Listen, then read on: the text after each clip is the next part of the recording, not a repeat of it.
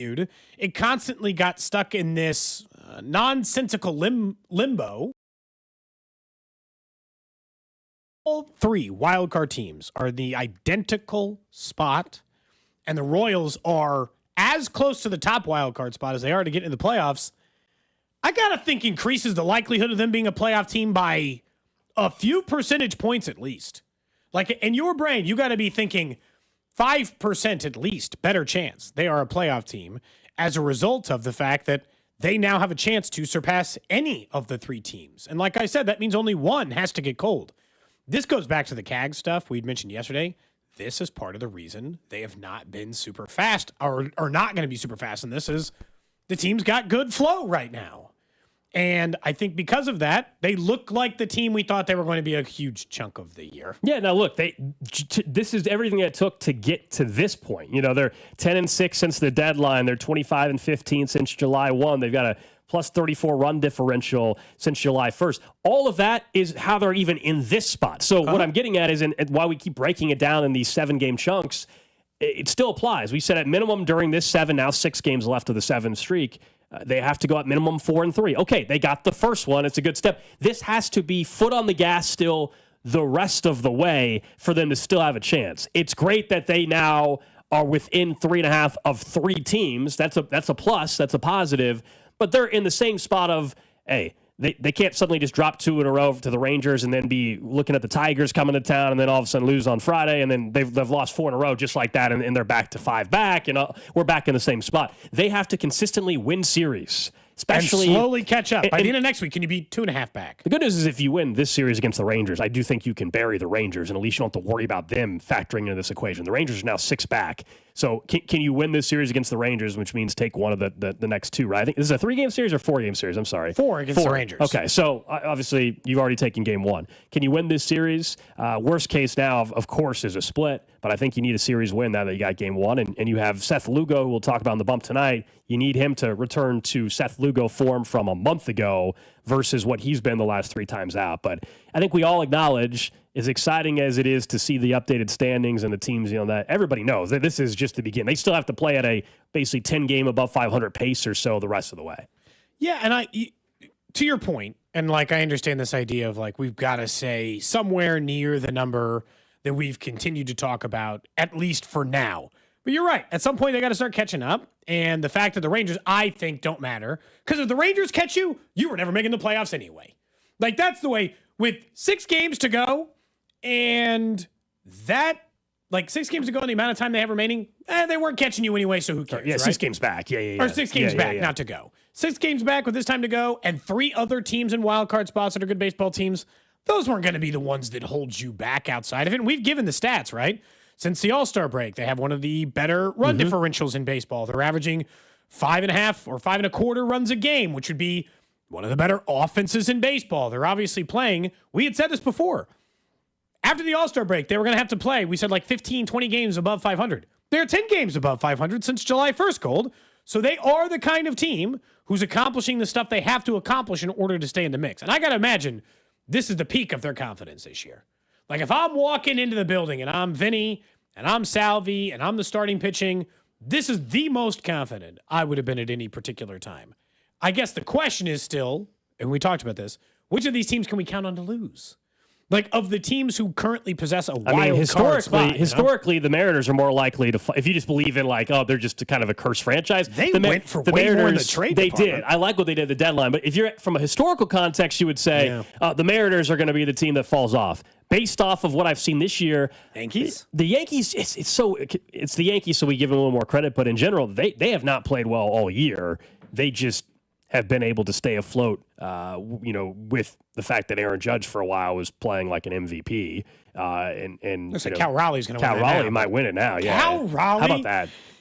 What could you have got that before the season, by the way? I looked it up at one point in time. I don't know the number. It was a conversation we've had before. I can't remember. Before the season, it had to be 10,000 to 1. I don't know. Cal Raleigh preseason MVP odds. What's your guess? 10,000 to 1 before the season? It had to be the longest of long shots.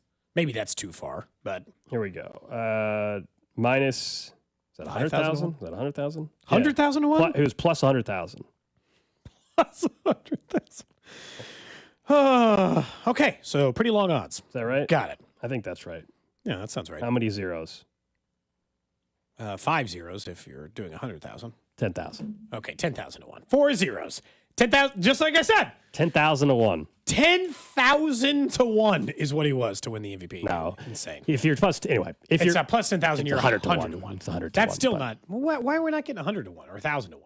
I don't know, whatever. It's 100 to 1. The point is, yeah, I'm just saying, like, why wasn't he getting more than 100 Because to they're 1? not going to give exposure to that. I mean, it's still a big league player. Like Cal Raleigh, I mean, yeah, he's a big league player, but he had no business winning the MVP this year outside of it. Yeah. They don't have, like, and I was looking at their schedule because there is a part of me that's like, okay, how can you catch up with these teams? The Tigers, you're 9 games back. I'm not entertaining that conversation. You can't catch up with them. I agree.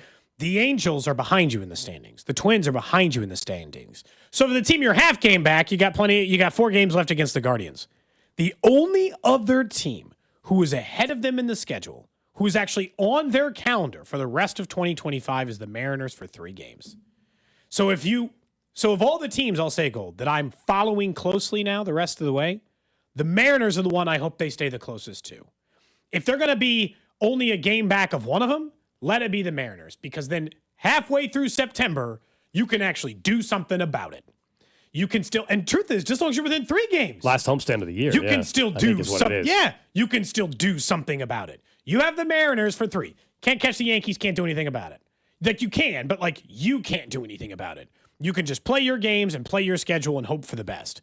But like, you can't actively catch any team but Seattle. It's been honestly very fun to watch this team for the last month. As we said it, the last year's kind of slogan was the boys are playing some ball. That's what they're doing here the last couple of weeks, and since the deadline, and since July 1st from an offensive perspective, and that's why they're in the position that they are. We'll get back into the Royals with Cody Decker coming up at 11 o'clock today. I want to get his perspective. Does he actually believe the Royals can catch some of these teams? What does he make of the AL wildcard, which is now, I'm not going to say it's wide open for every single team, but it certainly is a jumbled mess for all 3 wildcard spots at this point. For someone briefly asking, do any of these teams, over in the text line, good question, 913, do any of these teams actually play each other? Well, the Yankees and Red Sox definitely Yankees and Red Sox play 4 games against each other this weekend. The Yankees and let's see. Is it the Astros who are leading their division? Or Astros are up in the West. The Mariners are the wild card. Mariners are the wild card. So they face the Astros. They face Toronto. They face who lead the division. They face the Red Sox 7 times. That's it. That's the only team they face. That's they don't face Seattle again. They don't face the other wild card team again. But. You guys can interact with us on the J Southland Tow Service text line 913-586-7965. I believe Drew's got the video stream up and running. Facebook, YouTube, Twitch. Make sure you subscribe on YouTube. That way you don't miss any of the shows here on 96.5 The Fan. Let's talk a little Chiefs football for a bit, because yesterday towards the end of the show you heard from Andy Reid. He spoke, and he was talking about, of course, the injury to Felix, which kind of took a good chunk of the show yesterday. FAU, by the way, after the show, was officially placed on the IR, so that did happen, and you could tell it was likely to happen based on what Andy had to say with that hamstring strain. But he also was talking about the offensive line, what he saw from Josh Simmons, what he's seen from Kingsley Suamataia, and I thought this part of what he said about Kingsley concerning, certainly frustrating. I think, listen to how he described the performance from Kingsley so far. Kingsley's moved into a new position, and those two they got a little something going there that you can see it more in the run game right now, where they're really working well together. And then the pass game, both of them are kind of feeling that part out, but they're doing a good job with it. We've been able to get some games in there against them. I thought they handled that well last week. Some of the blitz stuff, So Kingsley had a couple trip up where the back stepped up and he tripped over somebody's foot there, back's foot. But other than that, he did a pretty good job there. He starts off the cut there saying, he's learning a new position, which is a fact. He is learning a new position, but do you think started learning it week 17 last year? Do you think that the Chiefs are treating this like essentially another rookie season for Kingsley because of that? And if that's the case, does that mean he gets the week 1 start and we could be sitting here in week 3 and they pull him again and it's all of a sudden Caliendo? Jalen Moore's gotten reps there, we know. I would be fine with just playing Jalen Moore there, but I think they like they want Jalen Moore to be flexible if they have an issue at left or right tackle, and I don't think they want to have to move the guard and the tackle in the same game. Let's say if there's a problem. I think they're genuinely trying to prepare us for this is rookie year Kingsley. Am I supposed to just blindly accept that? No, you should be frustrated by Because that. there's It a is a new part- position, but There's a part of me that, like, yeah, he is kind of like he's never played guard in his entire life. He's been a tackle since high school, man. That's not been a spot for him. He's been a tackle. But, like, anchor point in block sets in the passing game, look, I don't want to oversimplify. You got to block similar, don't you? Like, Gold, you got to put your feet in the ground a similar way. Now you're telling me what? Look, if he misses a gap assignment on a run play, I actually do think that we can teach he's a guard. You got to get through to the second level a lot of times as a guard. You got to kind of move in different spots. I'd actually be more forgiving of a mistake like that. Being able to physically just handle someone in a block, that's not rookie year stuff. That's like you've been blocking people your whole life. There's a skill set to how you stop people from getting through you. Figure out a way to slow this down. I think they want us to treat it like it's a rookie year, and we should accept the ebbs and flows of a young player trying to figure out how to play in the NFL. But the last time they did that with him, they benched him before we even got a month into the season. So how short is his road? On one hand, I should be frustrated by it. On the other hand, I guess this organization, this coaching staff has shown they're willing to pull somebody if the performance is not there. Like there's some organizations that would have said, "Hey, we drafted him here. Like we're sticking with him. We're not going to make a shift, a switch." You know, we talked about that last season. They were in a three-peat campaign. They were going to do anything possible to get to the Super Bowl, right? And obviously, they're going to treat this year similar-ish, and they right? are. I guess what I'm saying though is I'm frustrated, but I guess I'm not as worried by it because if the performance is not there, I believe this coaching staff is more than willing to then pull Kingsley in week 3 if that's what it is, or week 5 or week 7, whenever, if the performance is not up to their standard. And Patrick Mahomes, therefore, gets frustrated. Because that's the other part of this is if it's actually causing your quarterback to not perform, to be frustrated, obviously injury risk, all that, that's when you have to make the move. And that's what I think actually happened by week 3 last year, week 2 last year. It's like it was not only becoming a very frustrating thing for Patrick Mahomes, clearly, but it was also an injury concern for your quarterback. I guess if it ever gets to that, I mean, left guard, you're not as exposed, clearly as a left tackle. It's weird because Kingsley in the run, we mentioned the run grade and PFF stuff yesterday. Run-wise, he actually looks really, really good. Like, really good as a run blocker. But this is an offense in the NFL in 2025. As important as run blocking is, we know an that Andy Reid offense. I would rather be the other way around. I would rather find out, the run blocking, not great, but he's amazing at pass blocking. Right, fine, we'll run to the right. It's reversed, though. That's the problem. We'll run behind Trey Smith. We'll solve the problem Why do you that think? way. I know Andy only wants to play the ones, even online like a series or two, and maybe it's more than. But if we all are admitting, if Andy's even saying, he's learning a new position, why is he not out there longer? Why is he not the one guy that actually gets way more reps? He should play the entire game. At least a half. I don't need that to be the whole game. It could be the game. Yeah, there's an injury risk thing there. I need a whole half at minimum. He's getting 1 drive, 2 drives. Andy's entire sentence has been, "Oh man, these reps are so important for him. So important." Do you know how many reps he's taken in the preseason so far? 20. Yeah, not many at all. He's taken 20 competitive snaps in pre. That's not even close. At a new position. He's a rookie at a new position, and you're telling me the man's got to learn the spot? Well, then get his ass out there. I agree. For a huge chunk of the game. And Simmons too, for that matter. I understand the injury, but like, you got to put the injury risk to bed. This man's played the entire time you guys have been there. It's not time to mess around. It's time to get them ready for the regular season. I do think, unlike though last year, I do think that they'll exercise a little more patience. I think that if Kingsley's struggling at left guard, they'll give him more time. I think it depends how Simmons is playing too. Like in a weird way, like what's the left side of the line looking like? Is it a disaster or is it like, no, Simmons is that good. We think Creed Humphrey can help out Kingsley, right? Because Creed's that good. So certainly in run stuff, you're going to have Kingsley getting assisted by Creed even more. And maybe that helps the entire situation and buys you some more time, I guess. You're right to that point. Like as in depending on what Simmons does, I just think that they're going to show a lot more patience because I do think they treated last year different than I've seen them treat any year roster wise. They were more aggressive in the moves, more aggressive in moving people around, changing corners, changing linemen. They did more in that than I've seen them do. Trades, DeAndre, and all of it. They were putting everything in the basket to try to win it. And I think part of that's why they didn't screw around with Kingsley. I think they thought they needed to get the 1 seed. They didn't even want to let a single game slip away, And so I think he'd get at least half this season. Is that feel right? But half the season as a starter, even if he's struggling? I mean, if he's as bad as he was at tackle, no, I don't think they give him half the season. I also think he won't. I mean, given the position and also how good he's looked in run protection, run blocking, I think he would last much longer than 2 or 3 weeks. I'm just a little surprised. Like in the text line, somebody said, hey, they clearly think he's better than Caliendo.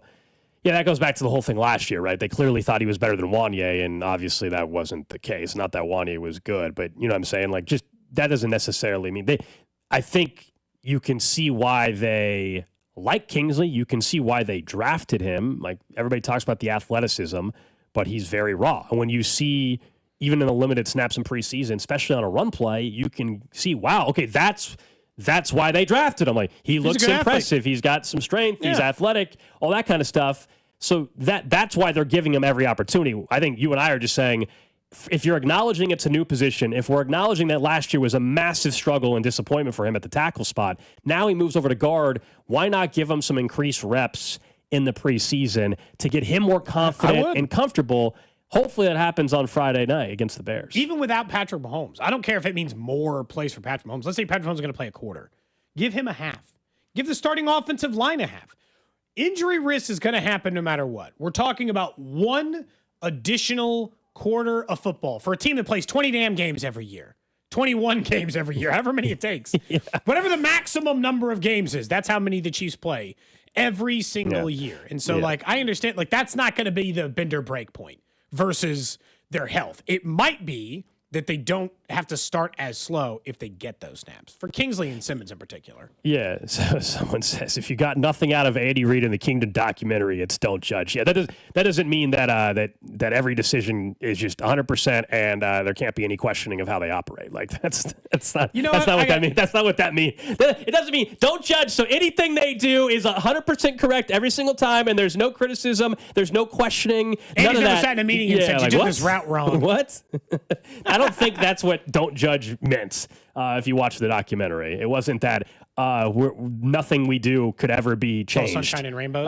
Yeah, you can have you can make bad decisions and bad picks and still end up winning a Super Bowl. It's possible. Yeah, if you're a good organization, and the Chiefs are. We'll talk to Daniel Hughes here in about 10 minutes. We'll get his perspective on Kingsley. We'll get his perspective, obviously, on the wide receiver room and where things are at with Rashee Rice in just a little bit. We learned today something we were already planning on talking about was the quarterback battles that are going to probably be resolved this week. We had Joe Flacco get named the starter week 1 for the Browns. I don't know, 35 minutes ago, Cody, we learned that Daniel Jones will be the week 1 starter for the Colts. We were already planning on discussing what should the Colts do. I'm not saying Daniel Jones is good by any means, okay? But I think if you're a Colts fan for this year, not big picture, because big picture, Anthony Richardson wouldn't have been hurt as much as he already has been. And Anthony Richardson wouldn't have pulled himself out of the game. He'd be your franchise quarterback already. That would be the perfect scenario. He's clearly not that guy yet or ever. We'll see. Daniel Jones gives him a better chance to win games this year. I think that's something that we've discussed a few times, actually, going back to summer. There was a bet you could have made for him to be the week 1 star, and he was plus money, and it didn't make any sense. Daniel Jones gives him a better chance week 1. Does that mean he'll be the starter all year? I have no idea. In fact, I'd probably guess that the answer is no. But if you think the Colts have any chance to push for a wild card spot and surprise people as a 9 or 10 win team, the only chance of that happening is with Daniel Jones. And you have a head coach that's job is on the line this year, too. This is the problem. That is more the issue for me, because this is the difference between actual player on the field versus management. Because I'm not saying start Anthony Richardson because, in truth, you don't actually want to win 9 games, and instead you should want to lose. To draft a quarterback that might actually make you better, which I do believe is at least somewhat true if you're the Colts. But Chris Ballard could lose his job if this team stinks again. The fans have been calling for his job. Well, he's had a chance to choose job for a long time now. I've never seen a GM have a chance to choose this many quarterbacks. It's unbelievable. He's chosen 18 different starting quarterbacks for the Colts and still has the job. It's nuts. You usually get 2 bites at that apple, and then they fire you. And he's legitimately probably started 10 different guys. But the problem is I think if you are, I think Chris Ballard's in the same spot as a coach, because otherwise I would start Anthony Richardson, because Anthony Richardson is the worst player, Gold, who you will win less games with. But Anthony Richardson is the only chance of these 2 guys to just unlock something that actually makes him a qualified NFL starter for multiple years. That ain't Daniel Jones. Yeah. That ship has sailed. That's a placeholder. and it's a placeholder that makes me harder to get the guy I actually want. And so I would probably just play pure upside if I were the Colts. But because Ballard and the head coach both have a chance to lose their job. I think Anthony Richardson is terrible. So I just You're saying the upside isn't there because I think Anthony Richardson's not going to pan out to be anything. Which is why I think they actually should play him, because what they're going to do is the Colts are going to be in the same position they were with Phillip Rivers and Matt Ryan and Carson Wentz. They're going to be They're going to be a 7-9 win team. They might make the playoffs, but they shatter any chance that they have of getting a top quarterback. Right. I don't disagree. But as we said, if you're Chris Ballard, if you're Shane Steichen, you're trying to save your job. If you have a 5-win season, you're both gone. I agree with you. From a fan perspective, I would rather them do exactly what you're saying. It's the same spot they were in 5 years ago. Sure. It's like ever since Andrew Luck retired suddenly out of the blue, and they've been in a constant loop of the same thing over again. We're far enough removed, right? I understand Chris Ballard was put in a tough spot when he took over with the Luck situation. That was an awful spot. But it has been way too many years for that to be used as an excuse still. Since then, yes. 6 or 7 years. Yeah, it's been a while. 6. Since then, here's the quarterbacks that have started since Andrew Luck surprise retired on him. Brissett, Hoyer. Okay, that's the Andrew Luck year. Tough, really tough. Rivers, Wentz, Ryan, Sam Ehlinger, Nick Foles, Gardner Minshew, Anthony Richardson, Joe Flacco, and now Daniel Jones. No offense, he keeps doing the same stupid plan. Same old Phillip Rivers, Carson Wentz, Matt Ryan, Nick Foles, Gardner Minshew, Joe Flacco, and now Daniel Jones. Hey, man, I know you don't like drafting quarterbacks. Tough. Evidently, they aren't very good at it either, though, because Anthony Richardson, in fairness to him, he was in the same draft as Bryce Young and C.J. Stroud. They got the lesser of the quarterbacks. But this year, He's also bad at finding aging quarterbacks to play good football. I mean, look, I think today to win, starting Daniel Jones is the correct decision. If I'm Chris Ballard, that's exactly what I would have done heading into week 1.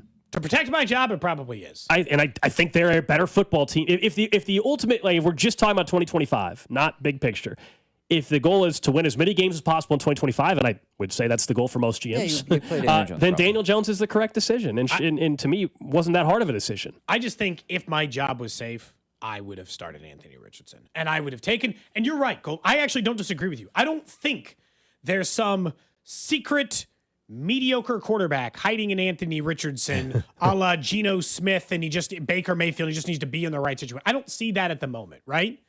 But it's Daniel Jones is done. We know what he is.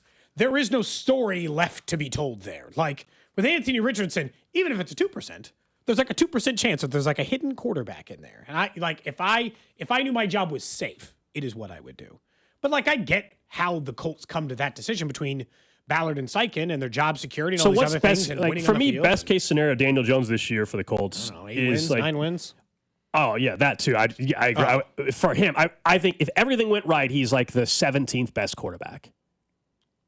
Yeah, probably. If everything went right, it feels high. That's what I'm saying. Everything goes right. I'm not saying that's you have Jonathan Taylor there. You have Pittman's obviously legit. Adonai Mitchell. We'll see if he takes Alec Pierce is solid, but he can't stay healthy. If he can stay healthy, maybe he's a good number 2 or 3. Yeah. They're in a crappy division. The offensive line, they have Quentin Nelson and company. They're in a bad division. I think they are. We can look it up later on the show what their win total is and whether we would take I'll look at the official number. We'll find that out. Probably about 6 or 7.5. If it's 6.5, I would. If I had to take, I don't think I'm rushing to go make a bet on the Colts anyway. But if I had to make a bet on the Colts and you told me it was actually 6.5, I would take the over. I really would. If it was anything above 7.5, I would. As of 2 weeks ago, it was 7.5. Let me find that old article. So we're gonna get to a break. We'll look that up during the break. Up next, Danon Hughes, former Chiefs wide receiver, color analyst for the Chiefs Radio Network, is going to join us. We'll get his perspective on what he's seen throughout preseason and what timeline would be best for the Chiefs if, in fact, Rashee Rice ends up getting a longer suspension. This is Cody and Gold, brought to you by Heartland Men's Health, the leader in men's sexual health. Thousands of men have been successfully treated for low T, ED, and more, all with discretion and compassion. Make your appointment at heartlandmenshealth.com. Tune in to hear Royals insider Josh Vernier every Wednesday at 12:30. We need to nip this in the bud. We need to nip what in the bud? On your home for Royals baseball, 96.5, The Fan. Well, training camp is over in St. Joe, as well as other cities. For instance, Anthony Richardson might be looking for work now that Daniel Jones has been named the starter. Look, they call it training camp because you're training. Why not train for your career over at Centric? Because they train the right way. Yeah, they don't just talk about it. They're actually training to do the exact job skills that are needed for the actual season. So why not with Centric train for the exact job and the skills you need when you get out of that program? Did I mention, in fact, that the program, you can do it in just 4 months? You know, in 4 months, we're going to be talking about the Chiefs with another playoff push. So the same thing with your career. In 4 months, you could already have it all figured out. You mean you'd be making playoff plans and in a new career, maybe that trains you in cybersecurity specialist and so many other options. So get started today and you could be in your new career before the playoffs start. Reach out to our buddy Russ at Centric.com. Taco Tuesdays just got a whole lot steamier at Boru Asian Eatery. Forget tortillas. We're serving up soft, pillowy bao buns stuffed with bold, flavorful fillings for just $2.50 each. Because who says tacos have to be basic? Come get your bao fix every Tuesday at Boru in Waldo. Boru, a part of the Summit Hospitality Group and a proud taco partner of the Cody and Gold Show on 96.5 The Fan. Men, the summer is here. Longer days, warmer nights, and romance in the air. Intimate dinners, walks on the beach, dancing in the moonlight. But if you have erectile dysfunction, you know it can ruin romance, both for you and the one you love. This is Jeff for Heartland Men's Health. And if you have ED, don't let another summer go by without getting treated. Because intimacy is one of the greatest things in life, and fear of not being able to perform should not be something you have to deal with. At Heartland Men's Health, we're ED experts. We've successfully treated tens of thousands of men. Our protocols work when others don't, and we have treatments that are effective in well over 90% of cases. You could even last up to an hour or more and perform like you haven't in years. So call us. Your initial appointment is only $99 and includes blood work, a medical consult, and if medically advised, a test dose. And if that test dose doesn't work in the office, your visit is free. Call 844-447-6600. That's 844-447-6600. Or go to heartlandmenshealth.com. Flooded bathroom? AC on the fritz? When things go wrong, you need reliable service fast. Call Hamilton Plumbing, Heating, AC, and Rooter and take $50 off any HVAC, plumbing, or electrical repair over $200. The pros at Hamilton are ready 7 days a week to fix the problem. Over 40 years experience, more than 8,000 five-star reviews, plus our exceptional service guarantee means you can trust Hamilton to bring comfort and calm back to your home. Visit callhamilton.com for detailed terms and conditions. License number 2025-11121. Football is back, Labor Day is around the corner, and Hy-Vee is ready for fall. Stock up on all your fall favorites during the gigantic 3-day sale this Friday through Sunday. Invite your friends and fire up the grill with Bar S Franks just 98 cents a pack. Doritos chips just $2.99, Pepsi 24-pack cans for $10.99, and Brew Pub Pizza just $4.99 each. Let's go, you fans of fall. Rush to the gigantic 3-day sale this weekend only at Hy-Vee. If you're crazy for craft beer, a connoisseur of Cabernet, or master of the margarita, Hy-Vee Wine and Spirits has a huge selection in stock and competitively priced. From value bottles of wine starting at $3.99 to top shelf liquors, get 10% off when you mix and match 6 or more bottles. Hy-Vee's knowledgeable and friendly staff is here to help, or place your order through aisles online for added convenience. Low price, selection, service, and convenience. There's more to love at Hy-Vee Wine and Spirits. When you've got real work to do, Metal Supermarkets will help you get it done, fast. We've got a huge variety of metals in stock, and we cut to size, fast. Bottom line, we get it done fast, so you get it done fast. Doesn't get easier than that. Metal Supermarkets, the convenience stores for metal. Find a store or buy online at metalsupermarkets.com. DQ presents the sound of happy. Hear that? That's the DQ chicken strip basket. Only $7.49 for a limited time. We're talking 4 100% white meat seasoned chicken strips served with fries, Texas toast, and DQ's signature country gravy. Yeah, you heard that right. For crunch time and no time, it can only be the DQ chicken strip basket. Just $7.49 for a limited time. Get it delivered in the DQ app. Happy tastes good at participating locations. It's Rawhide Harley's Sign and Ride event. No cash down needed. Rates as low as 1.49% APR on select Harleys. Put no cash down, sign, and ride away on your new Harley from Rawhide Harley. Save thousands on interest at Rawhide Harley Davidson. Under credit on 2024 low rider ST, low rider S or road like 3 miles. See dealer for details. You're listening to 96.5 The Fan from the Mission Plumbing, Heating, and Cooling Studios. Don't forget, coming up in a few weeks out at Hollywood Casino, it's the Red Round Table with Mitch Holthus and Danon Hughes. Friday, August 29th. Starts at 6 o'clock there at Hollywood Casino. It is free, open to the public. You'd have to be 21 or older to enter. It's going to be a great Q&A right before the start of the Chiefs football season, plus a meet and greet. Talk to Mitch and Danon, and thinking of Danon Hughes. He's going to join us throughout the football season on Thursdays, but we said, you know what? Let's get him on a Tuesday. It's been a while since we checked in with the former Chiefs wide receiver and, of course, the color analyst for the Chiefs radio network. Danon, it's good to have you on the show, my man. I should say Mr. Yingling himself, Danon Hughes. There you go, man. Yingling is definitely in full effect. You guys saw the pictures, and they're going to have a big promotion deal. So I'm really, really excited and happy to be a part of it. As you know, you guys especially, probably more so than me, but I think back to my playing days where you're approached from different angles and different people. Some things, I'm a very picky eater, so it wouldn't necessarily be a relationship for any kind of food for me, unless it's a specific food that I eat all the time. But I actually have been more excited because Yingling is a beer that I actually drink. The Yingling Flight is my favorite beer, so it's really cool. A great shout out to Ainsley and Derek and Roxanne and everybody that made it happen with Odyssey and Jacob with Yingling. So it's cool. I've already gotten a bunch of friends and family from Jersey. I got some former Chiefs that asked me, they want me to drop off cases. Yeah, I was gonna say on their doorstep.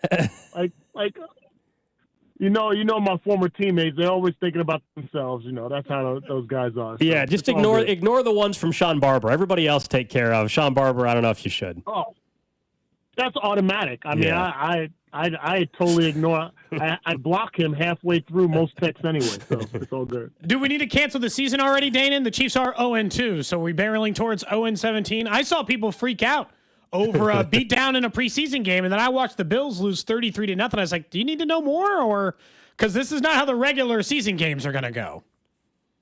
Yeah, I think more is put on the preseason. I think. Well, here's what I will say. It goes to show you the height and level of expectations that this Chiefs team has and the Chiefs organization has set. The standard has been set so high that we actually have part of our fan base that get upset about preseason games.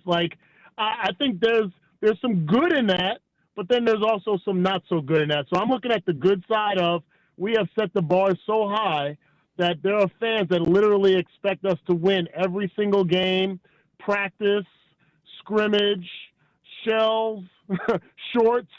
Every time the Chiefs take the field and there's a red helmet with the emblem on it, we're supposed to actually dominate. And to some extent, that's cool. But then you also have to have a reality check and understanding that the starters haven't played. We were 0-3 last year in the preseason and still had the best regular season record and made it to the Super Bowl. So once you start to breathe, exhale a little bit, Chiefs Kingdom, and realize that these are just practices and we have a bigger plan than most teams. There are teams out there that actually, and organizations, and more importantly, coaches and players specifically, that are leaning heavily on winning preseason games because maybe their job depends on it. And we're not in that position, so that's a luxury. We're talking to Danon Hughes here on 96.5 The Fan. I want to get to the offensive line in a little bit, but you're a former wide receiver, so let's start with the receiving room. And who has stood out the most to you? We saw you up at camp. We certainly been talking about a few guys. Who stood out the most when you were watching some of those practices and obviously being there the last couple weeks in the preseason? I obviously always like to look at the guys that are down on the depth chart. I mean, that was me for most of my career, being a fourth receiver, third, fourth, fifth receiver, special teams, knucklehead that made his way in the league for 6 years. So my eyes always gravitate to the Brownlees and the Thorntons that are at the bottom of that roster that are trying to clamber to that one or two possible receiving spots. I think those guys have made the best of their opportunities, but we also have to factor in assembling a roster. You guys know this. It's not so much about who's the best receiver in the preseason that can fill that fourth, fifth, or sixth slot. It could possibly be the best receiver that would be accepting of the 4th, 5th, or 6th slot and accepting and willing to participate in special teams a bulk of their time.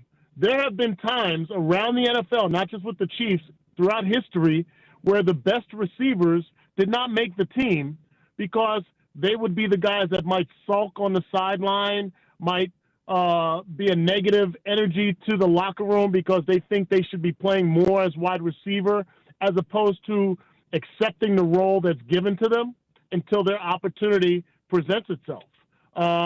And those are the guys that you have to be able to sort through to be able to have a complete locker room for a championship effort. But those two guys at the wide receiver position, to me, I like Nico Remigio. I think he's garnered a lot of confidence, not just in his return ability, but being that guy that can be dependable as a 3rd or 4th receiver, 2-minute drill, driving down the field at the end of a half or the end of a game, and you need multiple guys on the field. Rasheed Rice being suspended, who's going to be that guy that will accept that role? So I like those three that jump out to me. Where do you rank this receiver unit on paper compared to previous years? Like, where does it fall in the mist? Now, I understand part of that is not knowing how long and when Rasheed Rice could possibly be suspended, but like just on paper, the Hollywood, Rasheed Rice, Xavier Worthy, where is it amongst Andy Reid's best or worst wide receiver units? The jury's still out for me, and that's an honest assessment. One, we haven't played multiple games together. Like, we can look at last year and get a snapshot of what could have been, but we didn't have Hollywood Brown early in the season. When we finally got him back, he wasn't necessarily 100%. We didn't have Rasheed Rice. I think they are capable, and Andy Reid has said it. This team, this wide receiving group, is capable of being the best he's ever coached. That's a tall task and high praise. But I still have to see it. Like, to me, we haven't seen them in the preseason games. We haven't seen them assembled together. We haven't seen them all healthy. It's tough to look at the Legion of Zoom that won that Super Bowl in the 2019 season and say that this group is better. But I'm waiting to see that because they had a different complement. Obviously, with Tyreek Hill, you had Sammy Watkins that was a more bigger physical receiver. Like, I think that dynamic was different. But I'm excited about this wide receiving crew. If they can stay healthy and Patrick Mahomes has the confidence in him like he did with them, it's going to be something special. Talking to Danon Hughes, former Chiefs wide receiver, of course, part of the Chiefs radio network right here on 96.5 The Fan. Rasheed Rice, none of us know how this is going to all play out ultimately, the timing, the length of suspension. But what's your, I guess, take on how it could impact the season? You know, are you looking at, hey, the fact that he's available, at least as of now, for week 1 in that first 4 games is a real positive? Do you think later in the year is going to be more problematic to miss him? How do you see that potentially playing out? I think it all depends on how long the suspension is. I do believe that it is definitely a benefit for the Chiefs to have had the services of Rasheed Rice since he's been cleared through OTAs, minicamp, training camp, preseason, and to know or at least have a strong feeling that you're going to have him for those first 4 weeks. That's great progression from that point.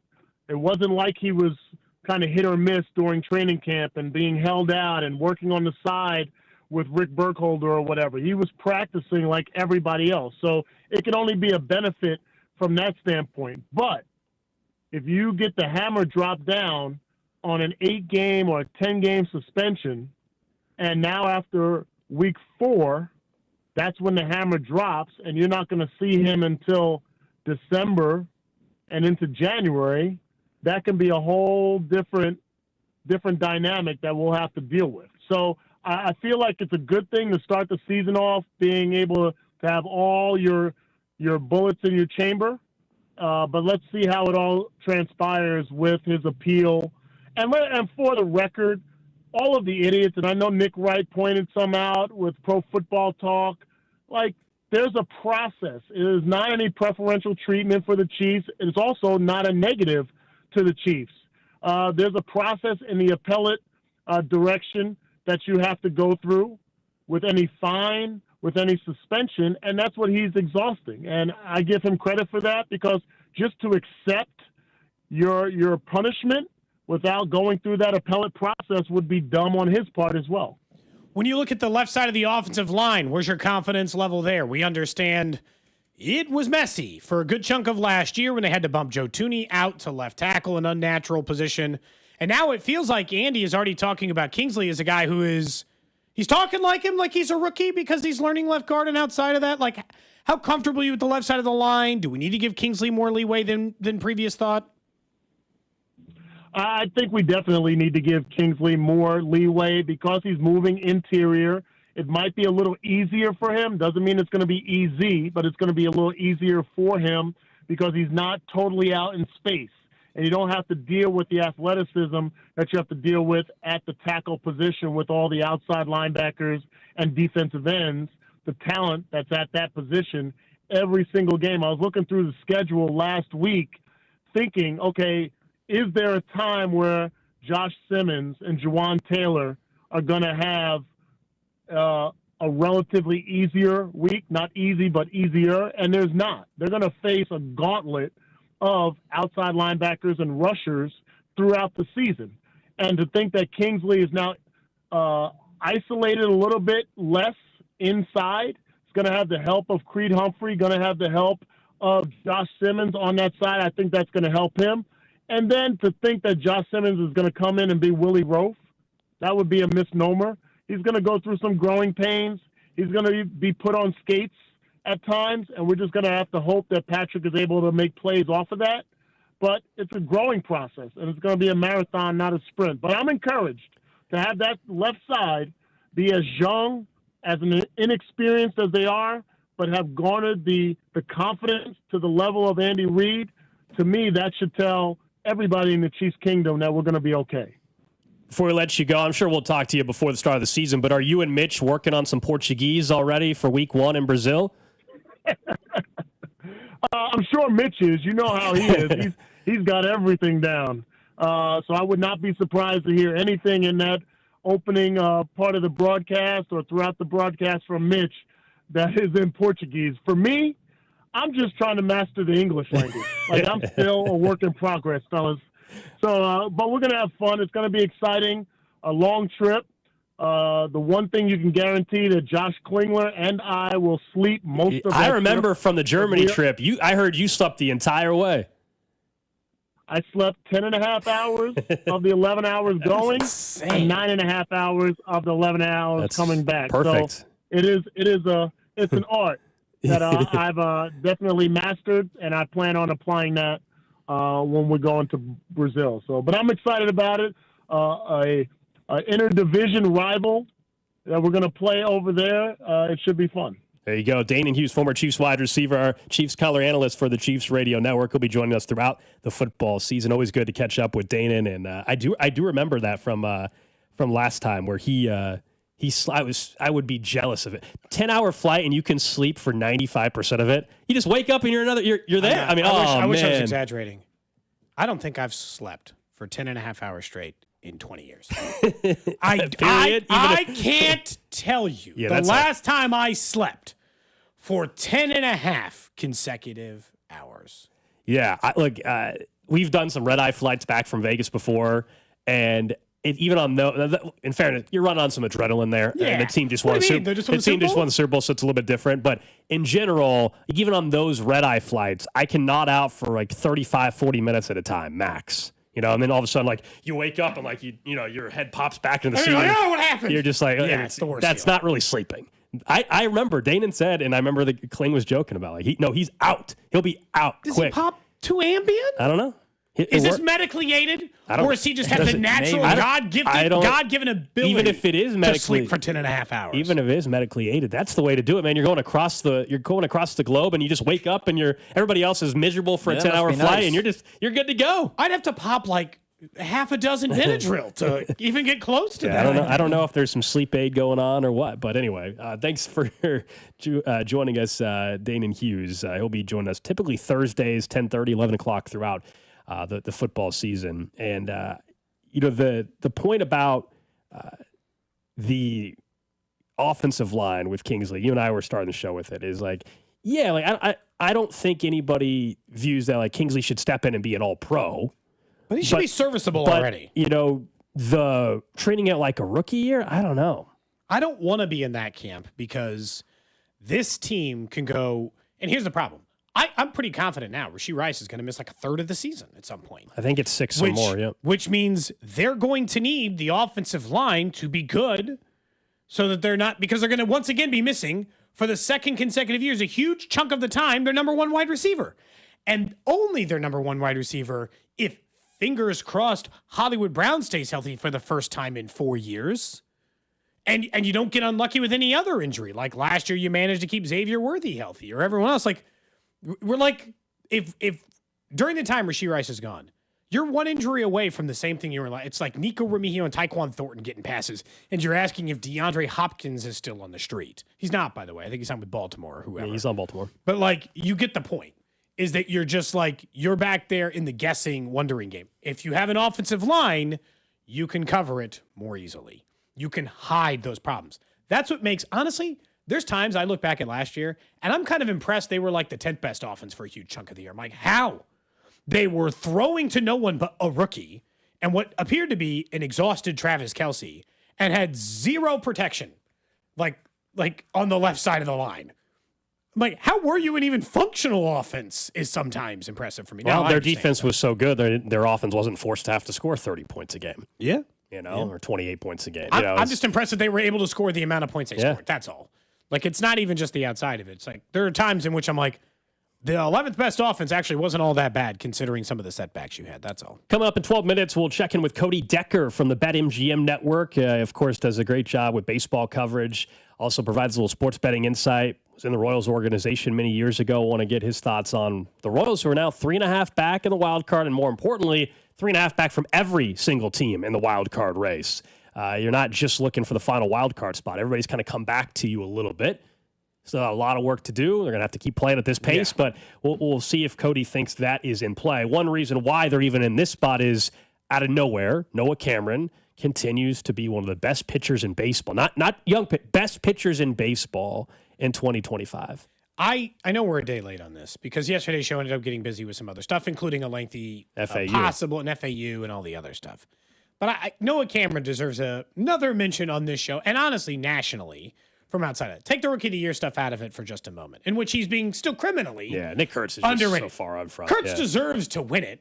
All I'm saying is when they release the top 3 AL or the top 3 Rookie of the Year potentials, his name better damn sure be on the list. He's going to get votes. Yeah, I mean, he's going to. I don't know if they do for Rookie of the Year of top 5, like MVP, you'll list all the way down to like 10. I don't know how if Rookie of the Year lists 10 spots or not. I don't think it's quite that high, but he better be on the list. Yeah. I think he will get some votes if the Royals. Also, this is where the team aspect helps him. If the team, the rest of the way, can be in a true playoff push and maybe even get in the postseason, that would help his cause. People would notice it more. The Royals are, like we were just watching today, MLB Network out in the bullpen area. MLB Network was spent, 4-minute segment talking about the Royals, which is actually quite a bit for television. They spent 4 minutes talking about the Royals and going one by one, like not just Bobby and Vinny and Michael, but they were talking about Lugo and Noah Cameron and Michael Wacha, what they've been able to do. And so I think and they're doing that because the Royals are now just 3.5 back, and there's multiple teams that are coming back to the pack a little bit.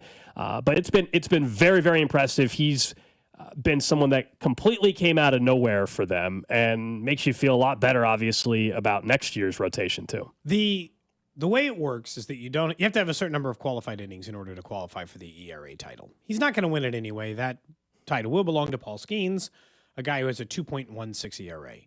If his ERA qualified amongst league starters, because he's not even that short, just a couple of innings short of that, he would have the 7th best ERA in baseball. I mean, behind pretty much all the guys you know. Tarek Skubal and Paul Skeens and others.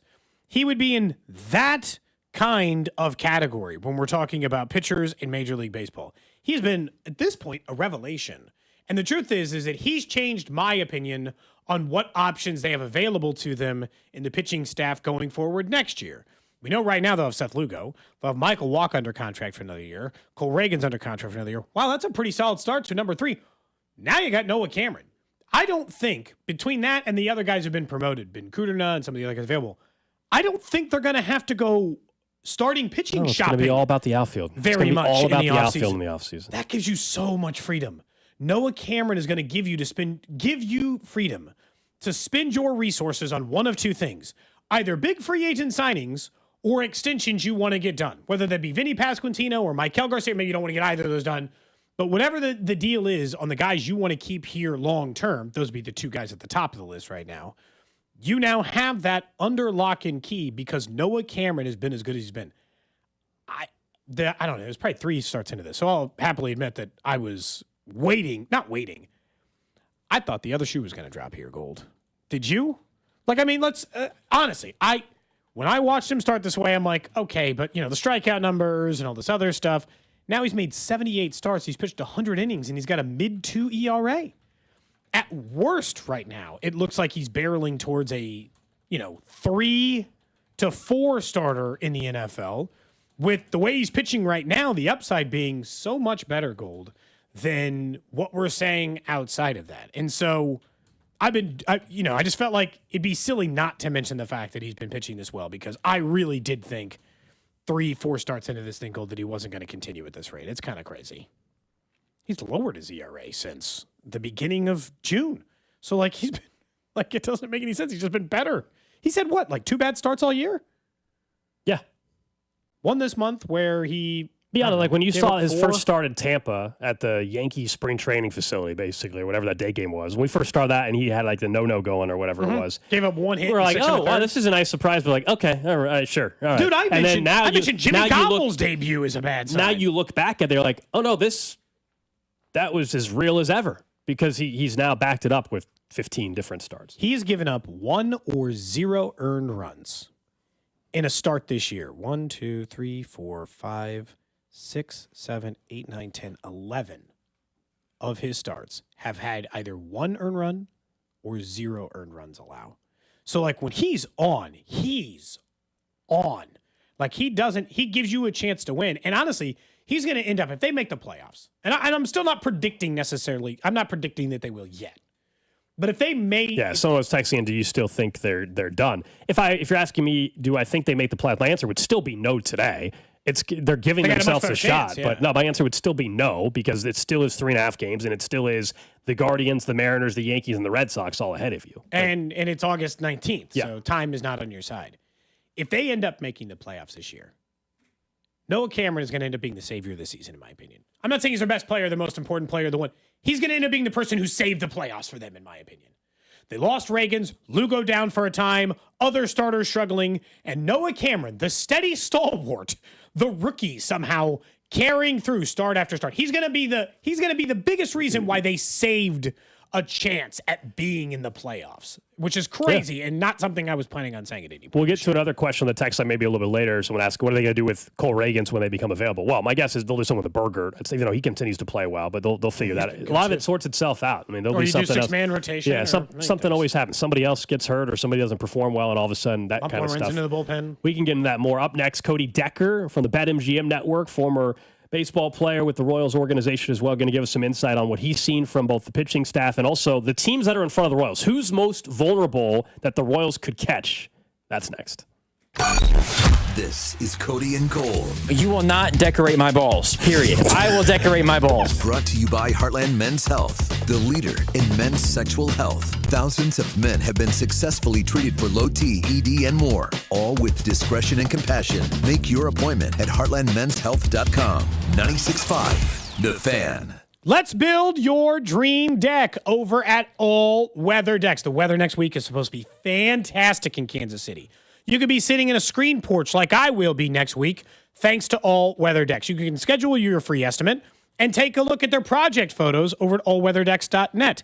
They're Kansas City's most respected deck builder, and you can see photos, maps of where they've done their jobs, project pictures, the award-winning work that they've done over there, whether it be composite, wood deck, covered patios, fire pits as fall's around the corner. You're thinking, I want that kind of dream outdoor space to go outside there. No matter. All season, 4-season room, whatever you want built, All Weather Decks is ready to handle it for you. And if you look at the project pictures, trust me, you're going to be blown away with what your outside can look like. Maybe you need some inspiration.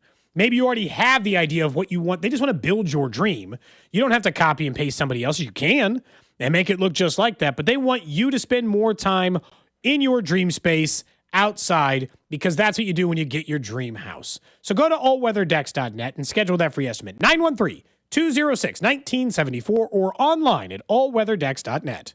What we've been doing is pulling one of the people that sells a car every month and giving them a prize. Give Me the VIN is giving away $25,000 in cash every month. David Ling sold your car last I sold a 2020 RX 350. Yep. Yeah. Open that check up and tell me what it says. $25,000. $25,000. Give me that. David Ling of Claremont, California is the latest winner in GiveMeTheVin.com's big cash giveaway. $25,000. What am I getting for being here? No purchase necessary. For official rules, go to GiveMeTheVin.com. Sell us your car. Hi, it's Christina with Piropos Restaurant on the hill at Briarcliff. When you dine at Piropos, you love the cuisine we mastered from Argentina, like our famous empanadas, crab bisque, peppercorn encrusted filet, and so much more. But we prepare to say wow with our stunning hilltop views overlooking downtown Kansas City. Be playful and enjoy life at Piropos Fordine. Go to piroposkc.com or call 816-741-3600. I'm McCall with Lee Summit Subaru, and it's time to make a big deal out of nothing. Announcing Lee Summit Subaru's 0% event. Up to 0% financing on select 2025 Subaru models for 72 months. And we have the largest selection of Subaru certified vehicles in Kansas City, starting as low as 1.9% for 72 months. Fall in love with driving again at Lee Summit Subaru. The Subaru A Lot to Love event. Based on January 2025 through June 2025 Kansas City inventory listings. This is the story of the one. As a safety manager at a manufacturing plant, he does everything he can to keep his coworkers safe. From finding ways to reduce risks to keeping safety supplies in stock. And for that, he relies on Grainger.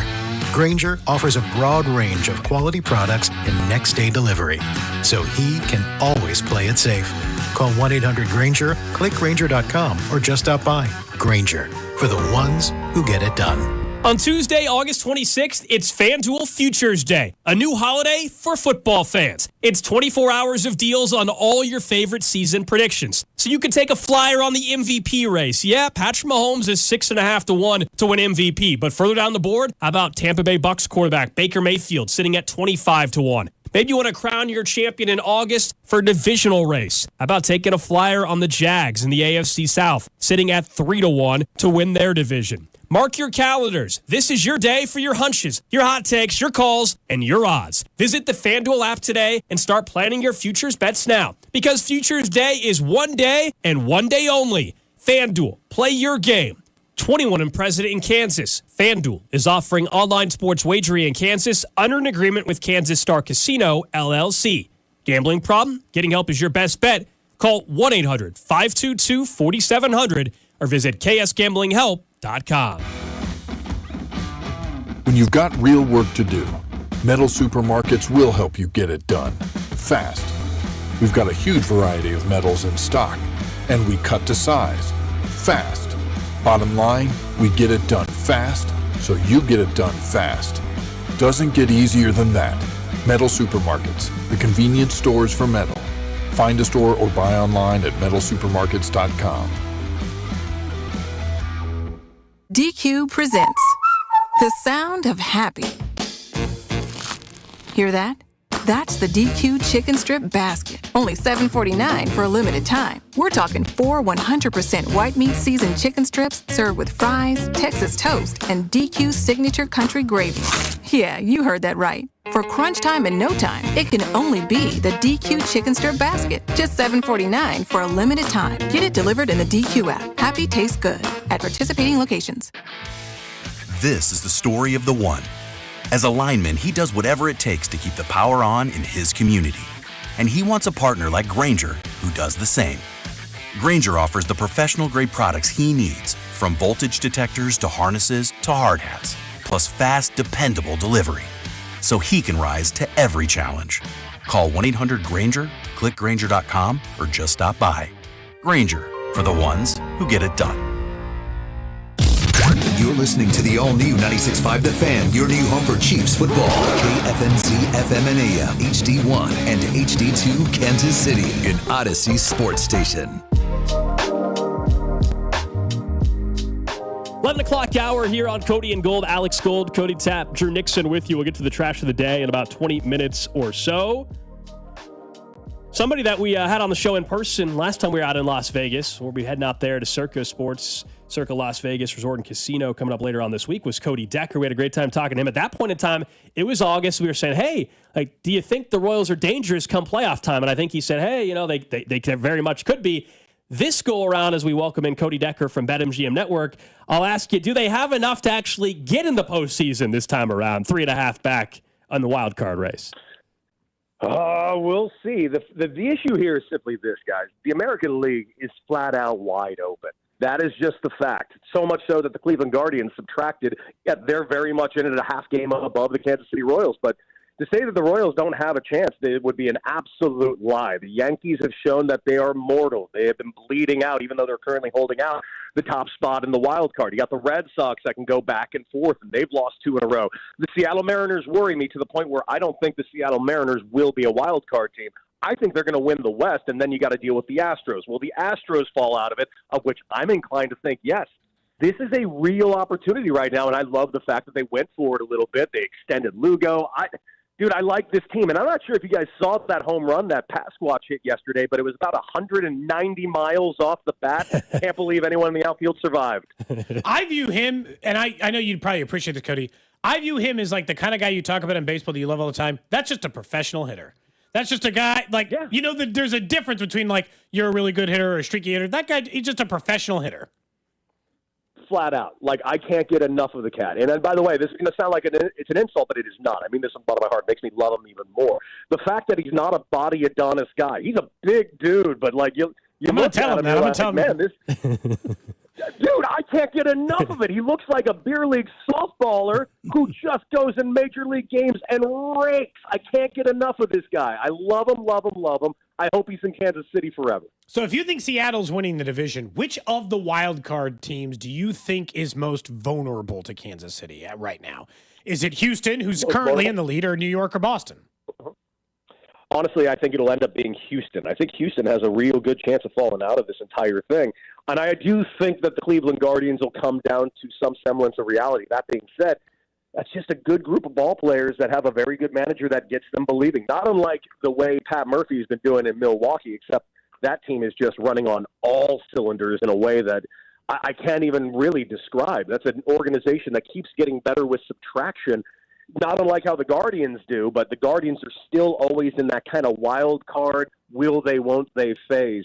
I think Kansas City is getting ready to take an extra step forward. Maybe it's one more season, but man, they are so close. Do you view, like, the way you talk about the organizations, like, we understand, like, Cleveland was really good at this for a long time. The Rays were really good at this for a while. This idea that even in down years as a small market club, you're competitive. Do you see the way John Sherman's running the team in Kansas City is starting to mimic that a little bit, where you kind of anticipate the Royals to be at least somewhere near the mix, you know, if they're going to spend the way they're spending? Yes, but I do think they have money and should spend. That's the only caveat I have here. They have some money to spend, and they've shown that they have a willingness to do. Remember last year I came on your show laughing, going like, dude, they've done it. They spent $100 million this offseason. That's not a phrase that I have associated with the team Kansas City Royals ever. So they've shown that they're willing to spend. They've shown that they're willing to extend. And also, clearly, with the talent they have on the field, their developmental is quite good. And they have some players that can absolutely play. This organization, I think, is not just going in the right direction. They are in the right path right now. And, you know, it gives me a little bit of those Rays vibes. The question is, are they going to be able to compete enough with just doing the Rays model, or are they going to open up the purse a little bit more? I'm inclined to think the latter. I think they need to open the purse a little bit more, get their hands on potentially another star at some point, whether it's on the mound or at the plate. We're talking to Cody Decker here on 96.5 The Fan. Here in Kansas City, it's been all about the outfield, right? And the fact that they're starting opening day left fielder and right fielder. One's not even with the organization. One's in AAA now. And so obviously they whiffed at those two positions. And then at the deadline, they go and get a Mike Yastrzemski. They get a Grichuk. Obviously, Jack Caglione in 40 games didn't perform the level they wanted. Then he got hurt. He's rehabbing in AAA right now. When you watch the outfield, what do you make of Yastrzemski, who has given them some nice improvement in the outfield? And it's funny how just that little boost has changed this entire lineup. I'm telling you, watching that cat play in San Francisco these last few years, he is a good game-changing ball player that somehow has been very under the radar, which is a weird thing to say about somebody with the last name Yastrzemski. I don't know how the hell that guy's ever been under the radar, but he's been playing phenomenal all for years in San Francisco. Now, granted, in his 15 games, I'm not going to sit here and pretend that he's knocking the cover off the ball. He's got 4 homers, but he is hitting .222. He is a much better ball player than that. But just his presence, not only in the lineup, but just his presence probably in that locker room. That's a baseball lifer right there. You add him to an amazing veteran guy like Salvi Perez, you got a superstar like Bobby Witt and a burgeoning star right now in Pasquantino. This team is going in the right direction. I really, honest to God, think of all the teams in the Central right now, and I'll take the Detroit Tigers kind of out of it a little bit because they have just been playing way up where they intended to be a couple of years ago, but I really love this path currently where the Kansas City Royals are going. Are they going for it all out this year? It doesn't seem like it, but it seems like 1 year away with these pieces that they currently have, not to mention if they just get to October, if they can get those 3.5 games and sneak into that wild card. Listen, it wasn't out of the realm of possibility. They knocked out the Yankees last year, and the Yankees made it to the World Series. When you look at the rest of baseball, I am kind of curious now, since I know you're a baseball guy. Outside of some of the other moves he's made, what do you make of Rob Manfred's most recent suggestion that they might do total realignment if they do expansion? I'm not against it. It just depends on exactly who they're going to bring in. What cities are we expanding to? Are we expanding to Salt Lake City? Okay, that makes a little sense to me to do some realignments because, Houston Astros being in the West is a little weird. They're not remotely close to the West. It's like talking about the Kansas City Chiefs being in the AFC West. I understand it's traditional, but at some point, maybe we should do some realignment, and Major League Baseball is probably going to get there at some point. Portland, Oregon, if they add a team, some realignment makes sense. If they go back to Montreal, which I am hoping we get Montreal back in baseball, or if not Montreal, maybe somebody more west in Canada. Maybe we're looking at a Vancouver. Maybe we're looking over there towards Calgary and getting some fighting Bret Harts out there. I just want to see more baseball in more spaces because Major League Baseball has taken a lot of teams away from minor league cities. So there's a lot of places in the heartland that don't have access to Major League Baseball and professional baseball anymore. And I do think that was a short-sighted decision. So if we are looking to expand, I hope we're expanding in places where baseball does not exist, or dare I say, never really existed. One thing we've talked a lot about is, when you have the amount of inventory of games Major League Baseball has, they tried the NASCAR thing this year. I know the weather didn't cooperate, but they have the Little League World Series games. They've obviously had games of the Field of Dreams. Is that something you're a big fan of? You think that they should almost, I've said on a monthly basis, have some type of specialty game in baseball? Yeah, I do think they should. Just because it gets people talking, whether it's good or bad, who cares? People are talking about it. People have been talking, like as you just mentioned, Rob Manfred talking about realignment. It's brought people out of the woodwork. How dare they consider getting rid of the National League and American League as if we haven't already gotten rid of the National League and American League. It's barely even a thing anymore. So realignment makes sense to me. Expansion makes sense to me. And yeah, it's just people want to be mad about certain things. I don't get it. I think Major League Baseball doing these specialty events is a good thing. I love the fact that we've had some London series. I don't love that they've launched Major League Baseball seasons in Japan and Korea as soft It's ridiculous. Openings. That's something I don't love. I think there's a way to do it without it being a soft opening for some reason, because I know this was a year and a half ago, and it's weird to complain about it today, but come on, dude. Shohei Ohtani's first game as a Los Angeles Dodger was not in Los Angeles, but it was in Korea, and it was at a time at 2 a.m. where Dodger fans weren't awake. That's weird. That's stupid. That's why the realignment thing actually kind of makes sense. To his point, it's like, if it's Dodgers Red Sox and you're a Red Sox fan and it's in L.A., I'm not watching that game. We're going to stay up till 2 in the morning to watch it. You're completely eliminating a huge portion of your audience. Dude, I've been in New York for 3.5, 4 years now, and I got to say, it's a nightmare trying to watch West Coast anything. I'm a Laker fan. I have to start games at 10:30. It's the very, very worst. Last question I've got for you. We were just talking about him because I don't think he gets enough credit nationally.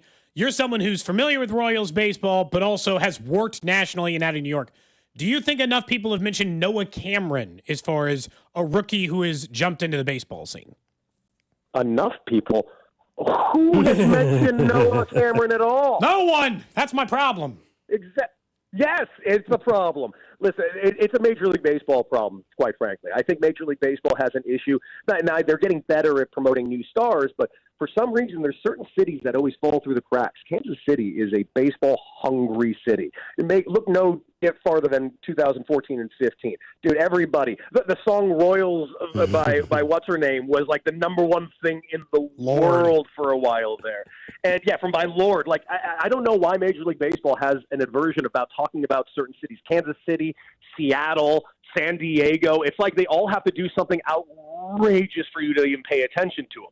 But these are three really good cities, baseball-hungry cities, and frankly, they're my favorite baseball cities right now. These are three teams that I can't stop watching right now, and I hope Major League Baseball gets on board and starts talking about these stars that are over there because it's a rising tide lifts all boats scenario. Let's go. Talk about Kansas City. I want you in the playoffs.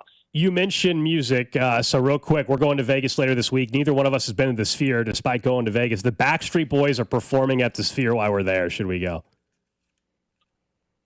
Do it so you say you went to the Sphere. I saw U2 in the Sphere, and I will tell you this. It was a cool experience. It was a very cool experience. But as a concert and as somebody that loves to go to concerts, it was not a concert venue to me. It was an IMAX movie theater. I love an IMAX movie theater, but you know what I would have liked more? Watching U2 perform. Fair enough. Yeah, I think Gotta go once. That's kind of where we're at. Is like we just need to go one time at least. But I knew Dude, I figured I saw you had been. Oasis last week. Dude, I saw Oasis last week in Edinburgh. Here's the deal. I didn't need a Sphere. I just wanted to watch Liam and Noel eventually kill each other. How'd you get that ticket? That was one of the hardest tickets on the planet. I remember you talking on, I think, BetMGM Network with your co-host at the time of just when those were going on sale and how you were going to figure out to get tickets. Oh, and I got tickets, and Daddy went to Edinburgh, and Daddy is broke now. Cody, appreciate it, man. Good checking in with you. Hey, gentlemen, have a great one. There you go. That's Cody Decker from BetMGM Network. Obviously, you spent some time in the Royals organization as well. Great baseball analyst, gets perspective. And, yeah, I remember that his show he does on Saturdays on the network.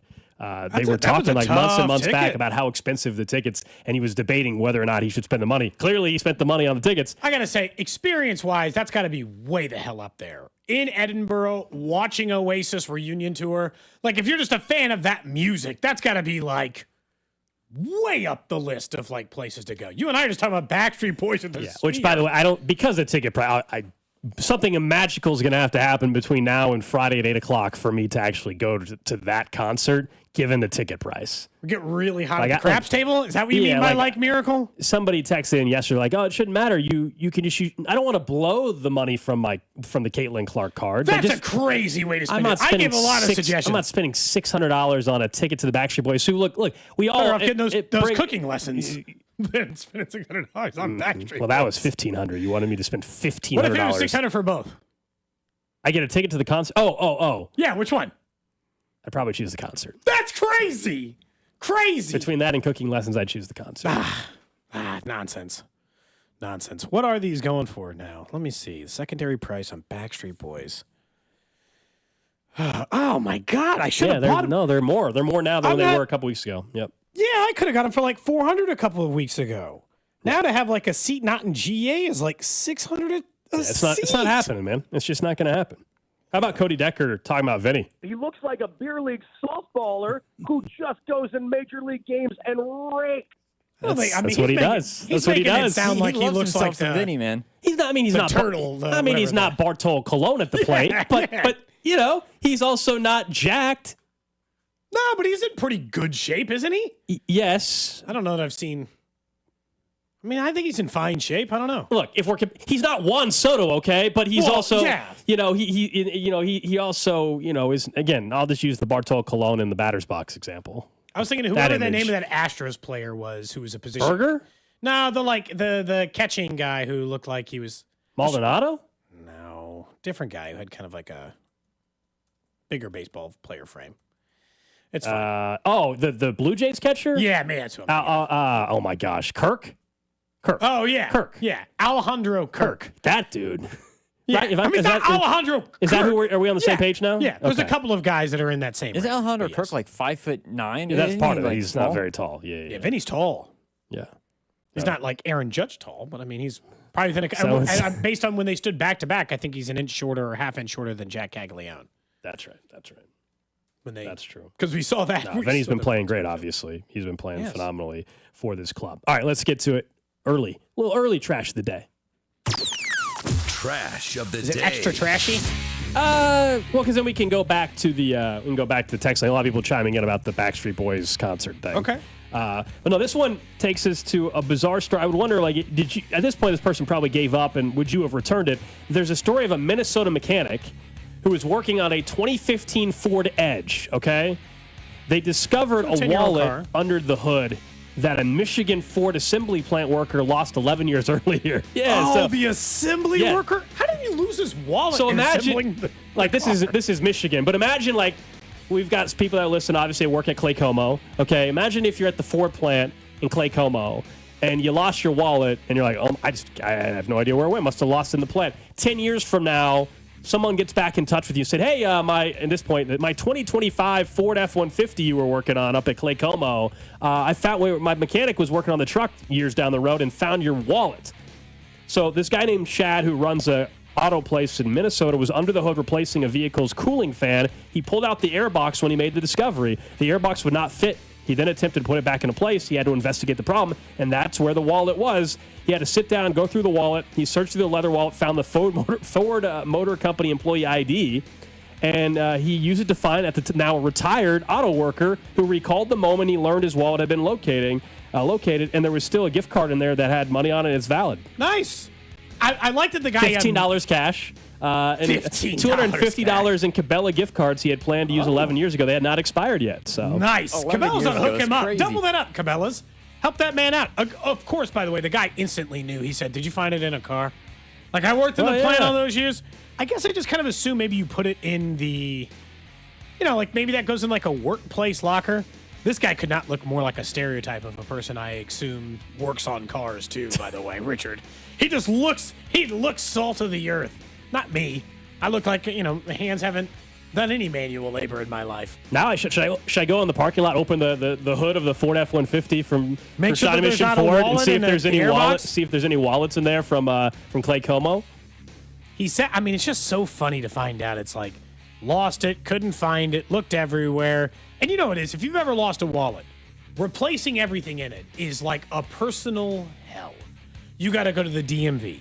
You got to cancel credit cards. Yeah. You got to get new ones issued. I ditched the wallet. I kind of ditched. Oh, it's the worst. I used to have like a thick wallet. I find, I've ditched it. I have the phone case that, I have a debit card, a license, an insurance card, and then a credit card. That's all I keep with me now. What did you have in your wallet beforehand? I had before they went digital, I had rewards cards for He had a very thick. We kind of shamed him on the air about it. And I love the fact that now I have got this. to a skinny wallet. Yeah, it's not even a skinny wallet. It's on the back of your the phone. I can only carry 4 or 5 cards, but I don't need any more than 4 or 5 cards in my. I keep a wallet, but a pretty skinny one.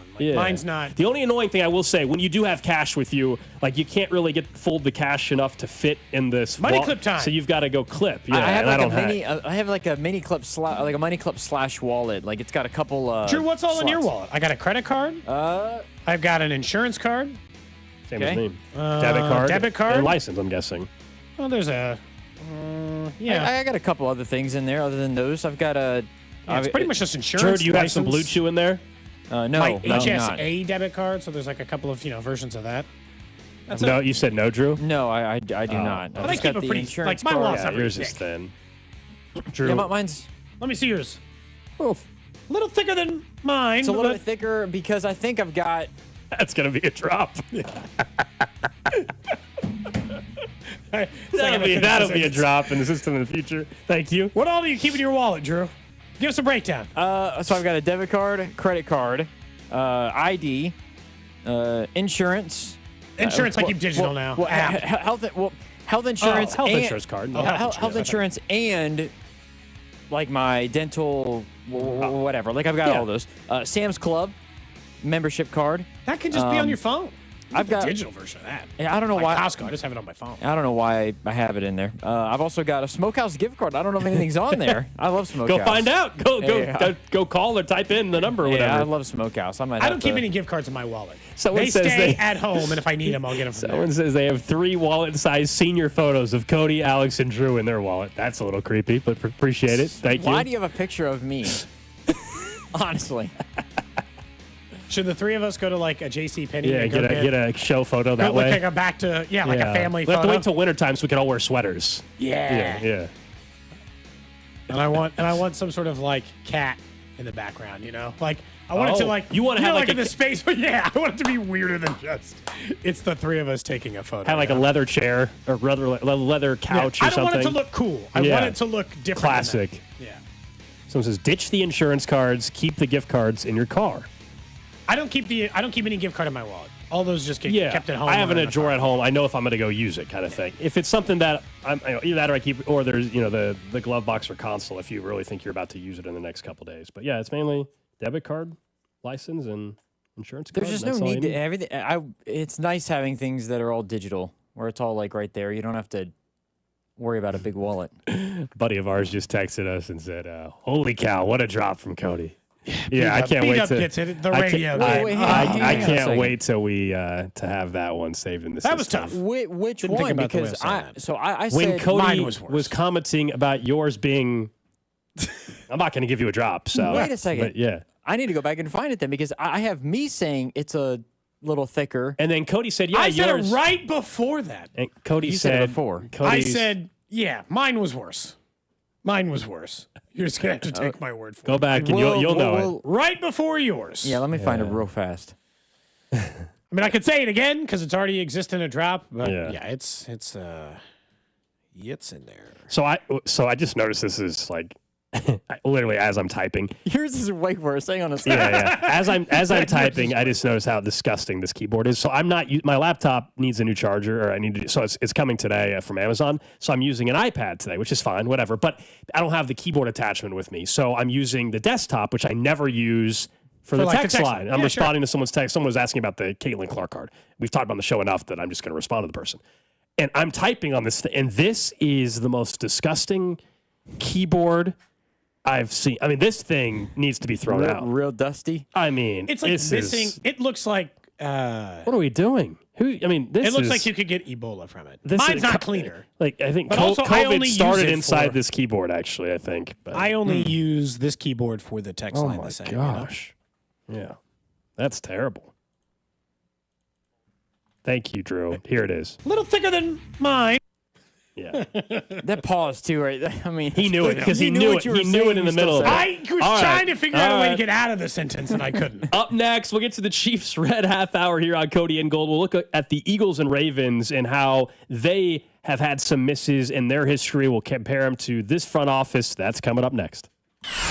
Watch Cody and Gold on YouTube by subscribing to the 96.5 YouTube channel. Cody and Gold is brought to you by Heartland Men's Health, the leader in men's sexual health. Thousands of men have been successfully treated for low T, ED, and more, all with discretion and compassion. Make your appointment at heartlandmenshealth.com. FanDuel, because nothing says summer fun like adding excitement to the game while your friends are getting, sunburned at the beach. Summer sports, of course, are calling your name. Baseball under the stadium lights, golf on those pristine green fairways, soccer matches with world-class goals, and all the action-packed moments in between. You're maybe going to spend a full day following sports on your phone. Anyway, you might as well add a little thrill to it. Make it more thrilling with FanDuel. If you open the app today to see daily promotions, new customers can bet just $5 and get $150 in bonus bets if your first bet wins. Open the FanDuel app today or visit FanDuel.com/Alex to get started. FanDuel is an official partner of 96.5 The Fan. 21 and present in Kansas. First online real money wager only. $5 first deposit required. Bonus issued as non-withdrawable bonus bets which expire 7 days after receipt. Restrictions apply. See terms at sportsbook.fanduel.com. FanDuel is offering online sports wagering in Kansas under agreement with Kansas Star Casino, LLC. Gambling problem? Getting help is your best bet. Call 1-800-522-4700. Visit ksgamblinghelp.com. It's not too late to enjoy your summer with a new or improved deck. Go to PowellExteriorsKC.com to schedule a consultation today. Get your free estimate now, and you could be enjoying your new deck or patio in a matter of weeks. You are one click away from your best summer ever. Don't fumble your airport parking. Score big with Park and Go. All covered parking, fast and free shuttles, and open 24/7. For the best deals in airport parking, reserve your spot now at bookparkandgo.com. Park and Go, family owned and fan approved. Hey, it's Gold, and Circa Millions and Circa Survivor are back with a massive $21 million in guaranteed prizes. Circa Million, pick 5 games against the spread each week, 126 ways to win with $6 million guaranteed. Circa Survivor, 1 pick a week, no point spread, last the longest to win it all. $15 million guaranteed. Enter in Nevada, play from anywhere, $21 million guaranteed. Visit circasports.com for details. It's the summer sales event at Robside Ford. Your chance to upgrade without the stress. Robside joins me now. Rob, what's the offer? 0% financing, $0 down, and 0 payments for 90 days on nearly the entire Ford lineup. That's a serious summer deal. Sure is. And unlike your brisket last weekend, these deals aren't dry. Okay, that's fair. These savings are definitely juicy. And we're backing it up with 2 years of complimentary maintenance, a non-commissioned sales team, and top trade-in values. No pressure, no gimmicks at Robside Ford. The way car buying should be. We're Kansas City's top-rated Ford dealer. 4.8 stars, nearly 3,000 Google reviews, and a better experience from start to finish. So skip the smoke and the dry meat. This summer, start at Robside Ford. 135th and State Line or robsight.com. 0% financing, $0 down, 0 payments for 90 days, and 2 years of complimentary maintenance. Robside Ford, buy right, drive happy. And next time, maybe stick to potato salad. If you have back-to-school shopping to do, then you should make Macy's your first stop, because Macy's has back-to-school styles from brands like Nike and Jordan, must-have denim from Levi's and Good American, and now Macy's has Abercrombie Kids too. It's all in one place, all at great prices. And here's another reason to come in. If you're already at Macy's and you saved so much, you could stop by the fragrance counter and pick up something for yourself too. The best back-to-school styles are here now at Macy's. Today, we're constantly taking photos and videos to remember our favorite moments. But what about those captured before the smartphone? What about the memories tucked away on aging VHS tapes, film reels, or in fading photos? These cherished memories are fading away with time, vulnerable to threats like heat, moisture, and mold. But fear not, there's a solution to safeguard your legacy. Hi, I'm Adam. And I'm Nick. Together we founded Legacy Box over a decade ago with one mission, to bring your memories into the 21st century. It's time to bid farewell to old tapes you can't watch and faded photos. Legacy Box transforms them into digital treasures, ready to share with a click. Just like magic, your shoebox of memories is now safely stored in the cloud or on a thumb drive. Over 1 million families have trusted Legacy Box, so you can rest assured your priceless moments are in good hands. Don't let your childhood fade away on old tapes. It's time to digitize those priceless moments. Fast forward into the digital age. Visit legacybox.com/value and unlock 50% off your order. That's legacybox.com/value. Do Crohn's disease or ulcerative colitis symptoms keep coming back? Tremfya, guselkumab, may help, with rapid remission achieved at 12 weeks and lasting clinical remission at 1 year. Some even saw visible improvement of their intestinal lining at 12 weeks and 1 year. Tremfya is a prescription medicine used to treat adults with moderately to severely active Crohn's disease and adults with moderately to severely active ulcerative colitis. Serious allergic reactions and increased risk of infections and liver problems may occur. Before treatment, your doctor should check you for infections and tuberculosis. Tell your doctor if you have an infection, flu-like symptoms, or if you need a vaccine. Healing is possible with Tremfya. Approximately 3 out of 10 patients were in endoscopic remission at 1 year, based on areas visualized on colonoscopy, which may not represent the deeper bowel layer or entire GI tract. Individual results may vary. Ask your doctor about Tremfya today. Call 1-800-526-7736 to learn more or visit tremfyaradio.com. Brought to you by Duke's Mayonnaise. This is the Duke's Country Song. It's a song about the best mayo. It has a yellow lid, and its full name is Duke's Mayonnaise. Get Duke's Mayo in store. It's got twang. You're listening to 96.5 The Fan from the Mission Plumbing, Heating, and Cooling Studios. Welcome in to the Chiefs Red Half Hour. every day at 11:30 with Cody and Gold on your new home for Chiefs football. 96.5, The Fan. Chiefs Red Half Hour brought to you by All Weather Decks. Check them out, Kansas City's most respected deck builder at allweatherdecks.net. Someone was upset. They said Drew cut off the best part was that not the best part? drop. No, they wanted the real drop from you from a few minutes ago. Let me see yours. A little thicker than mine. Yeah, that's the real one. There it is. There it is. That is egregiously worse than what I said. I told you mine was worse. Wow. I was like, I got stuck in the middle of the sentence. Those like, are giant heads. I don't like the way I'm saying this. Cody. Those are your last two drops. You know your last two drops in the system? Do you know what? They're those two I just played. Those are the last two. They're connected in some way. The last two things I've said on the show, huh? Interesting. I don't recall. I think it's more juicy than she thinks. Anyway, let's talk some Chiefs football, shall we? Yeah. Shall we? And I was thinking about it more the way we were looking at the Chiefs because Felix Anudike-Uzomah is a bust in our minds. Yeah. And that's not the first bust. Sky Moore also lands in that camp, as does Breland Speaks if we want to go all the way back. Whatever. Teams miss, right? Was the point we were making the other day. But what I wanted to try to decide was let's look at what the Eagles, and I'll go give you some of the names, the Eagles and the Ravens have been doing, because those are the only two teams, in my opinion, who you can put up front office-wise up against Kansas City. And I'm trying to figure out is Patrick Mahomes covering more, or do these teams miss in a similar fashion? Let's start with Philly, because Howie Roseman is the name that people probably mention first. Last year went pretty good for Howie Roseman. Quinyon Mitchell and Cooper DeJean pretty quickly established themselves as good NFL players, very good in some cases, and also managed to go on and win the Super Bowl. Jalen Carter, Nolan Smith were their first two first-rounders. This also speaks to team performance should matter in some of this. They get to keep picking at 9, 22, and you'll find it's 13. You'll find out that the Eagles' record in a year Well, they lost in the first round of the wild card. That was to the Bucs or whatever. But sometimes they have better players because they're picking at 9.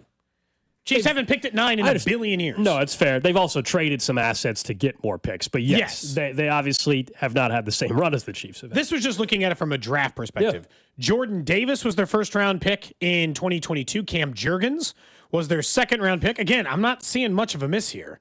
Devonta Smith and Landon Dickerson were their first and second-round picks in 2021. Jalen Reagor found one. In the same year, they took... That one's particularly bad. Yeah, but they took Jalen Hurts that year, so do you care? I mean, they took Reagor over Justin Jefferson. Yeah, I'm not saying which is the big one. I'm not Could saying you it wasn't imagine bad. that? By the way, in that same draft, they were so close to having Jalen Hurts and Justin Jefferson. Could you imagine? Now, look, is my timeline off? They wouldn't have had AJ Brown yet, would they? No. So they wouldn't have traded. If they would have traded, if they would have got Justin Jefferson, they would not have AJ Brown and Justin Jefferson. Probably. That would be insane. But okay. And then Dillard, Miles Sanders, Goddard was a second-round pick. Derek Barnett, some good players, some okay players, and then some don't really matter in the NFL players. What I learned from them is they don't miss as much as Kansas City. I'll say. Now, they got way more bites at the apple. And they don't win as much. The amount of first-round picks that they have had during the stretch, he might just be a better trade guy because they get way more first-round picks than the Chiefs. Then I looked at the Ravens. Last year, Nate Wiggins, good player. Zay Flowers, good player. The year before, they didn't have a second-round pick. Kyle Hamilton and Tyler Lindenbaum with David Ajobu. Ajobu's never really been a burst onto the scene guy, but he's been a viable NFL player. Rashad Bateman, hasn't done much. Right? That was a first-round pick. Yeah, not a bust. Not as bad as Felix. He's like DeMarcus Robinson. Maybe I'm off on my and then numbers, but I feel Owe. like he reminds me he'd just be like a DeMarcus Robinson type. But then in that year, they took Owe, who had, I think, 15 sacks last year. He was very good. It was a pretty good pick. Very good. Patrick Queen and J.K. Dobbins the year before. Although Dobbins is a second-round pick. He's a good player. Couldn't stay healthy. But couldn't stay healthy. Hollywood Brown is a first-round pick. It's crazy. Didn't get a second contract with them. If you go back to they traded him. Remember, they traded him to the Cardinals. Am I had that right? Yeah, they traded him to the Cardinals. What I learned in this. Wait, backwards. One sec, Drew, and then you can genuinely what I learned in this exercise is Ravens miss about as much as the Chiefs. Maybe not as many just total misses, but not nearly as many big hits.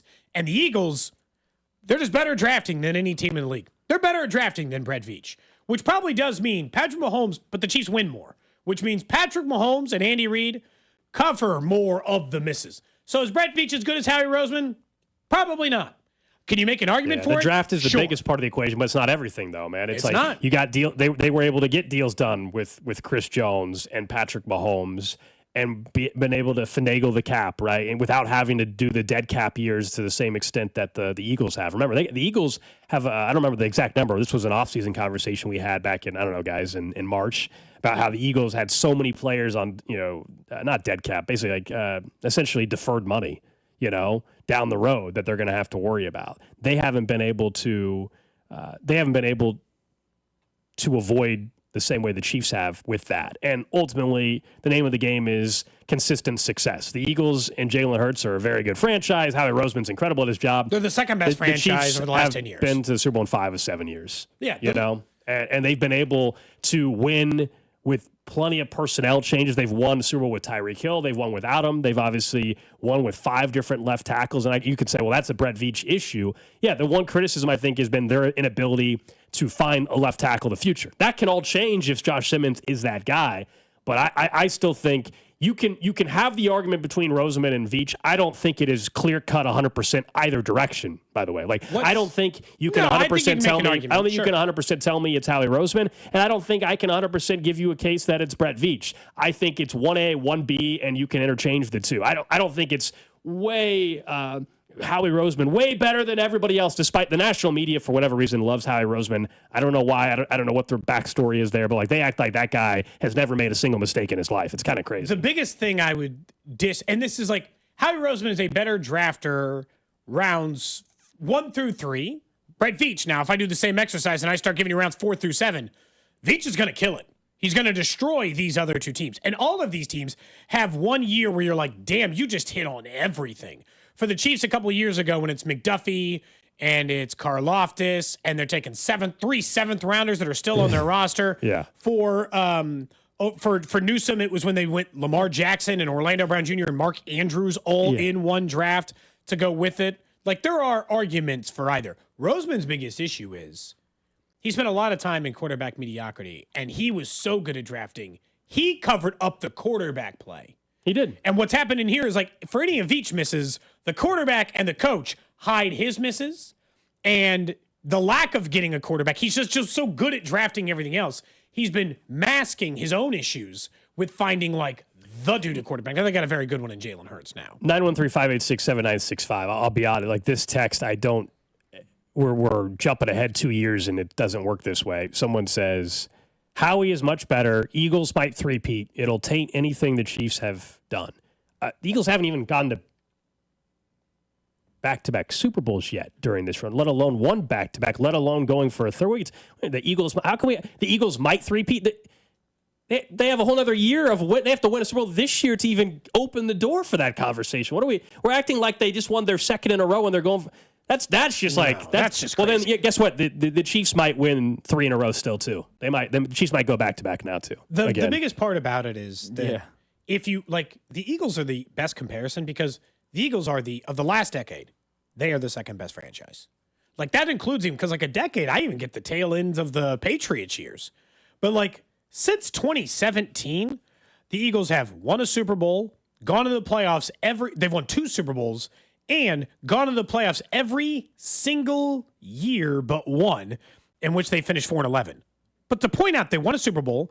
They then won 9 games in a row twice, missed the playoffs, won 9 games again, and then, after having a hell of a 3-year run in the draft, won 14-11 in 14 games and won a Super Bowl again. But that, I don't want to just pretend like Howie Roseman didn't have anything to do with the rest of those teams. And the reason why they missed the playoffs and were mediocre is because they didn't find the quarterback.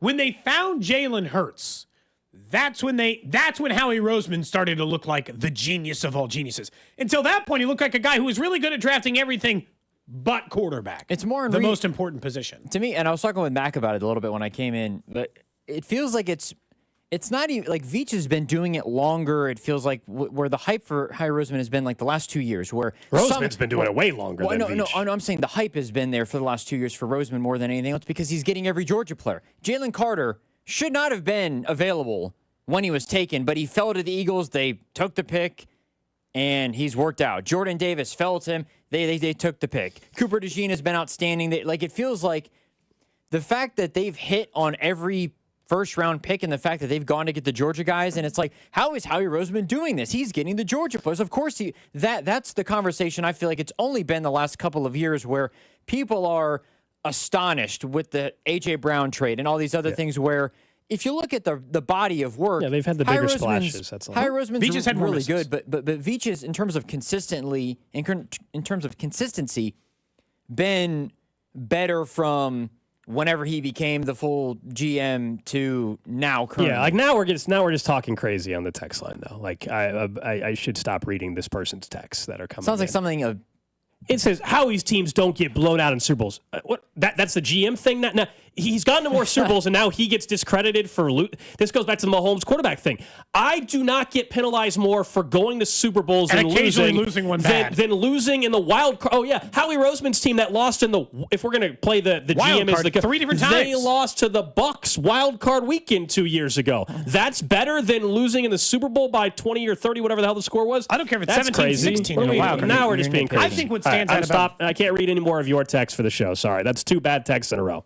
I think they're more comparable to the Ravens, Cody, in the conversation of finding players later in the draft. Like the Ravens found Isaiah Likely in the 4th round. They found some starting offensive linemen in the 4th and 5th round. It feels like the Chiefs are more comparable to what they've done in terms of finding players. But the Chiefs have done a better job of finding the it players than, like, the Ravens have really good players, but they don't have a Trent McDuffie. They don't really have a Chris Jones. They've got a full roster of really good players. But yeah.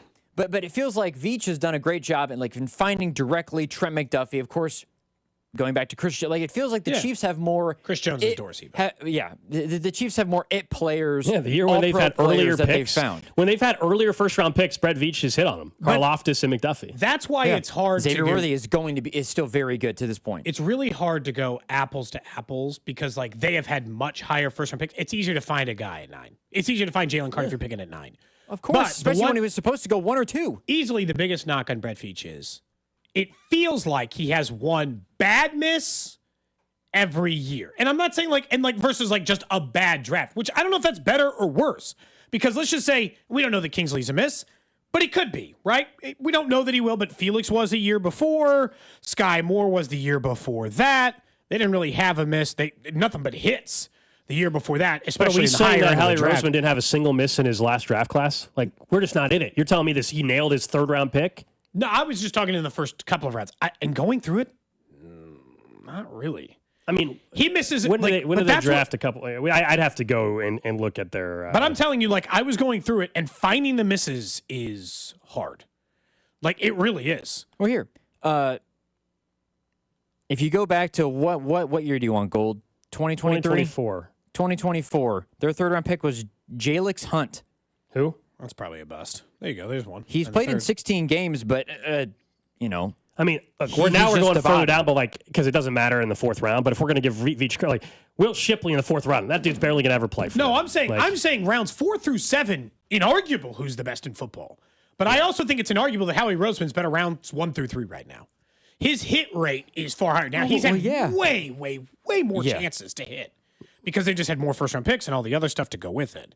So it just depends on where you value each side of the coin. They've just had way less misses. That's all. I'm not saying that Brett Veach is obviously one of the 2 best GMs or 3 best GMs in football. I don't, that's not even the point. Well, I think we're only talking about the top 2 GMs of football. I don't think there's not a third here. This to me is. I think it's Howie and Brett Veach. Yeah. Brett Veach and Howie Roseman are the 2 best GMs in football, and I don't think it's all that close. There's some other very good general managers, but I don't think at this point in time there's some other guys that could eventually establish themselves in that conversation. I love what Detroit Lions they're doing in their front office, but it's too early still. They haven't done anything yet. They haven't been to a Super Bowl yet. They haven't the only GMs that have had anywhere near the success that would warrant a conversation about this is Brett Veach and Howie Roseman. Roseman's just been doing it for so long. Eric DeCosta took over in 19, so his team hasn't won a Super Bowl.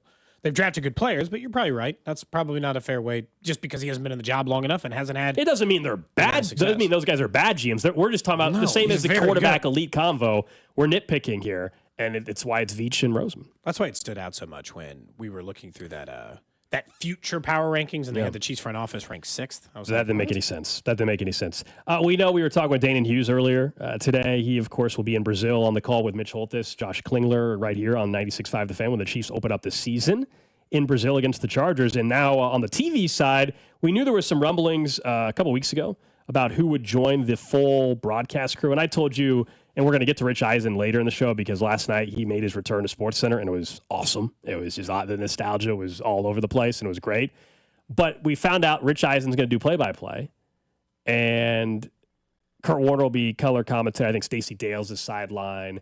They've got an influencer as a sideline creator during the broadcast. Like they've got a studio show that's going to have Kay Adams, Brandon Marshall, Tyrann Mathieu, I should say, is going to be part of the coverage as well. So they announced the full crew, which is cool. I still will tell you, Rich Eisen, great radio host, great studio analyst. I still think play-by-play wise, hopefully you're just listening to 96.5 The Fan anyway. Play-by-play wise, whenever he does the London games, and this is an international one as well, it's just way too casual and like laissez-faire. Yeah, like he'll be having like, oh, and there he goes. It's a 40-yard run, and it's just like, oh. That just happened to happen in front of me. Like anyway, not my style. But the rest of the crew is good. Kurt Warner's a great color commentator. Looking forward to that part of it. Somebody asked how we could leave Jerry Jones off our GM list there for a minute. Yeah. Is he even the GM or is it technically Steven Jones? I feel like he's in charge. It doesn't matter because they're both the same. I feel like one of the things we mentioned on these broadcasts that is getting undersold a little bit is when they get these one-offs, like they get YouTube or the first ever one on Peacock. They got a real bad case of the try too hard. There's too many damn people. I don't need this many people for a single broadcast.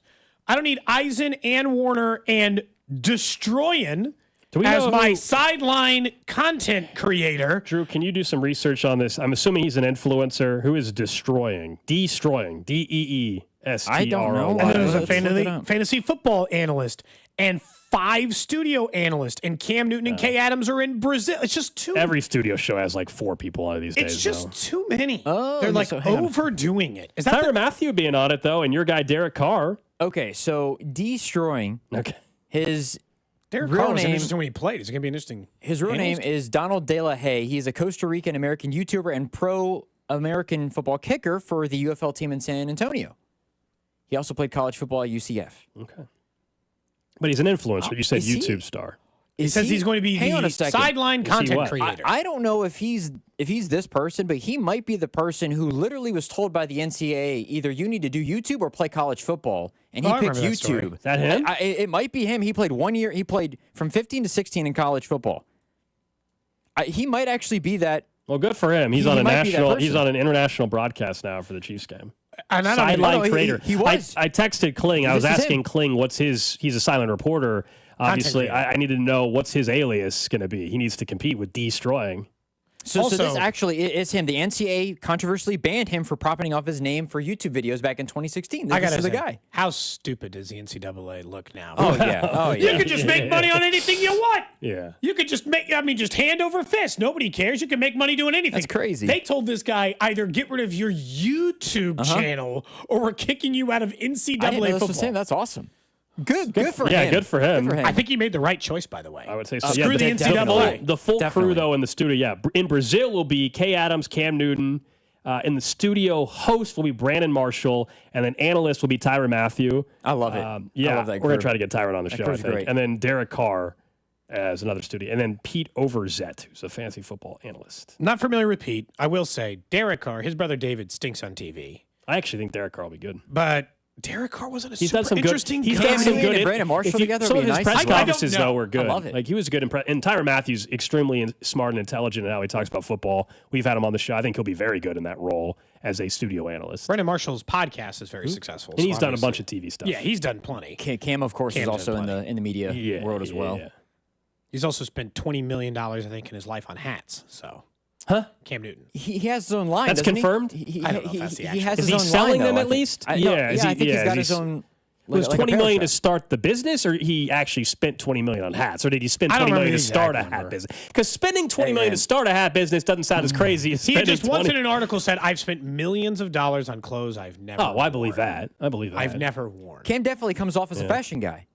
Oh, totally. We've seen him at Radio Row. Yeah. I mean, he's fully dressed into some of the full suit, everything. Yeah, he's probably one of the most fashionable people on Radio Row every year. What if you wore his outfit? What if you dressed like Cam Newton? It just wouldn't fit. But if I had the hats he wore, You it look like would you're look going to the ridiculous. Kentucky Derby It all would the look. time. That's exactly right. Not that. It would look even more off than that. It would be terrible. People would be Gold giving you dressed looks up like excuse Cam me? Newton one time would be very funny. Oh, yeah. Gosh. It just wouldn't fit He's your got the personality. jersey over top of a button-up shirt with a bow tie. The collar's popped, and you got the hat on, too. Oh, yeah. Yeah. That'd be a good We'll punishment. go ahead and work on that, guys. But it cost us hundreds of thousands to recreate We this will outfit. we will reach out to Cam Newton and see if we can. We tried to get him on the show on Radio some Row. Didn't you try to go over there and get him on our show? And he basically He was busy, man. they claimed, oh yeah, we'll bring him by, and they never did. Yeah, that was the claim. Also, speaking of just people that you look at and you're like, yeah, this man played college football for sure. This man played in the NFL. Like Cam Newton is that guy. He's one of the probably 10 best athletes I think I've watched in the NFL. Like, I know that'll change as time and athletes get better. I mean, from an athleticism standpoint, it was yeah. insane. Insane level of athleticism. We have 2 minutes until break. I'm curious because this has come up. I think Carrington talked about it and Rob has talked about it. I saw this as well. It's been I know where Is you're going. Cam I Newton know. who's the best college football quarterback of all time? It's Cam Newton. Yes. Because if we're talking legacy, Newton. if we're talking pure legacy, it's Tim Tebow Yeah, 100%. for sure. If we're talking Because of actual, name. if we're talking Cam Newton's the best college if it's football both player combined, I have it's Cam seen. Newton, and I don't know if it's close. Yep. He made He SEC. single-handedly carried Auburn to that title. He made the Single-handedly. SEC look like he was playing a middle school team. Yeah.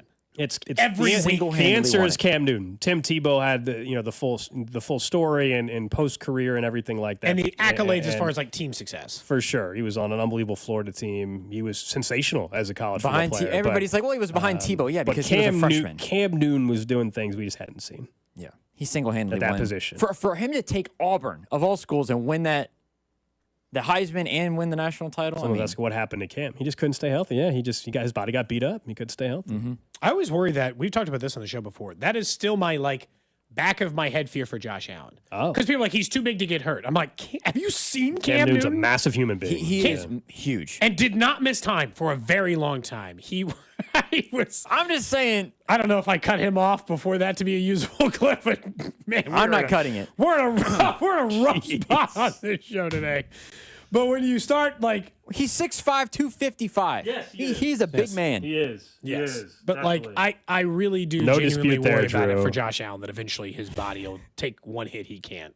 Vince Young was not better than Cam Newton. I'm sorry. Vince Young was really good. He was not better than Cam Newton. I don't think he was good. In fairness to Charlie Ward, Charlie Ward did play two sports, so shout out to Charlie Ward. But still, Cam Newton is Cam Newton.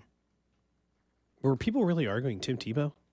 There's people who Tim Tebow legacy. There's people arguing that Reggie Bush is the. We're talking about quarterbacks. Reggie Bush here, I is think, one in of the combo, best. but- He might be. Reggie Bush might be top 5 all-time college football athletes. Period. Like any position, I think Reggie Bush is top 5. At the time he was playing, yeah, he was a freak athlete. Mm-hmm.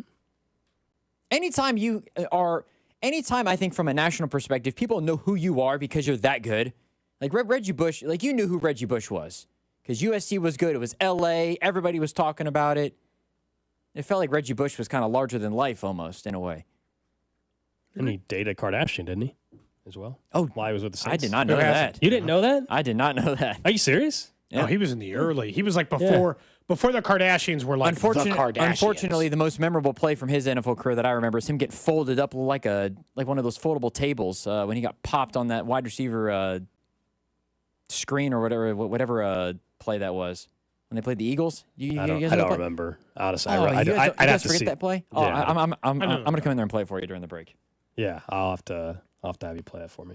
All right, guys. Up next, we'll get to what's trending. We'll talk more about what the Royals have been able to do in the position they find themselves in, plus a little all 32 here on Cody and Gold.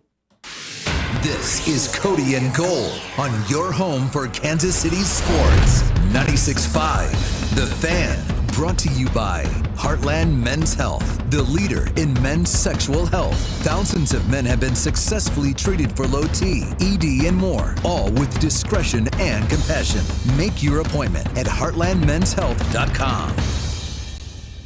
Football is back, and at Underdog, it's the best place to select entries and win money all season long. Plus, you can play right now in Missouri. So as you're watching the third preseason game this weekend, you could be over on Underdog. Playing on Underdog is easy. Just choose your favorite players will go higher or lower than their stats. So this weekend you're like, you know what?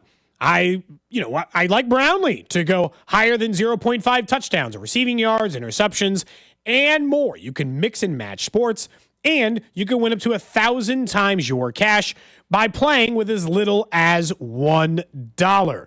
Look, this week I'm probably looking at some of the other guys in the offensive end. I think more of the starters are going to play. I like Xavier Worthy to go maybe higher than 0.5 touchdowns because I think they're going to try to get him in there. Yeah, it's a long shot on a preseason game, but this is part of it. What I like making those selections over at Underdog. And again, I like that I can do it from my couch on the Missouri side. So download the app today and sign up with the promo code TAPP, T-A-P-P, to score $50 in bonus funds when you play your first $5. That's promo code TAPP, T-A-P-P. Join the millions of fans who have already won billions making plays at Underdog and make plays to win money. Must be 18 plus and present in Missouri. Terms apply. See assets.underdogfantasy.com/web/play and get terms _DFS_.html for details. Concern with your play. Call 1-800-GAMBLER or visit www.ncbgambling.org. Taco Tuesdays just got a whole lot steamier at Boru Asian Eatery. Forget tortillas. We're serving up soft, pillowy bao buns stuffed with bold, flavorful fillings for just $2.50 each. Because who says tacos have to be basic? Come get your bao fix every Tuesday at Boru in Waldo. Boru, a part of the Summit Hospitality Group and a proud taco partner of the Cody and Gold Show on 96.5 The Fan. Don't let clogged drains slow you down. Call Hamilton Plumbing, Heating, AC, and Rooter today for our $79 mainline drain cleaning special. The pros at Hamilton will inspect your drains with video camera technology to pinpoint exactly what is needed to clear those clogs and help prevent expensive drain repairs. The expert technicians at Hamilton are ready 7 days a week to solve your problem the right way, the first time. Over 40 years experience and more than 8,000 five-star reviews ensures your peace of mind. Visit callhamilton.com for details, terms, and conditions. License number 2025-11121. Football is back, Labor Day is around the corner, and Hy-Vee is ready for fall. Stock up on all your fall favorites during the gigantic 3-day sale this Friday through Sunday. Invite your friends and fire up the grill with Bar S Franks just 98 cents a pack, Doritos chips just $2.99, Pepsi 24-pack cans for $10.99, and Brew Pub Pizza just $4.99 each. Let's go, you fans of fall. Rush to the gigantic 3-day sale this weekend only at Hy-Vee. If you're crazy for craft beer, a connoisseur of Cabernet, or master of the margarita, Hy-Vee Wine and Spirits has a huge selection in stock and competitively priced. From value bottles of wine starting at $3.99 to top shelf liquors, get 10% off when you mix and match 6 or more bottles. Hy-Vee's knowledgeable and friendly staff is here to help, or place your order through aisles online for added convenience. Low price, selection, service, and convenience. There's more to love at Hy-Vee Wine and Spirits. BetMGM is making your next golf tournament winner bets more exciting with Second Chance. What's Second Chance? Ever bet on your favorite golfer to win a tournament only to see them miss the green? Well, with BetMGM's Second Chance promotion, you'll get your stake back in cash if your tournament winner bet finishes in second instead. That's right. Simply bet on any player to win a scheduled golf tournament during a promotional week. If you're right, you win. But if your pick finishes in second instead of first, you get your stake back in cash. Watch your favorite players go for the win all season long and bet knowing you'll get your stake back if they finish second. Log in today and make your picks with confidence with BetMGM. BetMGM and GameSense remind you to play responsibly. See BetMGM.com for terms. 21 plus only. Kansas only. Existing customer offer. Subject to eligibility requirements. Rewards paid back in unrestricted withdrawable funds. Gambling problem? Call 1-800-GAMBLER. In partnership with Kansas Crossing Casino and Hotel. Are you in need of top quality metal for your next project? Look no further than Metal by the Foot. Whether you're a DIY enthusiast, contractor, or business owner, Metal by the Foot has the perfect solution for you. Steel, aluminum, brass, and stainless. The Foot. Blue Demon Welding Supplies, filler rods, and wire. The Foot. Bronius Professional Welding Equipment Service and Repairs. The Foot, located in KC and Topeka. Online at metalbythefoot.com. When you need a piece of online at... I'm still going for it, even with higher stroke risk from atrial fibrillation, an irregular heartbeat not caused by a heart valve problem. Over a 3-year study, Eliquis apixaban tablets reduced stroke risk better than warfarin, and over 97% of Eliquis patients did not experience a stroke. A first stroke occurred in 2.9% of warfarin patients versus 2.3% of Eliquis patients. Don't stop prescription Eliquis without asking your doctor. Stroke risk may increase. Eliquis can cause serious and potentially fatal bleeding. Don't take if you have an artificial heart valve, abnormal bleeding, or antiphospholipid syndrome. While taking, you may bruise more easily or bleed longer. A spinal injection increases blood clot risk, which may cause paralysis. Get medical help right away for unexpected bleeding or bruising, or back pain, tingling, numbness, muscle weakness, or incontinence. Aspirin products, NSAIDs, SSRIs, SNRIs, and blood thinners increase bleeding risk. Tell your doctor about planned medical or dental procedures. Learn more at Eliquis.com or call 1-855-ELIQUIS. Do Crohn's disease or ulcerative colitis symptoms keep coming back? Tremfya, guselkumab, may help, with rapid remission achieved at 12 weeks and lasting clinical remission at 1 year. Some even saw visible improvement of their intestinal lining at 12 weeks and 1 year. Tremfya is a prescription medicine used to treat adults with moderately to severely active Crohn's disease and adults with moderately to severely active ulcerative colitis. Serious allergic reactions and increased risk of infections and liver problems may occur. Before treatment, your doctor should check you for infections and tuberculosis. Tell your doctor if you have an infection, flu-like symptoms, or if you need a vaccine. Healing is possible with Tremfya. Approximately 3 out of 10 patients were in endoscopic remission at 1 year, based on areas visualized on colonoscopy, which may not represent the deeper bowel layer or entire GI tract. Individual results may vary. Ask your doctor about Tremfya today. Call 1-800-526-7736 to learn more or visit tremfyaradio.com.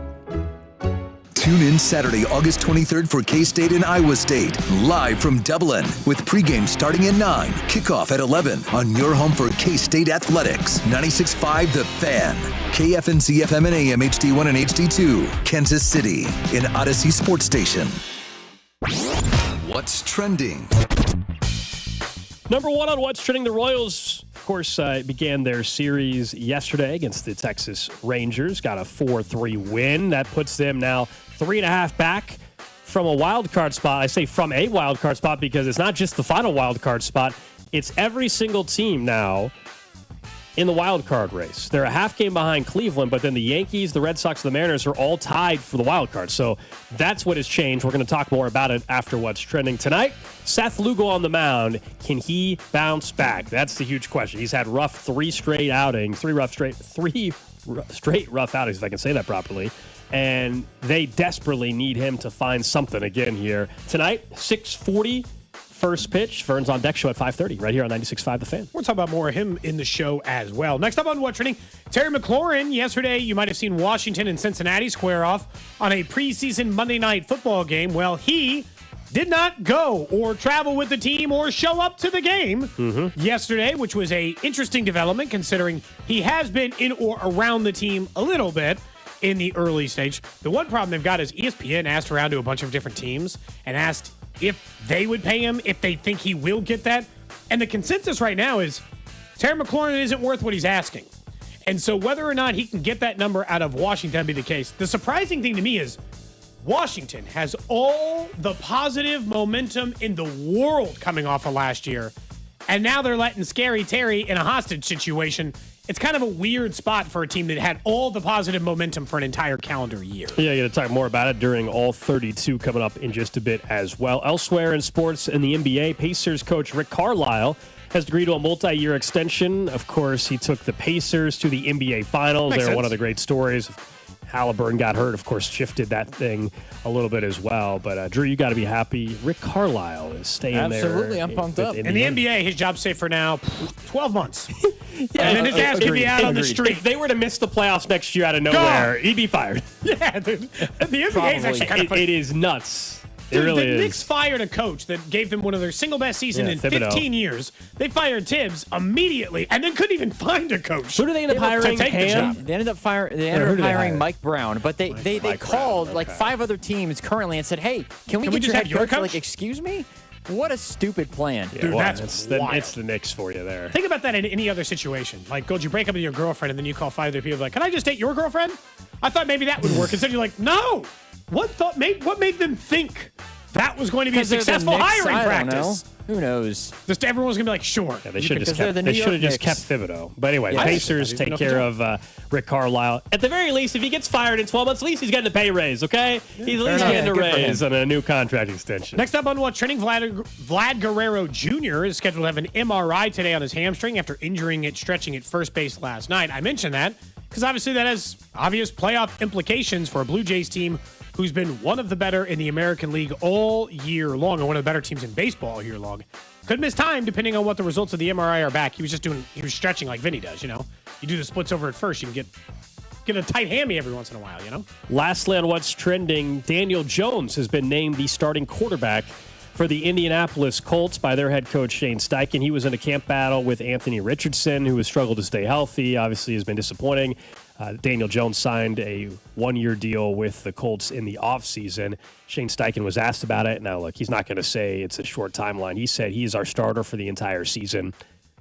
As in, please don't ask me every week if Anthony Richardson's playing if he we're would 1-3. No, I do think Daniel Jones has 2 bad weeks. I don't think they would pull him right away. But, of course, he will keep the job as long as he is playing well. It's not all year, and it shouldn't be all year if he plays bad. I think he'll play at least 8 games, though. I'll be shocked if it's less than that. I mean, I actually think he's going to, again, not to act like he's going to be awesome. I just think he's going to play well enough. Yeah, I think he's better than Anthony Richardson. He's going to play well enough where he will start a majority of the season. Until they're out of the playoffs? Correct. Yeah. Yeah. It's like in week 15 when they're out of it. Yeah. So they're starting Daniel Jones on purpose. Yeah, they are. Look, for this year, for a GM and coach that are trying to save their job, Daniel Jones is a better option than Anthony Richardson for week 1 of the season. Yeah. Daniel Jones has some of the most pedestrian stats I've ever seen in my life. He has started. Well, look at Anthony Richardson's He's stats. played 6 full years. No, pedestrian. That's why I don't mean like. He's just like he started 6 full years in the NFL, and he averages 11 touchdowns a year. He had one really good year. That's He averages in a year 3,000 yards passing, 11 touchdowns, and 7 picks. You're like, are you even playing quarterback? Are these? Yeah, he got an extension that he should never have got in New York because he had one really nice season. And year one with Brian Daboll or whatever. Teams do it, but God, you do not have to do it.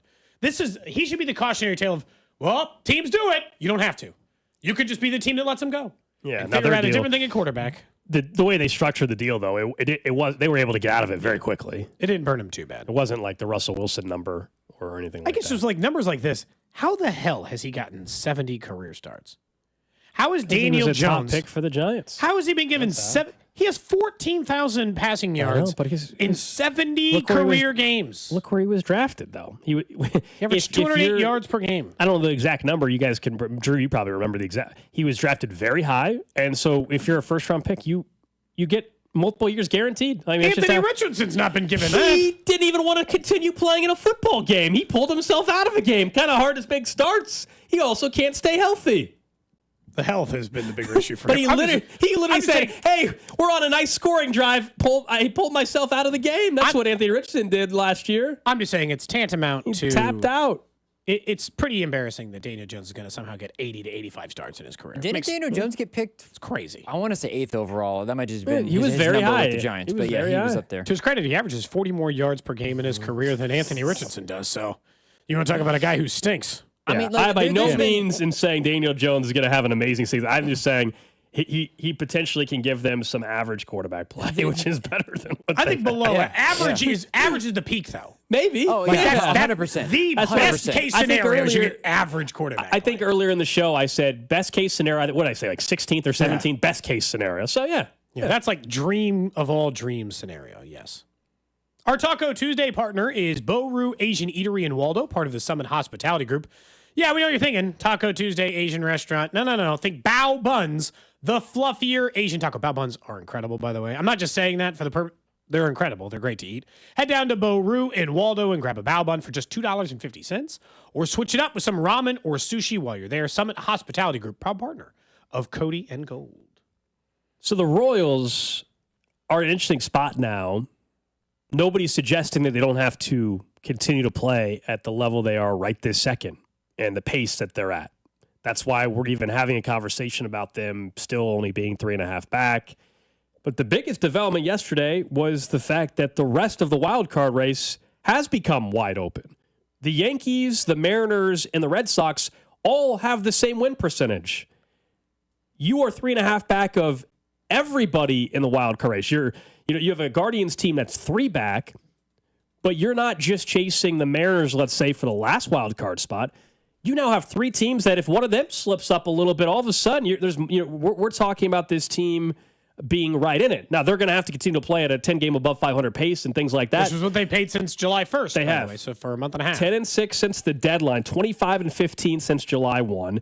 And the biggest thing is the runs per game, 5.25. 5.25 per game since the break. That's the biggest shift for them. And it makes it to where we're going to be able to once again talk about another stretch of games and where can they be. The Rangers could be buried after this series. If the Royals win this series against the Rangers. Like win 3 or 4. Yeah, because the Rangers are now 6 back. So if the Royals win the series, the Rangers are going to be, 7, 8 games back? It's over for them. Then you can just worry about the Guardians, Mariners, Red Sox, Yankees, those teams for 3 spots, including yourself. I'm trying to think. So they can't go 25-15 in the remaining games because they only have 37 games remaining. But if they went, let's just say they managed to still get the 25 wins. Do I give them 25 wins? I guess the question is, do you still think it takes, I think 87 to get a wild card spot, or are you lowering it to like 85? No, I think it's like 86. Okay, so whatever the math has to be to get to 87 wins with where they're at. They're 3 above 500, whether it's 64. They got 64 wins right 61. now. So they need to win 23 more games. That would make them 23-14 the rest of the way. If they went 23-14, which is 9 games above 500, they got a month and a half left in the season. Over the last month and a half, they played 10 games above. Yeah. But that's what's so hard about it. Yeah, it sounds easy. You can't let off the gas at all. They've played really, really good baseball since July 1st. And they have to play exactly that good the rest of or better. Yeah, it sounds easy when I tell you they have 37 games and they're 3.5 back. You're like, oh, plenty of time. But that's just not, it doesn't work that way. You have to play at the 9-game above, 10-game above pace the rest of the way. It's not, because normally, I tell you, I could make up 4 games in 37, it's not difficult. Well, when these other teams and you also don't play much. You only play one of these teams. These other teams would also have to falter.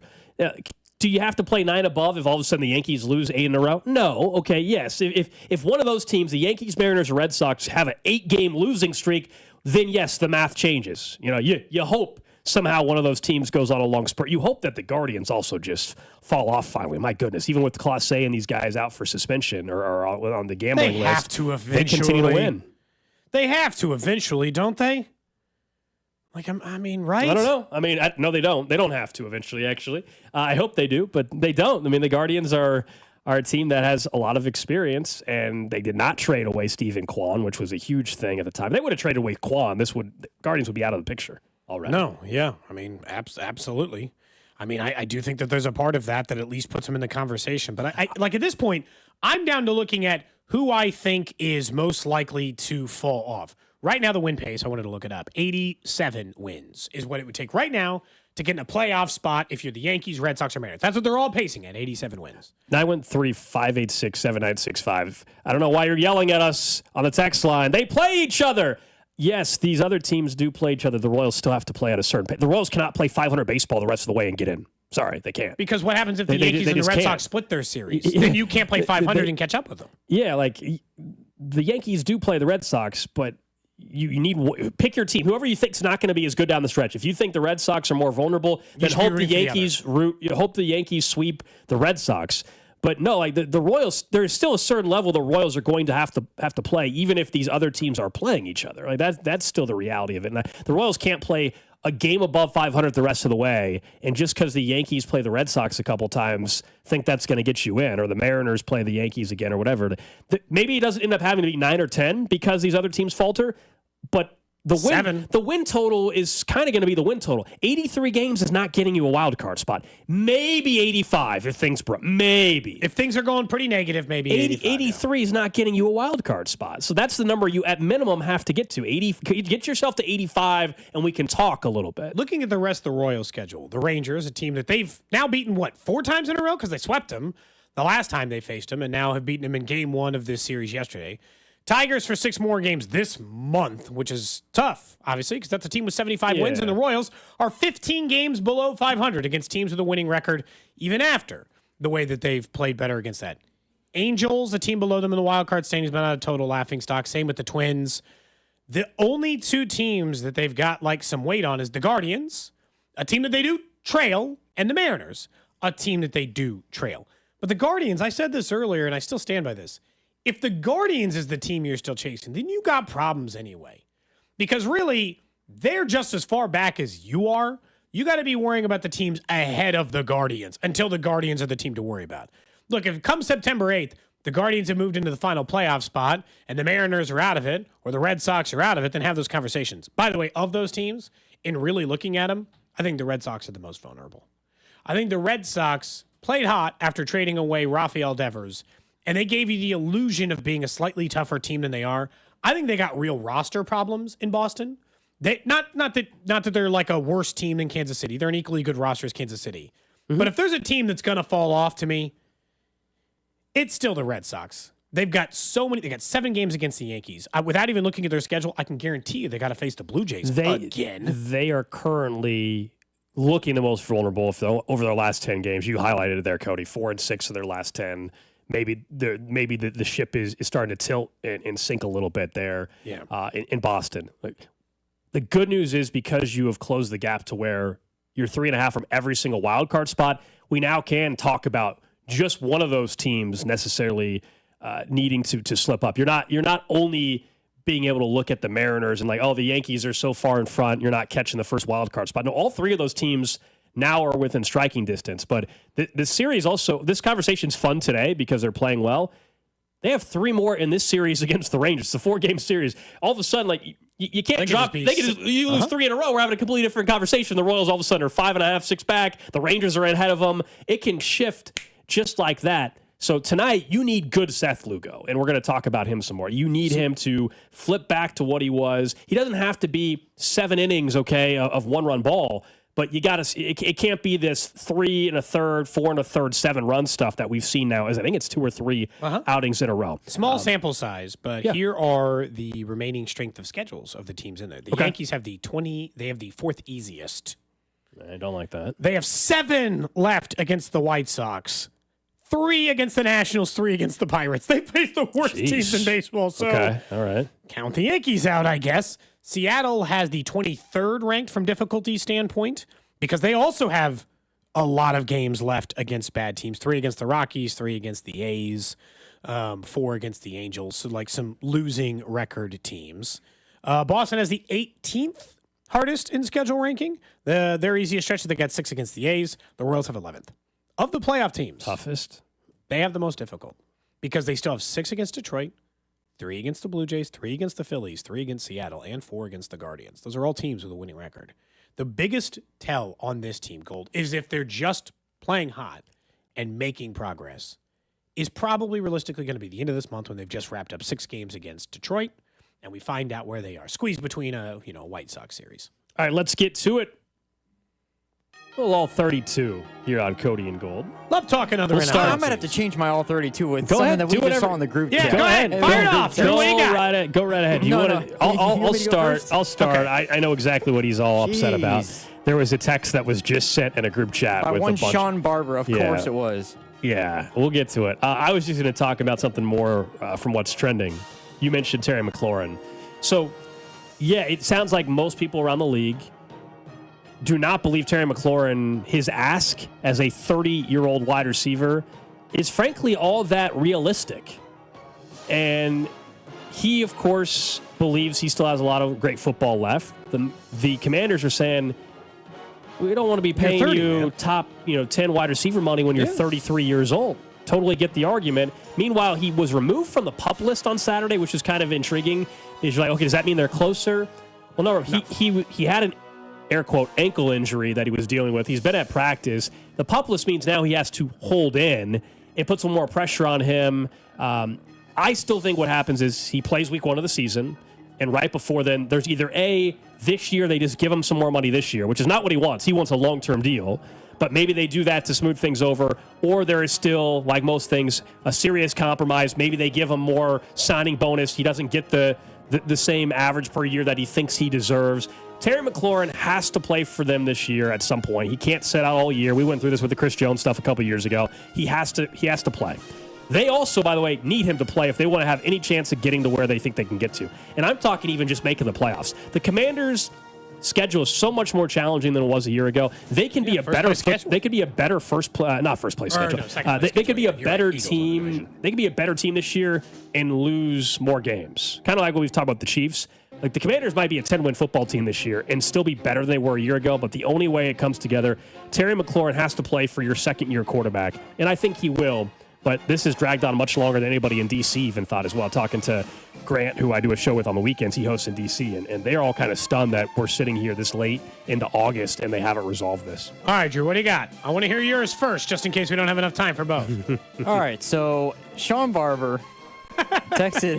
Oh, yikes. This is this is out of the weeds, too. This is out of nowhere. You're texting him back in the middle of the show. Oh, 100% I am. What did Barber text? Sean Barber said, I saw Jake Browning showing why he could have been the savior of Cincinnati. Backup quarterback for the Bengals, last night. $55 million for a quarterback that hasn't won a Super Bowl is absurd. That's every quarterback in the NFL, exactly, except for Mahomes Barber, and Jalen Hurts. Sorry, Josh Allen also has never been to one and has never beat Joe Burrow in his life or Patrick Mahomes in the playoffs. But sure, let's give him $55 million. Let's give Trevor Lawrence the money, too. Let's pay Dak. Has Dak ever made it to an NFC title game? No. I mean, come on I don't even now. think he's made it to The Cowboys have one of the longest NFC droughts. Let's give money to Justin Herbert, who's never won a playoff game. Let's go ahead and just pay all these guys. You know, why not? Caleb Williams will be next. Jaden Daniels probably deserves it the most out of the guys who is next. Is there a part of you, though, that is deeply afraid that you're going to end up having one of the all-time, I can't believe they didn't do more with quarterbacks? Like, you got Dan Marino on your hands, and everyone's like, cool stats, but you didn't do anything? I don't want to get into a whole Cincinnati conversation again. All I'll say is you are definitely on this Josh Allen gets too much love. You're very much on an anti-Josh Allen. He gets too much love kick over the last, 3 weeks. My whole All 32 is going to be complimenting Josh Allen because the more I look at, Drew's like, see, the more get out of here. The more I look at the wide receivers he has thrown to over the last 5 years, him and Patrick Mahomes have done more with bad wide receivers than the other guys. Josh Allen's number 2 wide receivers for 3 years in Buffalo is on the street. On August 19th, Gabe Davis doesn't have a job. Hang on a second. And he had 900 yards receiving with Josh Allen. You also understand, Cody, that the offensive line that he dragged to the Super Bowl and also beat the Chiefs by the way, and Chris Jones in that defense, and Patrick Mahomes and Tyreek Hill and GOAT Travis Kelce, 4 of them, I don't think they're in the league anymore. And one is a backup tackle in Dallas. So let's pump the brakes on he's on the streets right now. We got to relax, I think, with this. I'll give Joe Burrow his credit for that. Because there's both sides to the argument where, yes, sure. Burrow but I think has Jake Browning would have missed the playoffs last year as well. And also the offensive line. I'm just saying Jake Browning would have missed the playoffs last year in Cincinnati as well. If Jake Browning was the quarterback, they would have won maybe 3 games. Would have been better for them. They would have had a top pick. Would have got a good defensive player. They could have traded Erickson. The way they've drafted, I don't know if they would have, I'll be honest. Do you think Cincinnati would trade Jake Browning if they could trust that Joe Burrow could stay healthy? I think Desmond Ridder being there allows for a possibility. Because I think they trust Desmond Ridder, who also is in the competition for that backup QB job. That is all 32. I knew that Desmond Ridder was still now I'm going to have to turn off alerts on the group chat. It's now going to blow up the rest of the day. I can tell already. We've gotten 15 texts in the last 5 minutes. It's going to be disastrous all afternoon. Bob also called Josh Allen a loser too, so I'll go ahead and take that because normally Bob is the most anti. He's very anti-Josh Allen. Yes. You and Bob Gold are the 2 most anti-Bengals people, even more than the text line.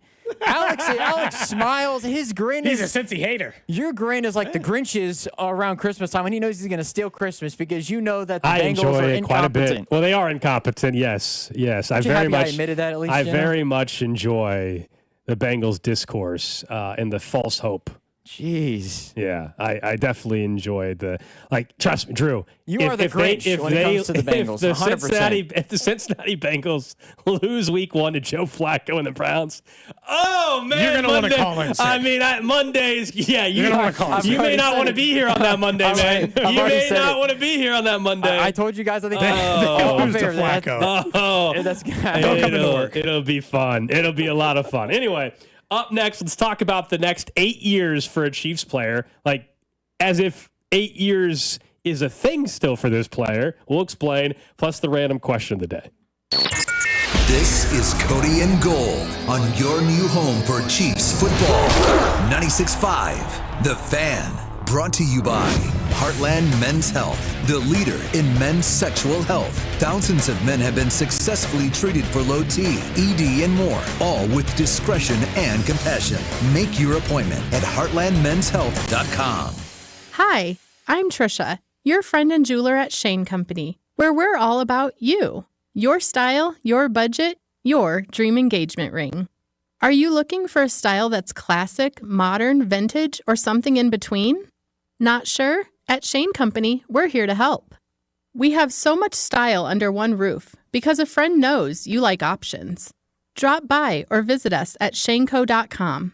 Shane Company, your friend and jeweler. Steve here with Connolly Plumbing Solutions, your neighborhood plumber. I thought it would be good to share just a bit about us. My wife, Emily, and I started the company in 2012. We are local, family-owned and operated, middle-sized company. Our industry seems to overpromise and underdeliver. We don't work that way. We have natural limitations, but we do what we say we will, which is enough. We would love to win you over. Call 913-768-7676 or visit ConnollyPlumbingSolutions.com to schedule. Attention. Have you racked up $10,000 or more in credit card debt?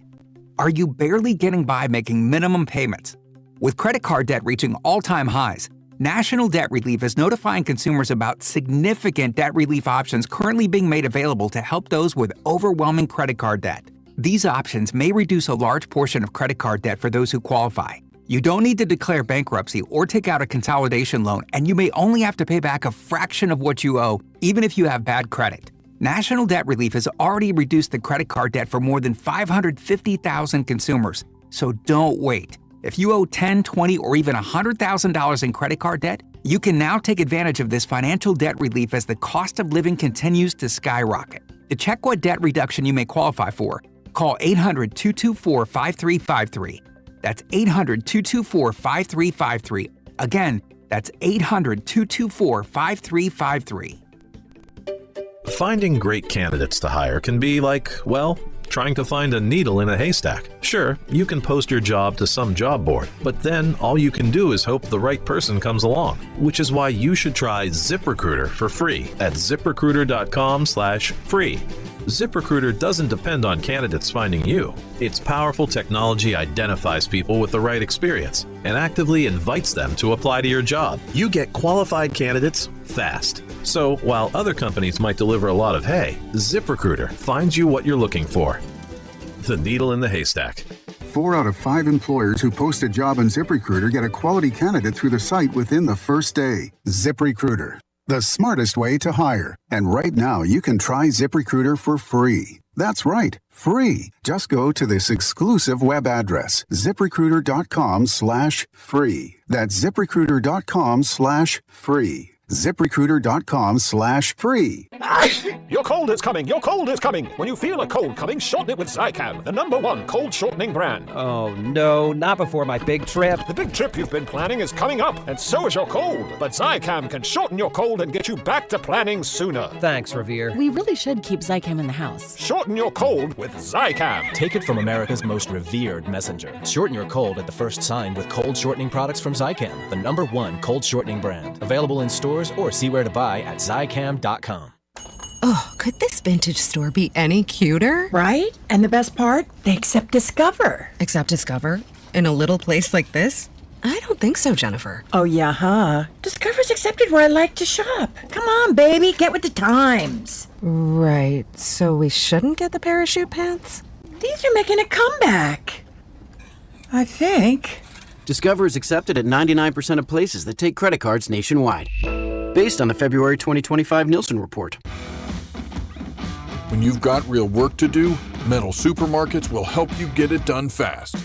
With a huge variety of metals in stock, we can help no matter what job comes your way. And all it takes is a few clicks. We make buying metal online easy so you can spend less time shopping and more time getting things done. Metal Supermarkets, the convenient stores for metal. Place an order online today at metalsupermarkets.com. If you could hear Old Spice Fiji Antiperspirant, what would it sound like?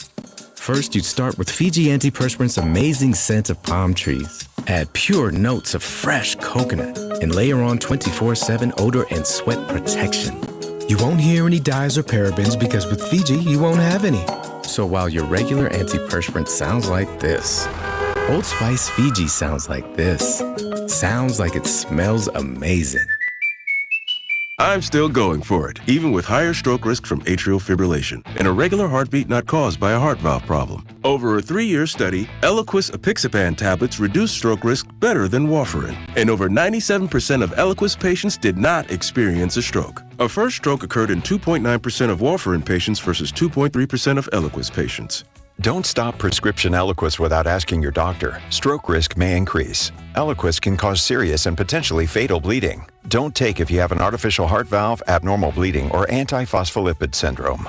While taking, you may bruise more easily or bleed longer. A spinal injection increases blood clot risk, which may cause paralysis. Get medical help right away for unexpected bleeding or bruising, or back pain, tingling, numbness, muscle weakness, or incontinence. Aspirin products, NSAIDs, SSRIs, SNRIs, and blood thinners increase bleeding risk. Tell your doctor about planned medical or dental procedures.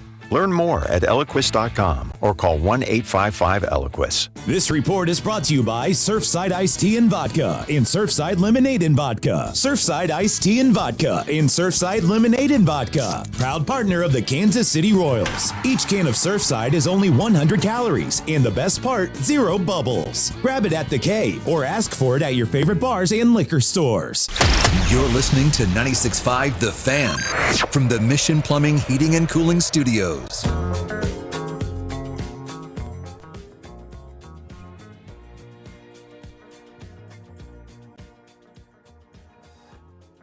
Back here on Cody and Gold, Alex Gold, Cody Tapp, Drew Nixon. Drew is fired up. I promise I will not. I actually blame Sean Barber for this. Like, Drew is you've shifted your entire personality based off the group chat, and he sent one text about Jake Browning, and now we've lost you. We've lost you for That's the because rest of the show. Barber Barber knew what he was doing. Yes, he did. And I mean, yeah, yeah. That one says, Gold's the biggest Cincinnati hater I've ever heard. You absolutely It's like are. a There's Cubs nobody fan else. hating the White Sox. There's no reason for it unless you hate their fans. Look, I like Drew, but I don't like Cincinnati as a city, and their fans suck. Yes. Have you been to Cincinnati before? No, my brother-in-law lived there. So I think you're taking like secondhand I experience. also don't like when their mayor calls out Kansas City. I also don't like the Burrowhead stuff. I also think it's absurd the way people talk like Cincinnati's that close to being Kansas City. They're not. So anyway, I gotta be honest. These are all a bunch of reasons why. And admittedly, there's times where I like to see you get riled up. Of course. Of all the cities I visited or want to visit, I've never even once thought. I'd rather go to Cleveland than Cincinnati. Cincinnati. I'd rather go to a Cleveland Browns game than a Cincinnati game. Minneapolis, Oklahoma City. There's some cities that like Oklahoma City, I wouldn't even like, and I've been to those cities. I've never even considered. No need to go to ending Cincy. up in Cincinnati. There's no reason to go there. I think your kids would love Kings Island, Cody. Kings Island in Kings the Island. middle of what are they calling an island in Ohio? I don't know why they call it that. What? Landlocked state. All right, here's the deal. All right, can we make an Island. agreement on the show? Let's make an I'll agreement. look it up. The next time the it's just Chiefs a regular amusement park? non-playoff game. The next time the Chiefs play in Cincinnati for a non-playoff game, let's Who take. knows when that's going to be? I know it Is could be a gonna while. next year. Let's take the show on the road to Cincy. Cincinnati. I don't want to go to Cincinnati. I refused. all about it. I refused to try that terrible pasta chili grossness or whatever. I it also is. am not going to, Skyline. I'm also not having Skyline chili. See, either. you don't even like the stuff that they have in that city that you claim. You also I'm not from there though. I think that there's a difference. All right, let's get to the random question today in about Anyways. 8 minutes or so. We'll do a little random question. Brings back some nostalgia, I think, for everybody. But Chris Jones was quoted in the last week or so over at Arrowhead Pride. Actually, they put up an article. By the way, shout out to our old friend Pete Sweeney, who is leaving Arrowhead Pride and is now going to become the Chiefs beat writer for the Kansas City Star. So awesome news! Congratulations to Very Pete, cool to Pete Sweeney on that. But they had a write up a couple days ago about Chris Jones saying an interview with Kay Adams on the Up and Adams show that this is not only his best camp yet, but he kind of alluded to that he thinks he has 8 more training camps left. 8? Yeah. As in 8 he years. actually says that, or is he just saying things to be Chris Jones? Because I'll be honest, he is 31 years old, 32 years old. He's not playing till he's 40. Has any defensive line ever played until they're 40? Like, has that ever occurred? He's 31 right now, so he'd be 39 by the end of it if you got 8 more training camps to go with it. I mean, I'd be thrilled if you told me he has 5 more years in a Chiefs uniform. I honestly think they shouldn't be paying him 4 years, 3 years after this. The amount of money they got left on his contract is kind of a sweet spot in a lot of ways. Like, Chris Jones has got, 2 years left on a 5-year deal or something like that? More often than not, you don't get to see the end of these things right out. How long are you planning on figuring out if Chris Jones still has it? He still has 3 years on his contract. We mentioned the cap hit next year. It's a bit of a problem.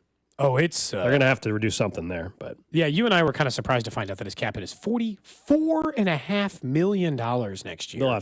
They'll do something else. And then the following years, they can actually save $20 million in dead cap hit. And then the final year, they can save $35 million in a dead cap hit. If you could promise me that he just played out the rest of his contract, and let's say they restructured it so it wasn't all that big of a cap hit, you're just telling me they got the 3 years out of him? He played till he was 34, and he maintained a nice level of play? I'm good. You're good? I don't need 8 years. 3's fine. 34 years old? He will not be playing when he's 40. I mean, that's just I don't. How old? He's 31 right now. He turns 32 next July. So how old was Haloti Nada, or how old was Vince Wilfork? I'm thinking of those guys who lasted a long time in the league. Were they 35 to 36? Is that about where Haloti Nada played 13 seasons in the league, and he's just now. Is he still in the league? He's 41 now. When did he last play? That's the question. Someone mentioned Calais Campbell. Drew, he last played in 2018, and he's 41 now. Okay, so somebody mentioned Calais 35, Campbell. Calais Campbell is the example. 34. They said Calais is 38. So Calais Campbell is the outlier in this situation, where he would basically. And people be Calais talked about Campbell. him retiring last year, and he hasn't. Is that right? I don't know. I'll tell you right now, if he's so. playing to 38 years old, won't be in a Kansas City. Correct. uniform. There you go. That's I mean, Calais Campbell's 38, and he is currently on the Arizona Cardinals again. I don't think he'll be. I mean, not that long. BetMGM they just ranked the NFL's oldest players. Did they really? Outside of, yeah, and so Jason Peters is the oldest NFL player. He's 42 years old. But all these guys play a similar position. Most of them are kickers or punters or quarterbacks. And then there's an occasional tight end like Mercedes Lewis of a certain age. But 38, 39 years old at defensive tackle. I mean, look, if he could maintain the level of play he's put in the last 3 years, sure, I'm on board. I don't think he actually believes that, though. I think it's just Chris Jones. I think he's just having fun. He was doing an interview with having fun. I don't think he actually thinks he's got. He was doing an interview with Kay Adams. I think if he had 5 more effective seasons, it's already been a hell of a career, a Hall of Fame career. But how do you pay him at the end of that? You can't keep paying him he would have to recognize. There would have to be an understanding, and he would have to recognize that at 34, he's not the same player. It's kind of like if Travis Kelce decided to take an extra year to this, and I don't know that he will. I think there's still a better than not chance he retires at the end of this year. But let's say he decided to add on one more year.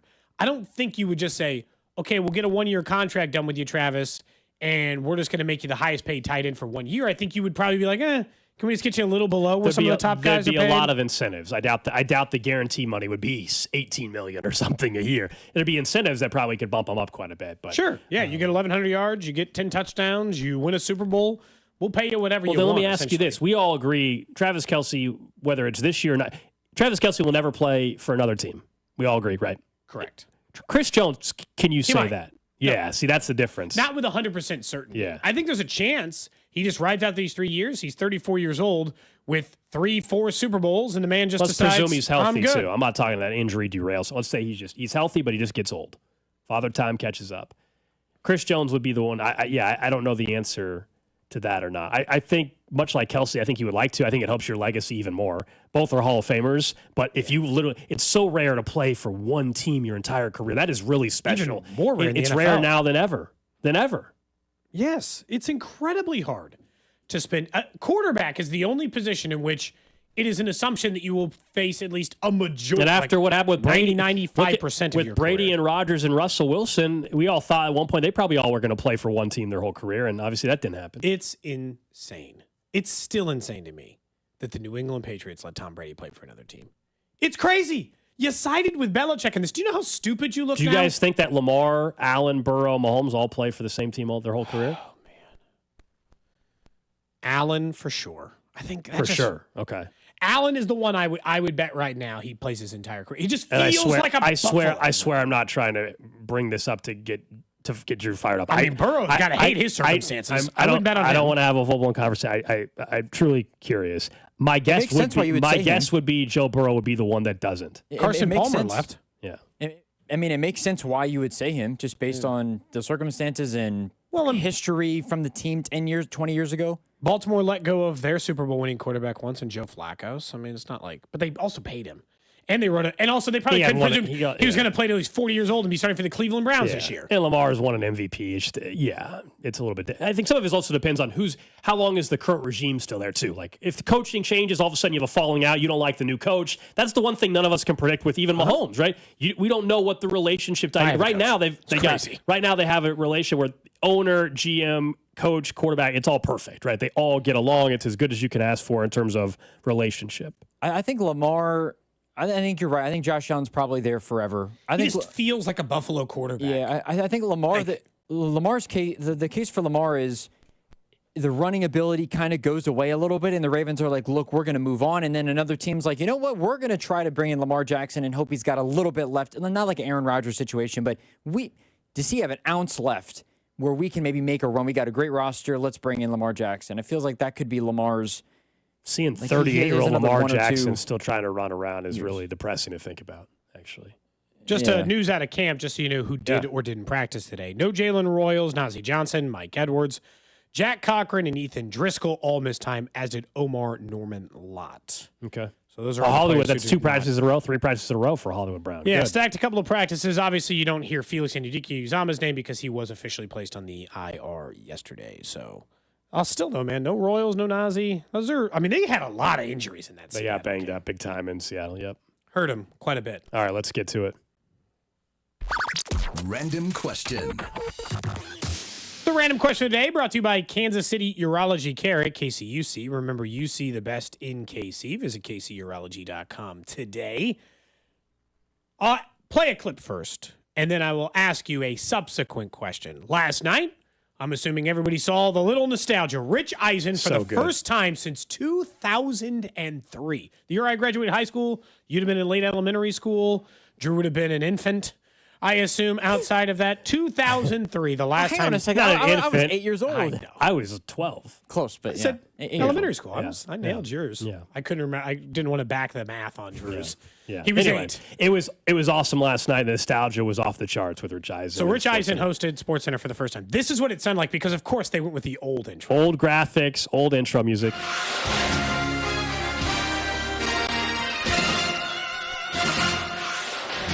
Tonight on SportsCenter, the preseason Monday Nighters certainly did not disappoint in D.C. While an old D.C. star powered up the Phillies against the Mariners twice. In Pittsburgh, Paul Skeens actually got runs, 2 of them. Was it enough against Toronto? But really, sometimes you gotta keep it simple and direct. Why didn't you go down? I wanted to score. This show is all about strolling down memory lane. No, not about having hair. It's about throwing a whole bunch at you while having an old school good time. So stay tuned and don't flip out. SportsCenter is next. So pretty sick, obviously. Oh, so pump this in my veins, guys. The music is, it's saying this for the first time in 22 years. Welcome to SportsCenter. The music, the graphics. That was back when ESPN When I watched it. was at its peak, when there was a reason to watch besides just the live sporting events. 100%. Before people were just screaming at each other on TV and saying stuff they don't actually believe. It was a good era, and it's never going back to that, unfortunately. These highlights. We got the jazz music behind. It was nice for 20 minutes last night to have the good old days of ESPN.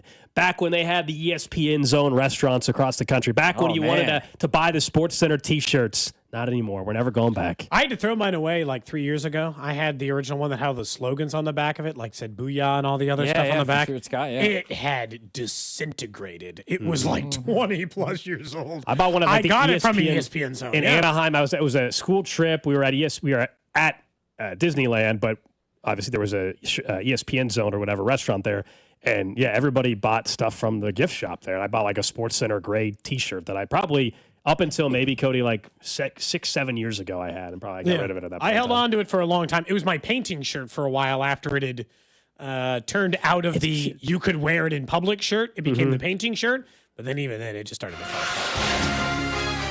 I mean, someone says they don't remember being that jazzy. I was like, oh, that's always how it sounded. So the random question I have for you today is simple. We'll base it off of Sports Center. I'll really take 2 answers for today. I will both take your favorite Sports Center anchor, the guy you liked who did the job the most, and I would like your favorite This Is Sports Center commercial, because I clearly associate those with the peak of Sports Center.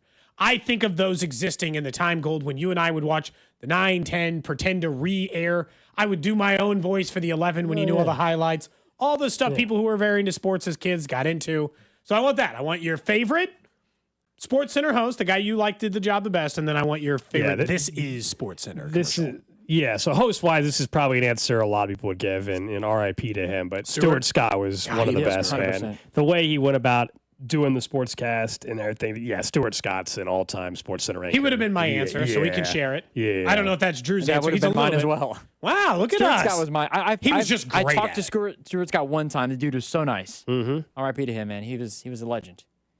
I mean, yeah. I'm trying to find. I love Dan Patrick though. Dan Patrick and Rich Eisen. I watched those guys. Dan Patrick was like kind of like the guy I wanted to be in sports when I first started getting into it. Like every kid who likes sports, a kid who go, I hope I'm the Sports Center anchor one day.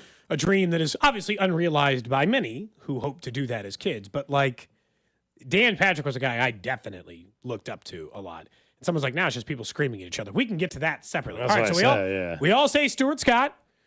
Kenny Mayne, who I've had on the show multiple times, he is a great dude to go with this. That's a good answer. Now I want your favorite. Sports Center a couple years ago. He came back, didn't he?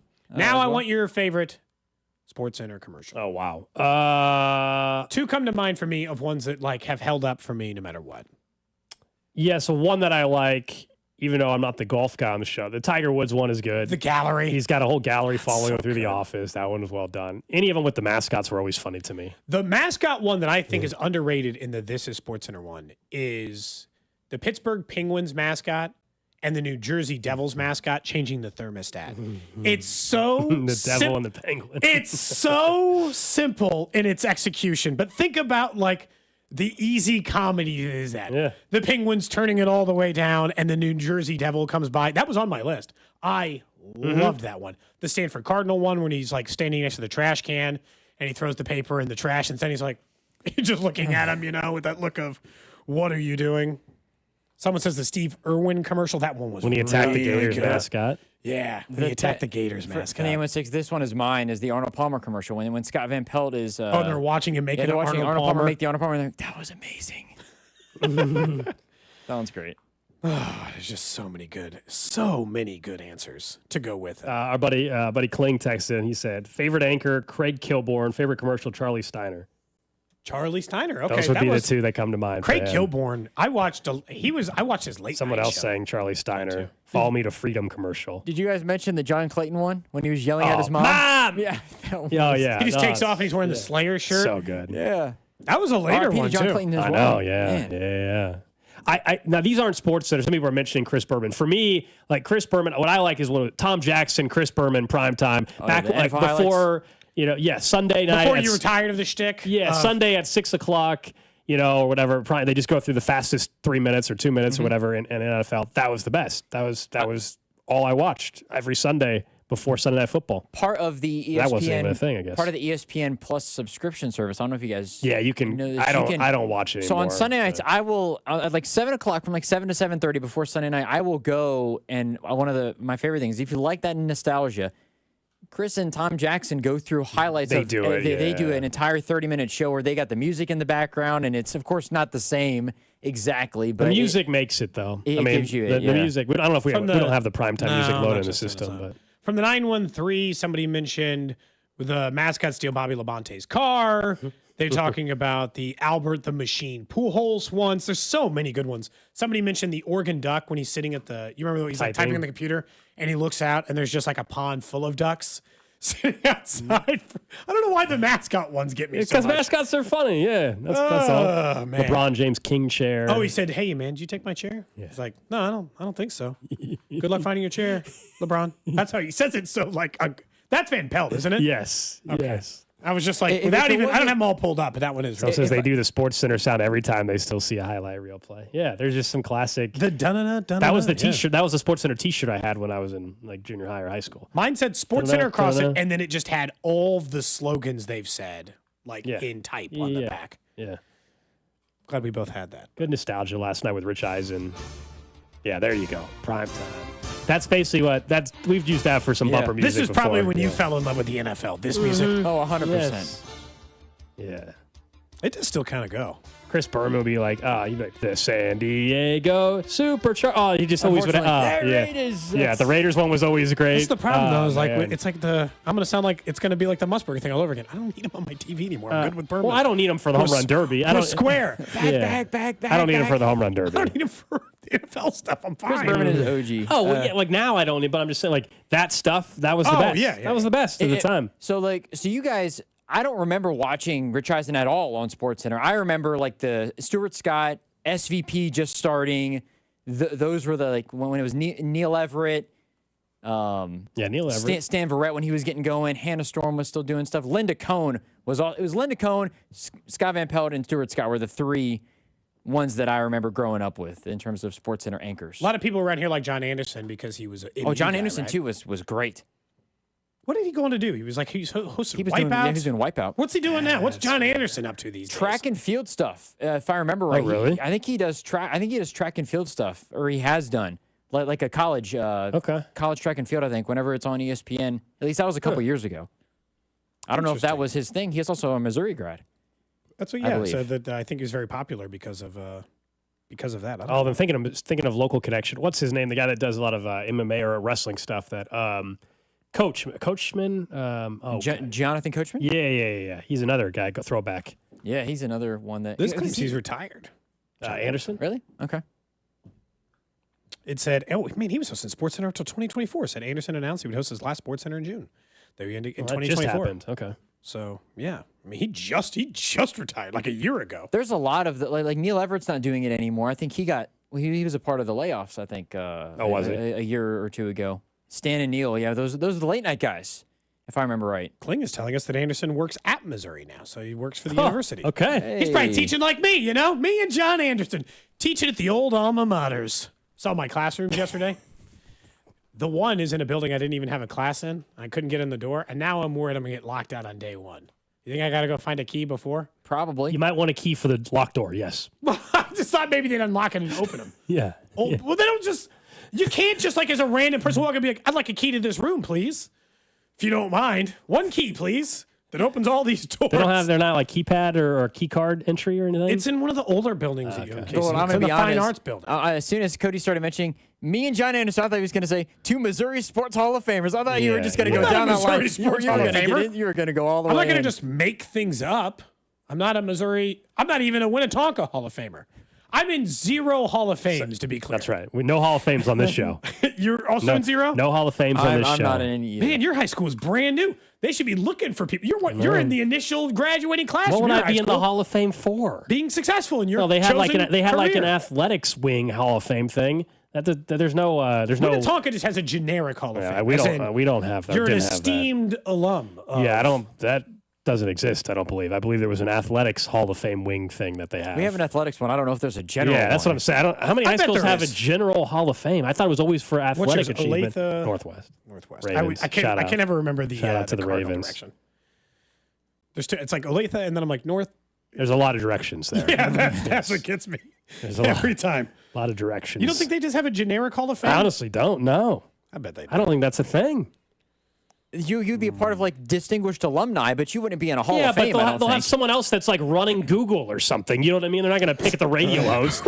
You know what I mean? Like, I mean, come on, Or man. like, They I pick know all with- kinds of people for different reasons. With Old Dominion, I mean, like you guys said, they didn't have Vinny on there, so Cody had to make the pay. Had to put Willie a- Cauley Stein put a was score recently on. inducted to their high school Hall Who? of Fame. Oh, Willie Cauley Stein. yeah, but athletes. As was Kelsey Brooks, who was a female basketball player. There you go. Okay. Again, those are. I See, don't know. athletic achievements. General Hall of athletic Famers, man. achievements. But there could be other people. I don't know. I'm just looking. I don't know anything about your school. Like obviously. Olathe North, Darren Sproul's in it. Yeah, it turns out he's pretty good at football. Yes. There's a wall of honor for the Olathe public schools. For the whole district? For the whole Hey, district. hang on. No chance. Is the Wall of Honor like distinguished alumni, or is the Wall of Honor Distinguished just alumni. Again, they're going to pick someone that's like a U.S. senator or something. You know what I mean? How many U.S. senators do you think went to your high school? No, you said all of Olathe. You don't think there's ever been someone that's accomplished something out of the Olathe school district at a high level? I think that there are, but I And also not think the that, radio host in Kansas City. I think I'll tell you, that's not going to happen. I think some people would view. I think some people would view. Someone said I'm a 2012 O&W grad. Had no idea he went there. See, that's my point. Nobody cares, Cody. Nobody cares what high school you went to. It's a very St. Louis thing, okay? It's a very St. Louis thing. I'm just saying. What I'm saying is, or if you're Jay Binkley, who was texting me about high schoolers again last night, as a matter of fact. About like what? Let me pull it up. All right, we got to get to a break. We were talking about Mitchell Tinsley, the guy that was going off for the Bengals last night. He said, "Oh, by the way, the guy, he's from Kansas City. Of course he is, Bink. Yeah. I didn't know that. You would know that because he's Jay Binkley." All right, up next, let's get to who has to be better tonight and where the quarterback decisions are going to be made the rest of this week in the NFL. Cody and Gold, brought to you by Heartland Men's Health, the leader in men's sexual health. Thousands of men have been successfully treated for low T, ED, and more, all with discretion and compassion. Make your appointment at heartlandmenshealth.com. Follow the station on Instagram for ticket giveaways and behind-the-scenes content from the show at The Fan 965. guys, are you tired and ready to do something about it to get your energy back? I know it sounds easier said than done, but now Synergen X and the Low T Center have the solution. New at-home TRT. Personalized for you, the individual, and delivered straight to your door. Getting started is quick and easy. Drop in to one of the care centers, get a quick test, and could get the results back in as little as 20 minutes. And you could save even more time with our new mobile app. It's like being at the provider's office, but without the hassle. So affordable treatment options, but you can do at your home. So whether you want at-home care or in-clinic care, Synergen X and Low T Center can handle those things for you. And like I said, with the new mobile app, it could be even easier than that. So if you're tired, you just haven't been feeling your best, and you're not sure if you need to be tested for low testosterone, don't wait any longer. And imagine how much better you'll feel when you take your health back. So restore your energy and get on with the rest of your life. Book your appointment now at fixmylowt.com. That's fixmylowt.com. We're hiring residential garage door installers at Overhead Door Company of Kansas City. Join the team trusted here since 1927. Apply today, get a call today. No experience necessary. Paid training for motivated applicants to install garage doors. Hiring bonus up to $2,500. Mechanical, carpentry, or service industry experience is a plus. Good benefits include health, dental, vision, and pension. Earn as you learn to service the best garage door customers in KC. Apply today at overheaddoorkc.com. On Tuesday, August 26th, it's FanDuel Futures Day, a new holiday for every single football fan. It's 24 hours of deals, and you know I love a deal, on all your football season predictions. So take a flyer on who you think is going to win MVP. Take a flyer on who you think is going to win the championship this year, and you can parlay your division dark horse candidates. Mark your calendars. This is your day for your hunches, your hot takes, your calls, your odds. You guys always tell me what you think. This time, put your money where your mouth is. All you need to do is visit the FanDuel app today and start planning your futures bets now. So if you like Patrick Mahomes to win MVP, this is the time to take him. Or if you think the Chiefs are heading back to the big game, August 28th is a day for you. Because Futures Day is one day and one day only. FanDuel, play your game. 21 and present in Kansas. FanDuel is offering online sports wagering in Kansas. Under agreement, Kansas Casino, LLC. Gambling problem. Get up with your best bet. Call 1-800-522-4700. It's KansasGamblingHelp.com. Hi, it's Christina with Piropos Restaurant on the hill at Briarcliff. When you dine at Piropos, you love the cuisine we mastered from Argentina, like our famous empanadas, crab bisque, peppercorn encrusted filet, and so much more. But we prepare to say wow with our stunning hilltop views overlooking downtown Kansas City. Be playful and enjoy life at Piropos for dinner. Go to piroposkc.com or call 816-741-3600. I'm McCall with Lee Summit Subaru, and it's time to make a big deal out of nothing. Announcing Lee Summit Subaru's 0% event. Up to 0% financing on select 2025 Subaru models for 72 months. And we have the largest selection of Subaru certified vehicles in Kansas City, starting as low as 1.9% for 72 months. Fall in love with driving again at Lee Summit Subaru. The Subaru A Lot to Love event. Based on January 2025 through June 2025 Kansas City inventory listings. Hey friends, it's noisy out there with information coming at us all day, every day. It's hard to know what to trust, and the world of wealth management is no exception. That's why UMB Private Wealth Management helps you tune out the noise and tune into what matters most. They'll create a financial plan based on your unique goals, so it's your voice that comes through loud and clear. Get financial clarity. Go to umb.com/privatewealth to schedule an appointment. That's umb.com/privatewealth. Flooded bathroom? AC on the fritz? When things go wrong, you need reliable service fast. Call Hamilton Plumbing, Heating, AC, and Rooter and take $50 off any HVAC, plumbing, or electrical repair over $200. The pros at Hamilton are ready 7 days a week to fix the problem. Over 40 years experience, more than 8,000 five-star reviews, plus our exceptional service guarantee means you can trust Hamilton to bring comfort and calm back to your home. Visit callhamilton.com for detailed terms and conditions. License number 2025-11121. This is the story of the one. As a safety manager at a manufacturing plant, he does everything he can to keep his coworkers safe. From finding ways to reduce risks to keeping safety supplies in stock. And for that, he relies on Grainger. Grainger offers a broad range of quality products and next-day delivery, so he can always play it safe. Call 1-800-GRAINGER, click Grainger.com, or just stop by. Grainger, for the ones who get it done. If Old Spice Deep Sea Super Hydration Body Wash were music, what would it sound like? Start with the deep sounds of Old Spice's ocean waves and kelp. Layer on the smooth, renewing moisture. You wouldn't hear any parabens or phthalates because Old Spice Deep Sea hasn't got any. But you would hear that vitamin B3 for healthier looking skin. So while your regular body wash sounds like this, Old Spice sounds like this. Sounds like it smells amazing. If you're 55 or older and into that whole saving money thing, T-Mobile has an exclusive phone and internet bundle just for you. Right now, get 2 unlimited phone lines plus 5G home internet for just $30 each per month with AutoPay, plus taxes and fees. And with 5G home internet, setup is easy with just one cord and no technician needed, which is great if you're also into that whole keeping it simple thing. Switch now and experience the best mobile network in the U.S. Visit your local store to start saving. T-Mobile, it's better over here.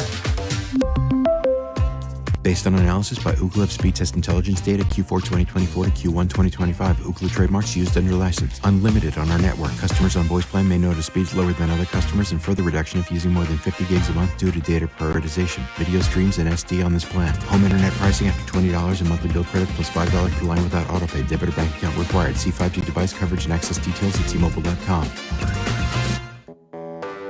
When you're hiring, have you ever felt like you're missing out on meeting truly great candidates for your roles? It seems impossible to find them, but they have to be out there somewhere, right? Well, they're not hard to find when you know where to go, and that place is ZipRecruiter. And right now, you can try ZipRecruiter for free at ZipRecruiter.com/free. ZipRecruiter helps 10 million people with their job search every day. And because these people are actively looking for jobs just like yours, it's easy to find the right person right away. In fact, 4 out of 5 employers who post on ZipRecruiter get a quality candidate within the first day. But if you're not using ZipRecruiter, you're missing out. So see what it's like when the impossible is easy. When you go to ZipRecruiter.com/free right now to try ZipRecruiter for free. Once again, that's ZipRecruiter.com/free. ZipRecruiter.com/free. Never miss out on great candidates with ZipRecruiter. Have you watched Die Royal Decree? How about Chiefs Take Tuesday? Or would you rather Wednesday? Follow us on Instagram at TheFan965 for exclusive video content, giveaways, and behind-the-scenes action. 96.5 The Fan, KFNC FM and AM, HD1 and HD2, Kansas City, in Odyssey Sports Station. 1 o'clock hour here on Cody and Gold. Earlier today, we chatted with Damian Hughes, former Chiefs wide receiver, part of the Chiefs radio network. Asked him about the wide receiver room, what has stood out, what's the best timing for a suspension for Rashee Rice, and also his perspective on Kingsley Suamataia in that left guard spot. That's coming up around 1:35 here on Cody and Gold. Don't forget, though, on Tuesdays, our lunch partner here on Cody and Gold is our friends over in Waldo. Of course, Bo Roo over in Waldo, where you're like, Taco Tuesday, Bo Roo Asian Eatery. Yeah, it's not tacos, but it is bao buns. The fluffier Asian taco. Head down to Bo Roo in Waldo. Grab a bao bun for just $2.50 or switch it up with some ramen or sushi while you're there. Summit Hospitality Group, proud partner here of Cody and Gold. Let's talk about the Royals a little bit. Seth Lugo is on the bump tonight, and he has been great all year up until the last 2-3 starts. The last 2 outings, he's given up 7 runs. In August, 12 and a third inning, 19 hits, 16 runs, 10 walks. That's an 11.07 ERA. Some of this might just be a bunch of innings on a guy's arm, and it's August, and it's hot out, and he's wearing down. They insist, he insists, nothing is wrong in terms of actual injury. We've already talked today about, hey, you're right in it now. You're 3.5 back. You got 3 teams now that are all level in the wild card spots. You're not chasing, the Rangers anymore. You're in front of them, but you're in the middle of a big 4-game series. I don't even need Seth Lugo to be what he was in April and in May. I don't even need that. But it cannot be these 4-inning, 6 earned anymore. Like tonight, would you lock in 5 2/3 and 3 or 4 runs? Probably. Based on what he's been the last couple. I don't know that I'd lock it in, but I'd probably get close. The problem is that if you and I are to fully buy in and say this is a playoff team again, that does not happen without Seth Lugo returning to form. Hell, had he returned to form sooner, they might be in a playoff spot. That's the whole other part. And Reagan's rehab apparently is getting closer and closer. He's starting to throw a little bit. I'd say it's 4, either below average or straight up bad starts. It's 2 horrible starts in a row. And they won the first 2 when he was pitching below average. So to your point, Gold, going 5 2/3 and allowing 3 earned runs, which he did 4 starts ago, they won that game 9-6. 3 starts ago, he went 4 2/3. Not good enough, but only allowed 2 earned runs. They won that game, Gold. He walked 4 guys, had no control, but they still won that game. He didn't let them get away. They've lost his last 2 starts in which he's given up 7 earned runs and 6 earned runs. I don't know how, but they almost won the game in which he gave up 6 earned runs. They lost that game 7-8, remember, and they came from behind and almost won. They need regular Seth Lugo. And you don't have to go that far back in the time machine for when he was pitching really well. He was pitching really well at the beginning and in the middle of July. He then lost it and never really refound it the rest of the way. He is a very important player for them. Cole Reagans probably isn't coming back till the beginning of September or the end of August. And Noah Cameron, the rookie, cannot be the guy who carries your rotation by himself. Like, they've got other guys pitching okay, but Lugo is far too important. And there aren't enough games left for him to just lay eggs. So tonight feels like a big game for him, because he's coming off those 2. It feels like a big start for the Royals. Win or loss. Yeah, and it feels like a big start for Seth Lugo. And as someone from the 785 point on the text line too, you're in a crucial stretch of 4 against the Rangers, and then you got the Tigers, and then you have the White Sox, and then I think it's the Tigers again or something like that. You need to make sure your bullpen's available. Urseg and Estevez pitched last night. I mean, you don't want to get to a point where with 2 games to go in the series, let's say tonight he only gives you 3 1/3. Then you're using all your bullpen tonight. Yeah, you might win, but you're going to use all the bullpen tonight. Then off day, right back into the 2 more against the Rangers. And then, a huge series against the Tigers. Not huge because I think they're catching them in the division, but every game is massive, especially against American League teams at this point. Especially against winning teams in the American League and teams that you would expect to lose series against. You want your full complement of players available to you before the Tigers series. Yes. I know we've been praising Noah Cameron, and he deserves it. He's been awesome. I still think if we said the most underappreciated player, it's probably Michael Wacha still. Yeah, that's fair. Like, just from an underappreciated. Because Noah Cameron, by fans, we're saying that Noah Cameron should get more love nationally, but here everybody is giving him appreciation. Michael Wacha across the board might just be like the guy that just quietly does his job. He just does his thing, and sometimes we just forget he exists. He has a 3.34 ERA, and if you would have told me it was a half run lower or 3/4 of a run higher, I would have probably believed you. I had to look it up. 25 starts, most on the team, 142 innings, and a 3.34 ERA. He's been phenomenal. Last year in Kansas City, 3.35 ERA and 29 starts. He has been borderline an identical pitcher. Each of the last 2 years, start after start. So credit where it is. It wouldn't be Noah Cameron alone. But at some point, you're going to have some down offensive games. You're not going to score 5.5 runs a game forever. And Lugo, in particular, because they've been without Reagans, has been the pitcher letting them down lately. Like they could have they could be even closer to a wild card spot if he had just been okay. Like in that start where he gave up 6 runs and they lost that game 8-7. He could have just been okay that night, Gold. And the way the Royals were hitting, they still win a baseball game. But he was straight up bad. And as a result of that, they lost a game. Almost single-handedly. I understand they blew the game late and they had opportunities. They had 1 million base runners in that game.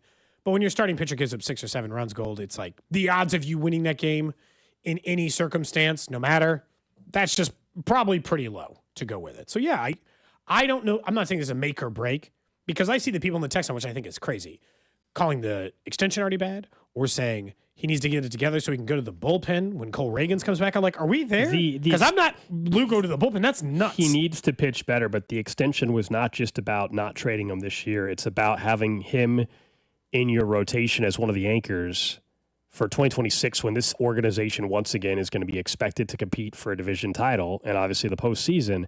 So, yes, if he continues to pitch poorly and he starts next season poorly, then we can have a conversation saying, whoops. But because of 4 or 5 bad outings, when he otherwise has been sensational, for 2 does years. not mean the extension is bad. Is it just terrible timing for optics? Sure, he gets an extension and then he pitches back. Unfortunate. That sucks. I mean, it does. It's not great for anybody. I'm sure he's not thrilled about it, and I'm sure the Royals are like, well, son of a, But it does not mean the extension is bad yet. Let's see how he finishes the year. Let's see how he starts next season. Up to when he started pitching poorly in August and then part of July, up until he had started pitching poorly, he was like the single most successful Royals pitcher who had made like 60 career starts or 50 or more career starts. He had like a 3-point earned run average in like 50 career starts. I wonder if... And as of, let me see. Yeah. July 19th, still had a sub-3 ERA. As of July 19th, still had a sub-3 ERA. Then it went 303, 306, 346, 377. Up until those last 2 starts, he had a 306 ERA. I had no problem with Seth Lugo. I still don't have a problem with Seth Lugo. What's funny about tonight is I think it's a big start for him.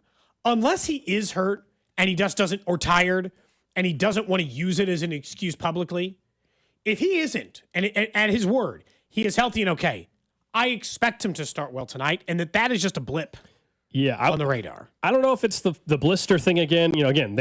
We can only go off of what they're claiming and telling us publicly, right? And right now they're saying everything's fine because I know the blister was the thing, and at one point they acted like basically it's not going to get better until he doesn't pitch. Yeah, and those little things can bother you. And so I don't know what the reason is. If they had the simple solution to it, obviously it would happen. But to your point, if he goes out there and pitches well tonight, I think everybody can take a deep breath and calm down a little bit, and then we'll see what happens with Cole Reagans at the end of the month. Yeah, that's the other part. What do they do about Cole Reagans? What do they do about Jack Caglione? Let's just call it September 1st for both. It's got to be interesting. It's going to be really some roster decisions, too. Interesting. Well, Michael Massey's, too, floating around there. What do they want to do? I think they have till the 29th on Massey to make a determination. So around that same time, September 1st, they got to make calls on Massey, Cole Reagans, and Jack Caglione. Cole Reagans is an easy one. He's going to be in the rotation. Just is what it is. We don't have to think too much about it. Massey and Cags are tough because they weren't playing well before they went on the injured list. And the people who are currently playing in the lineup are playing okay or really well. Like Yaz seemingly is just going to do nothing but lead off home runs for this team every night. I wonder, Noah Cameron, we just got done saying how great he's been. Yeah. Noah Cameron is going to be tricky because let's not forget, he is still pitching more innings than he ever has in his life. And so I know we're like, oh, you can't limit anything. He's pitching so great.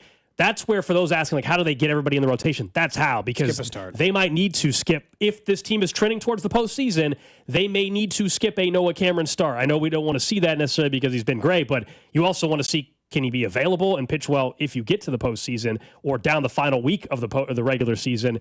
I don't know. We'll ask JJ Piccolo. That's a good question maybe next week for him, because Noah Cameron clearly is pitching more than he ever has in his life. And so when does that become a problem? Not only for his own health, but effectiveness down the stretch. I'm also just afraid to ask the question about, like, what do you do when you have too many starters? Because I think right around the time I asked that question this year, Lugo got hurt, Reagans got hurt, Lorenzen got hurt, and they had to trade for multiple starters because they didn't have anybody. Right now, their options to start when Cole Reagans come back are him, Noah Cameron, Ryan Burgert, Michael Lorenzen, Seth Lugo, Michael Waka. Now, here's the thing.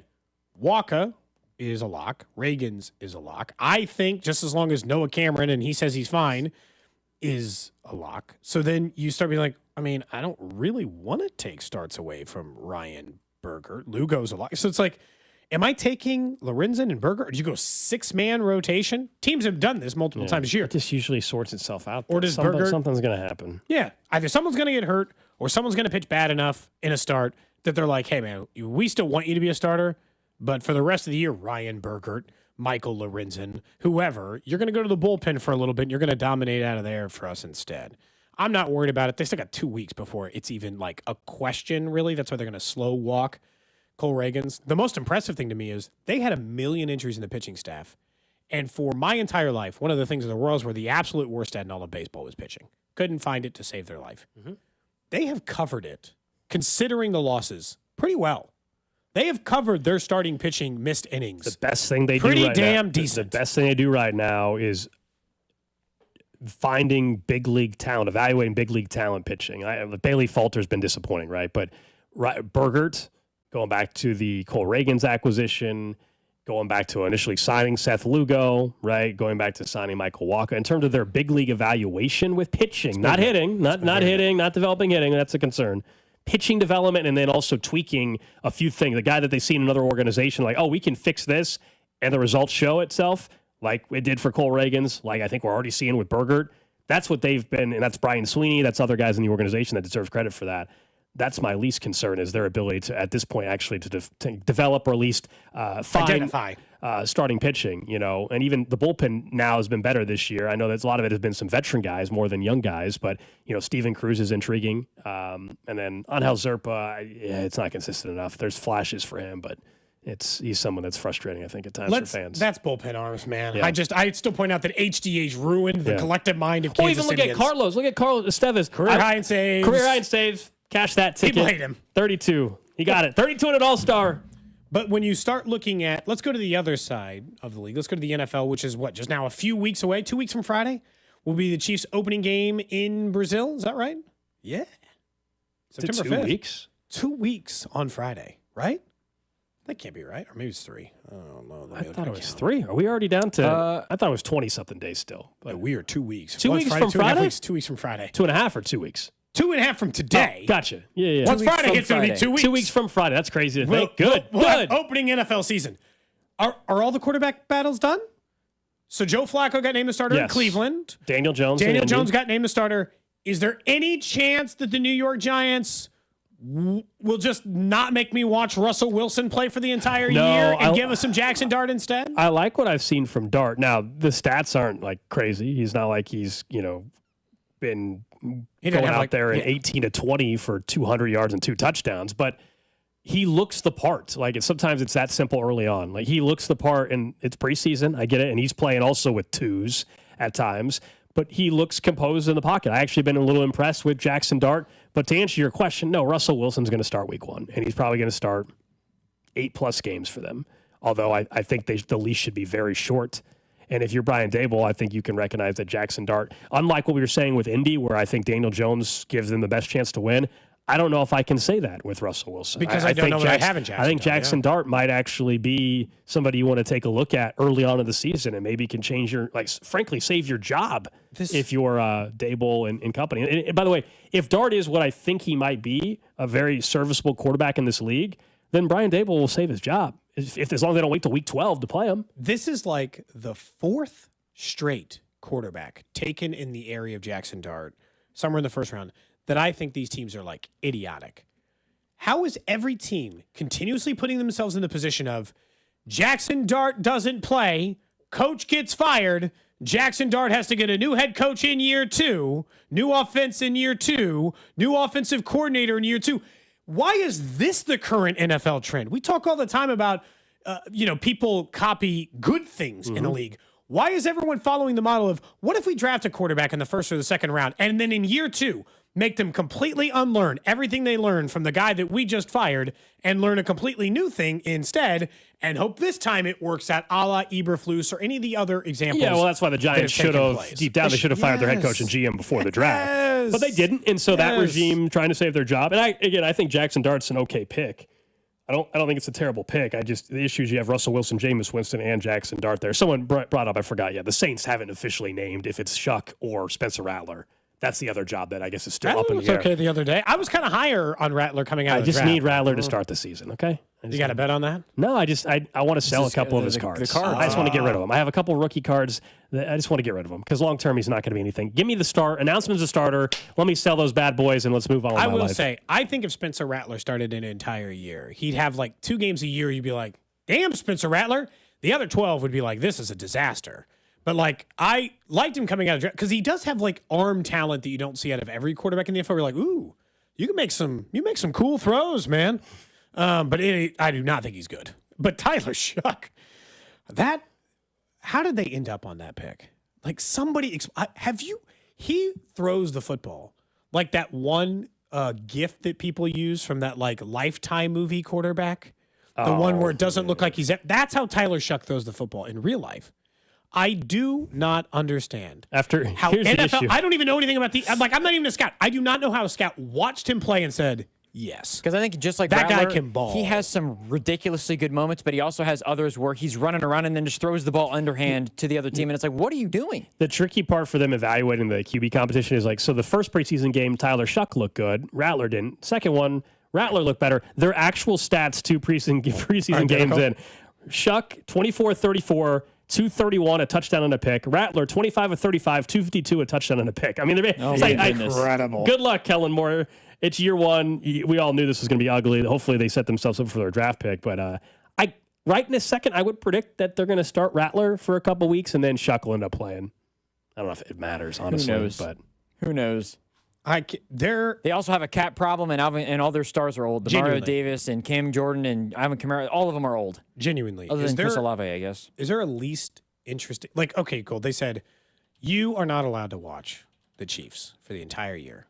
And now we're going to do a blind draft of picks 1 through 31 of the team that you are going to get to watch every. Oh. Are the Saints dead last? If you had to pick one team that you do not want to see a single game from this year, are the New Orleans Saints the number one? You're just begging to not see them. Dude, I'm not kidding. Please. I hope to not watch a single second of Saints football this year. Red Zone channel, baby. I hope to not accidentally catch a Tyler Shuck touchdown in red zone. I hope that's when I'm in the bathroom. I got no interest in watching the Cardinals Saints. week 1. That might be the least interesting on the entire slate, the entire year. Saints, Cardinals? Ugh. Week 1. Saints, Panthers, I guess, at some point this year. I'm really curious. Hang on a second. I want to see what the worst game would be conceivably for you to watch with the Saints this year. Panthers. Panthers might actually be better than we think. No, the Panthers will be, but I don't want to watch that game. Saints, Jets? Saints, Titans?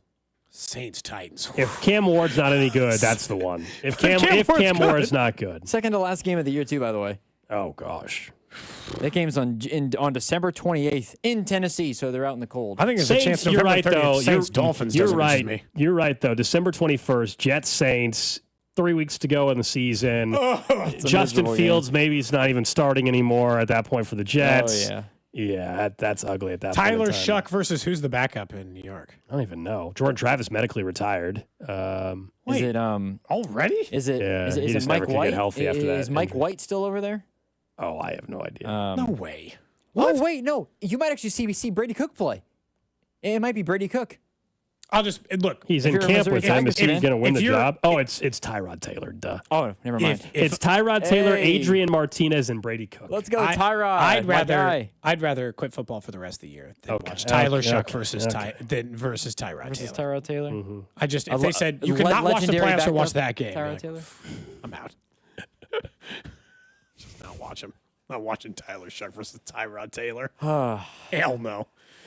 This is not a like all pizza's good pizza. That could be That's just decidedly not That an could be a entertaining pivotal. question. That could be a top. That could decide the number 1 pick in the draft That right game there. that game might be really good, Cody, but that game is 9-7, and you don't want to watch it. I'd rather watch an entire season of The Real Housewives of Atlanta than an entire season of The Real Housewives of Atlanta than watch that football game of Tyrod Taylor versus Tyler Shuck. I mean, just do not put me That anywhere. sounds like somebody that's watched an episode or two of The Housewives of I Atlanta. haven't. I was trying to think of like a reality show that seemed ATL, man. And I don't even know if they're Out doing. of all of them, he picked the Atlanta one. He didn't pick any of the other ones. I was thinking like NFL teams, and I can't remember all the cities. If we're Fair being enough. honest, I've never New actually Jersey. seen an episode of it. Yeah. Have you? I've seen The Real Housewives of New Jersey a couple times. I have two sisters. This thing's been. I watched this when we were all still at home. This many years man. ago. Yeah. I was like, I've never seen that show. Oh yeah. Yep. I absolutely. One of the guys went to prison. The husband of one of the wives at one point in time. Wait, is that the Chrisley people? No, that's a whole different. That's a a different That's a group whole of people. different thing. I don't know what's going on. I don't watch a lot of reality TV or any really. No, yeah. There's. I can still picture a couple of the episodes of that show. Oh man, I didn't realize you were. They were a at Real a Housewives fan. they were at a dinner and she flipped over the table. Oh yeah, I remember. Wow. Yeah, I think one. I think That sounds way more entertaining than I think the Tyler husband. Shock. I think the husband went to prison for a little bit for fraud or something. Anyway, up next we'll get to what's trending. Plus our conversation with former Chiefs wide receiver Damian Hughes. We asked him what he's seen from the wide receiver group, including how he would approach Kingsley's performance this year. What's up, Kansas City? This is Bobby Witt Jr., and you're listening to Cody and Gold, weekdays starting at 10 on 96.5 The Fan. Brought to you by Heartland Men's Health, the leader in men's sexual health. Thousands of men have been successfully treated for low T, ED, and more, all with discretion and compassion. Make your appointment at heartlandmenshealth.com. What's up, guys? It's Drew. The Royals are in that playoff push, and the Chiefs are getting ready for their 2025 season. They have to be able to perform at their very best when it matters most. Did you know that Blue Chew provides access to chewable tablets that help you feel and perform at your best? Stronger, harder, longer lasting. It's like if someone gave your downstairs a pep talk and a gym membership. Blue Chew is the original brand offering chewable tablets for better sex. Be more confident where it counts. You'll have flashbacks to your glory days. Date nights just got longer and better for everyone because showing up matters during life's most exciting moments. Guys, this isn't just about performance. Give her group chat something to talk about. Nothing makes you more of a legend than a little Blue Chew. Discover your options at BlueChew.com. And if you go there, we've got a special offer for you. You get your first month free. Just use promo code KFNZ at checkout and cover $5 for shipping. That's it. Then you'll be ready to chew it and do it. If you have back-to-school shopping to do, then you should make Macy's your first stop because Macy's has back-to-school styles from brands like Nike and Jordan, must-have denim from Levi's and Good American, and now Macy's has Abercrombie Kids too. It's all in one place, all at great prices. And here's another reason to come in. If you're already at Macy's and you saved so much, you could stop by the fragrance counter and pick up something for yourself too. The best back-to-school styles are here now at Macy's. This is the story of the one. As a lineman, he does whatever it takes to keep the power on in his community. And he wants a partner like Grainger who does the same. Grainger offers the professional-grade products he needs, from voltage detectors to harnesses to hard hats, plus fast, dependable delivery, so he can rise to every challenge. Call 1-800-GRAINGER, click Grainger.com, or just stop by. Grainger, for the ones who get it done. This Labor Day weekend, we're celebrating Bob's Discount Furniture's 200th store milestone with the entire Bob's family across the country. For more than 30 years, we've believed everyone deserves the home they love. That's why we brought our everyday low prices on furniture, mattresses, and more to over 200 locations from coast to coast and counting. Not to mention free treats for the whole family in our cafes. Celebrate Bob's Discount Furniture's 200 store milestone this Labor Day weekend. Oh, my Bob! When your name's on the paint job, your primer better hold up. Painters trust Kills primers for serious adhesion, stain blocking, and a finish that lasts. Now, the full Kills lineup is available exclusively at the Home Depot. Need it fast? Get same day or next day delivery, or order online and pick it up in store. Kills primers, pro results, faster. The Home Depot. If you're a pro, you know. This Labor Day weekend, we're celebrating Bob's Discount Furniture's 200th store milestone with the entire Bob's family across the country. For more than 30 years, we've believed everyone deserves the home they love. That's why we brought our everyday low prices on furniture, mattresses, and more to over 200 locations from coast to coast and counting. Not to mention free treats for the whole family in our cafes. Celebrate Bob's Discount Furniture's 200 store milestone this Labor Day weekend. Oh, my Bob! When your name's on the paint job, your primer better hold up. Painters Trust kills primers for serious adhesion, stain blocking, and a finish that lasts. Now, the full Kills lineup is available exclusively at the Home Depot. Need it fast? Get same-day or next-day delivery, or order online and pick it up in-store. Kills primers. Pro results. Faster. The Home Depot. If you're a pro, you know. Jorge, let's bring the nail gun over here. Jose stands tall atop his sustainable flooring company. Totally. It's renewable and moisture resistant, but we have several green options too. Or we got some beautiful reclaimed oak. But floored by his success, he needs to hire more installers. I need Indeed. Indeed you do. When you sponsor a job on Indeed, it's easier for talented candidates to find it, which makes it easier for you to hire them. Visit Indeed.com/credit and get $75 towards your first sponsored job. Terms and conditions apply. This is the story of the one. As a lineman, he does whatever it takes to keep the power on in his community. And he wants a partner like Grainger who does the same. Grainger offers the professional-grade products he needs, from voltage detectors to harnesses to hard hats, plus fast, dependable delivery, so he can rise to every challenge. Call 1-800-GRAINGER, click Grainger.com, or just stop by. Grainger, for the ones who get it done. Oh, hey. Hey, thanks for meeting me here. It's just, you're my only lawyer friend, and I need your professional opinion. Do you see that brand new Hyundai Tucson out there? That's all I paid for it. Let me get back to you on that. Deal's so right, it almost feels wrong at the Hyundai Getaway Sales Event. Get 0% APR for 60 months, plus 0 payments for 90 days on all Hyundai Palisade, Santa Fe, and Santa Fe hybrid models. And check out our other great deals at your Hyundai dealer today. Offer ends September 2nd. Call 562-314-4603 for details. This is the story of the one. As a safety manager at a manufacturing plant, he does everything he can to keep his coworkers safe. From finding ways to reduce risks to keeping safety supplies in stock. And for that, he relies on Grainger. Grainger offers a broad range of quality products and next-day delivery, so he can always play it safe. Call 1-800-GRAINGER, click Grainger.com, or just stop by. Grainger, for the ones who get it done. Now that I'm a dad, I can't stop thinking about what would happen to my kids if something happened to me, like losing the house or not affording college. Yeah, that used to keep me up at night too.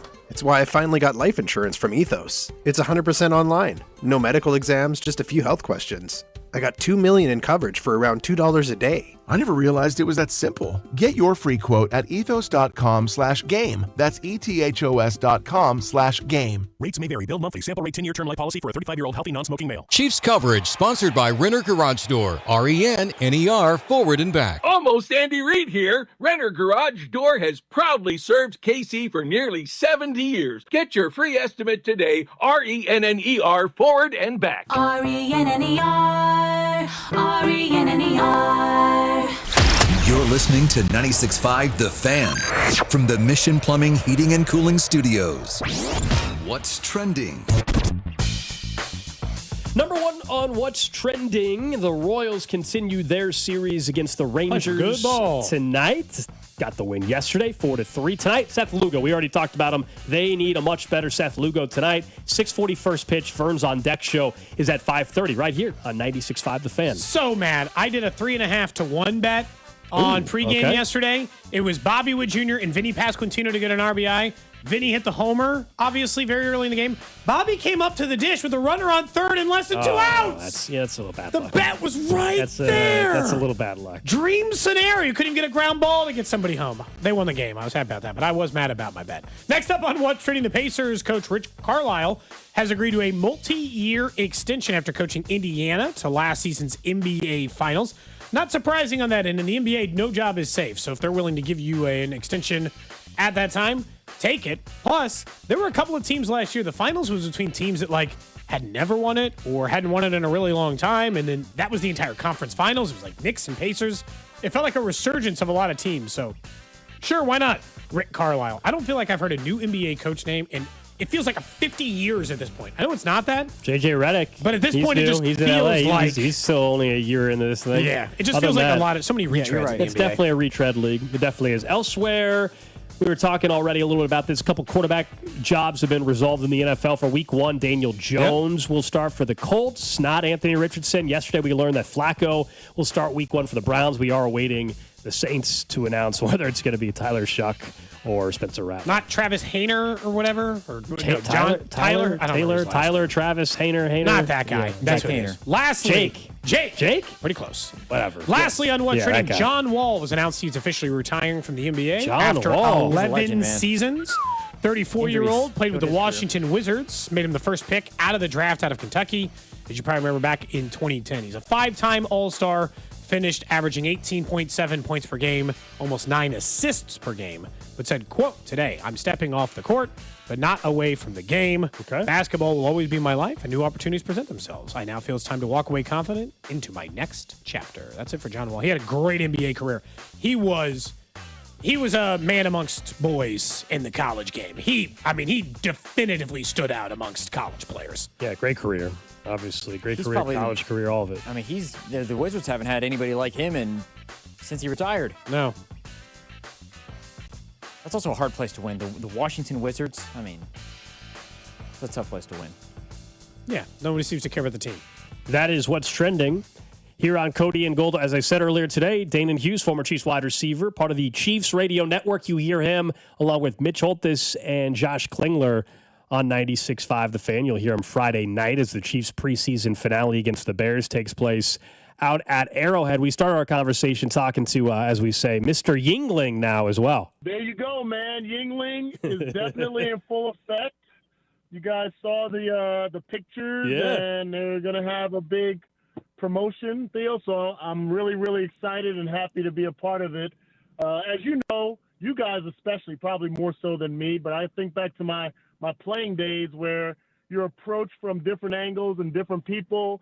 Some things, I'm a very picky eater, so it wouldn't necessarily be a relationship for any kind of food for me, unless it's a specific food that I eat all the time. But I actually have been more excited because Yingling is a beer that I actually drink.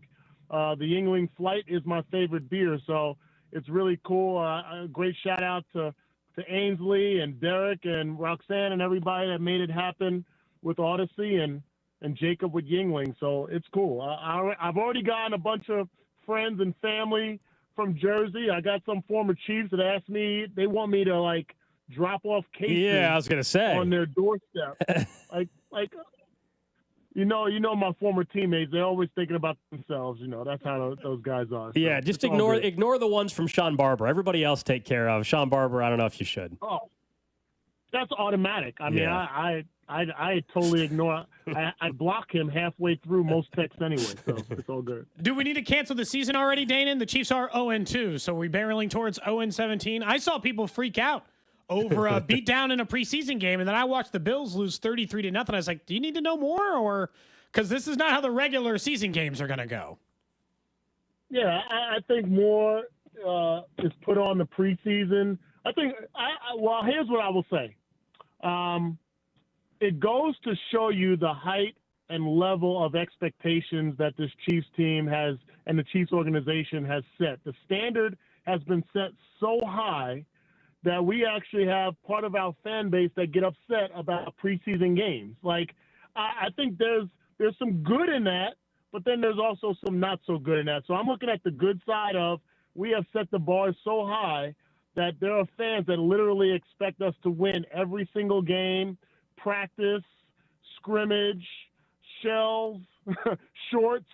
Every time the Chiefs take the field and there's a red helmet with the emblem on it, we're supposed to actually dominate. And to some extent, that's cool. But then you also have to have a reality check and understanding that the starters haven't played. We were 0-3 last year in the preseason and still had the best regular season record and made it to the Super Bowl. So once you start to breathe, exhale a little bit, Chiefs Kingdom, and realize that these are just practices and we have a bigger plan than most teams. There are teams out there that actually, and organizations, and more importantly, coaches and players specifically, that are leaning heavily on winning preseason games because maybe their job depends on it.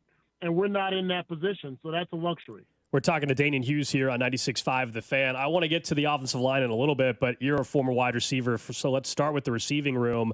And who has stood out the most to you? We saw you up at camp. We certainly been talking about a few guys. Who stood out the most when you were watching some of those practices and obviously being there the last couple weeks in the preseason? I obviously always like to look at the guys that are down on the depth chart. I mean, that was me for most of my career, being a fourth receiver, third, fourth, fifth receiver, special teams, knucklehead that made his way in the league for 6 years. So my eyes always gravitate to the Brownlees and the Thorntons that are at the bottom of that roster that are trying to clamber to that one or two possible receiving spots. I think those guys have made the best of their opportunities, but we also have to factor in assembling a roster. You guys know this. It's not so much about who's the best receiver in the preseason that can fill that fourth, fifth, or sixth slot. It could possibly be the best receiver that would be accepting of the fourth, fifth, or sixth slot and accepting and willing to participate in special teams a bulk of their time. There have been times around the NFL, not just with the Chiefs, throughout history, where the best receivers did not make the team because they would be the guys that might sulk on the sideline, might be a negative energy to the locker room because they think they should be playing more as wide receiver as opposed to accepting the role that's given to them until their opportunity presents itself. And those are the guys that you have to be able to sort through to be able to have a complete locker room for a championship effort. But those two guys at the wide receiver position, to me, I like Nico Remigio. I think he's garnered a lot of confidence, not just in his return ability, but being that guy that can be dependable as a third or fourth receiver, 2-minute drill, driving down the field at the end of a half or the end of a game, and you need multiple guys on the field. Rashee Rice being suspended, who's going to be that guy that will accept that role? So I like those three that jump out to me. Where do you rank this receiver unit on paper compared to previous years? Like, where does it fall in the mist? Now, I understand part of that is not knowing how long and when Rashee Rice could possibly be suspended, but like just on paper, the Hollywood, Rashee Rice, Xavier Worthy, where is it amongst Andy Reid's best or worst wide receiver units? The jury's still out for me, and that's an honest assessment. One, we haven't played multiple games together. Like, we can look at last year and get a snapshot of what could have been, but we didn't have Hollywood Brown early in the season. When we finally got him back, he wasn't necessarily 100%. We didn't have Rashee Rice. I think they are capable, and Andy Reid has said it. This team, this wide receiving group is capable of being the best he's ever coached. That's a tall task and high praise. But I still have to see it. Like, to me, we haven't seen them in the preseason games. We haven't seen them assembled together. We haven't seen them all healthy. It's tough to look at the Legion of Zoom that won that Super Bowl in the 2019 season and say that this group is better, but I'm waiting to see that because they had a different complement. Obviously, with Tyreek Hill, you had Sammy Watkins that was a more bigger physical receiver. Like, I think that dynamic was different, but I'm excited about this wide receiving crew. If they can stay healthy and Patrick Mahomes has the confidence in him like he did with them, it's going to be something special. Talking to Danian Hughes, former Chiefs wide receiver, of course, part of the Chiefs radio network right here on 96.5 The Fan. Rashee Rice, none of us know how this is going to all play out ultimately, the timing, the length of suspension. But what's your, I guess, take on how it could impact the season? You know, are you looking at, hey, the fact that he's available, at least as of now, for week one and that first 4 games is a real positive? Do you think later in the year is going to be more problematic to miss him? How do you see that potentially playing out? I think it all depends on how long the suspension is. I do believe that it is definitely a benefit for the Chiefs to have had the services of Rashee Rice since he's been cleared through OTAs, minicamp, training camp, preseason, and to know or at least have a strong feeling that you're going to have him for those first 4 weeks.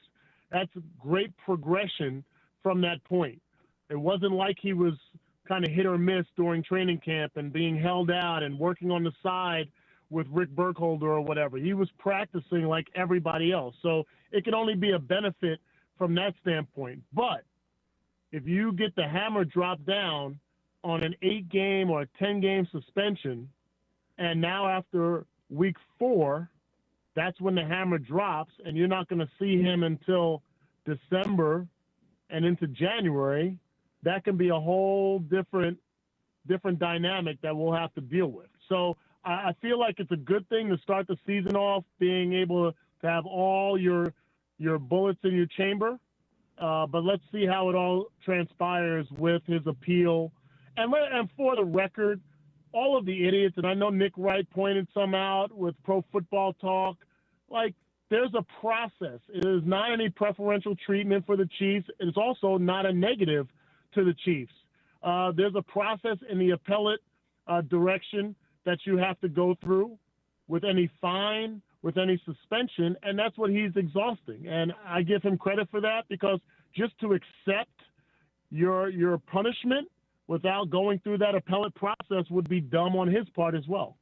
When you look at the left side of the offensive line, where's your confidence level there? We understand it was messy for a good chunk of last year when they had to bump Joe Thuney out to left tackle, an unnatural position. And now it feels like Andy is already talking about Kingsley as a guy who is, he's talking like him, like he's a rookie because he's learning left guard. And outside of that, like, how comfortable are you with the left side of the line? Do we need to give Kingsley more leeway than previous thought? I think we definitely need to give Kingsley more leeway because he's moving interior. It might be a little easier for him. Doesn't mean it's going to be easy, but it's going to be a little easier for him because he's not totally out in space. And you don't have to deal with the athleticism that you have to deal with at the tackle position with all the outside linebackers and defensive ends, the talent that's at that position every single game. I was looking through the schedule last week thinking, okay, is there a time where Josh Simmons and Juwan Taylor are going to have a relatively easier week? Not easy, but easier. And there's not. They're going to face a gauntlet of outside linebackers and rushers throughout the season. And to think that Kingsley is now isolated a little bit less inside, it's going to have the help of Creed Humphrey, going to have the help of Josh Simmons on that side. I think that's going to help him. And then to think that Josh Simmons is going to come in and be Willie Roaf, that would be a misnomer. He's going to go through some growing pains. He's going to be put on skates at times, and we're just going to have to hope that Patrick is able to make plays off of that.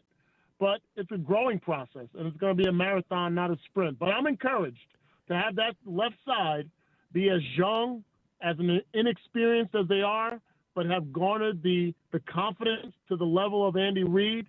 To me, that should tell everybody in the Chiefs Kingdom that we're going to be okay. Before we let you go, I'm sure we'll talk to you before the start of the season, but are you and Mitch working on some Portuguese already for week 1 in Brazil? I'm sure Mitch is. You know how he is. He's got everything down. So I would not be surprised to hear anything in that opening part of the broadcast or throughout the broadcast from Mitch that is in Portuguese. For me, I'm just trying to master the English language. Like, I'm still a work in progress, fellas. So, but we're going to have fun. It's going to be exciting, a long trip. The one thing you can guarantee that Josh Klingler and I will sleep most of the I remember from the Germany trip, I heard you slept the entire way. I slept 10.5 hours of the 11 hours going and 9.5 hours of the 11 hours That's coming back. Perfect. So it's an art that I've definitely mastered, and I plan on applying that when we go into Brazil. So, but I'm excited about it. A interdivision rival that we're going to play over there. It should be fun.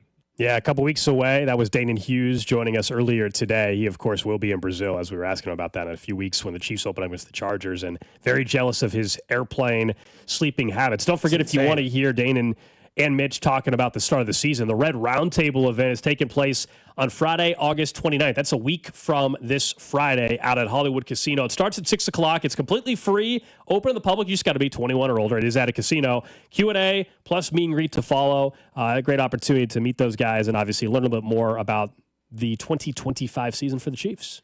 So Matt Nagy spoke today about the left side of the line too, which we obviously asked Danon about. And he said, I'm feeling pretty good about it. He's like, a lot of credit to those guys, but It's tough because in press conference situations, Andy and Nagy and those guys tend to be like not the ultimate optimists, but like they are usually pretty complimentary of where those guys are. Scale of 1 to 10, I'm probably like a 6 on the left side of the line in the total confidence I have in it.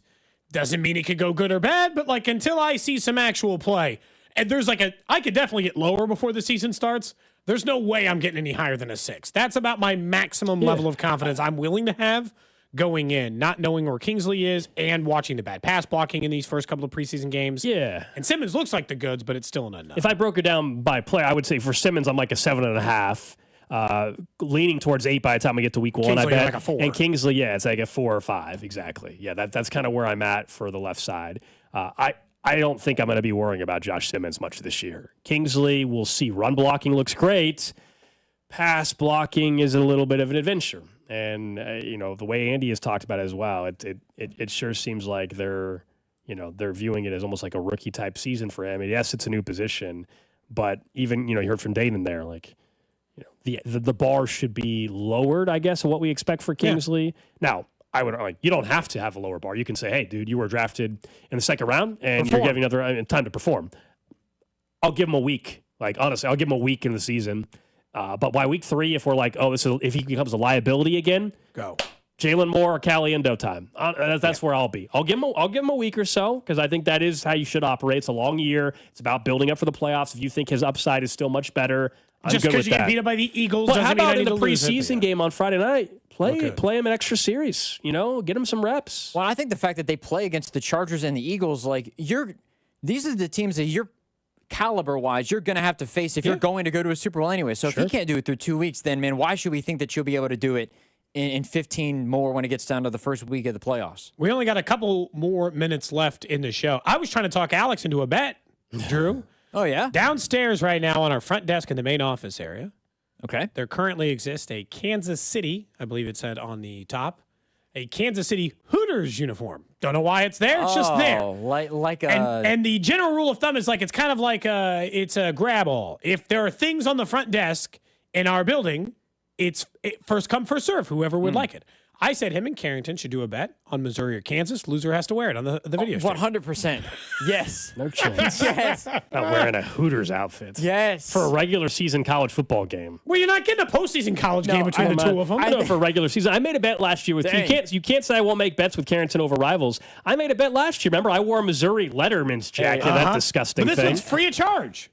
See, you don't even have to charge. I didn't have to pay for the other one either. Cody, is this like the crop top? I mean, is this like? Yes. I can't. Carrington said absolutely not. I said I can't picture Carrington. No. In it, I can't picture Gold in it. I think that makes it more funny. What if we instead? Cody and I, you can't even get the visual. Cody and I talked during the break. We decided that maybe if we ever are allowed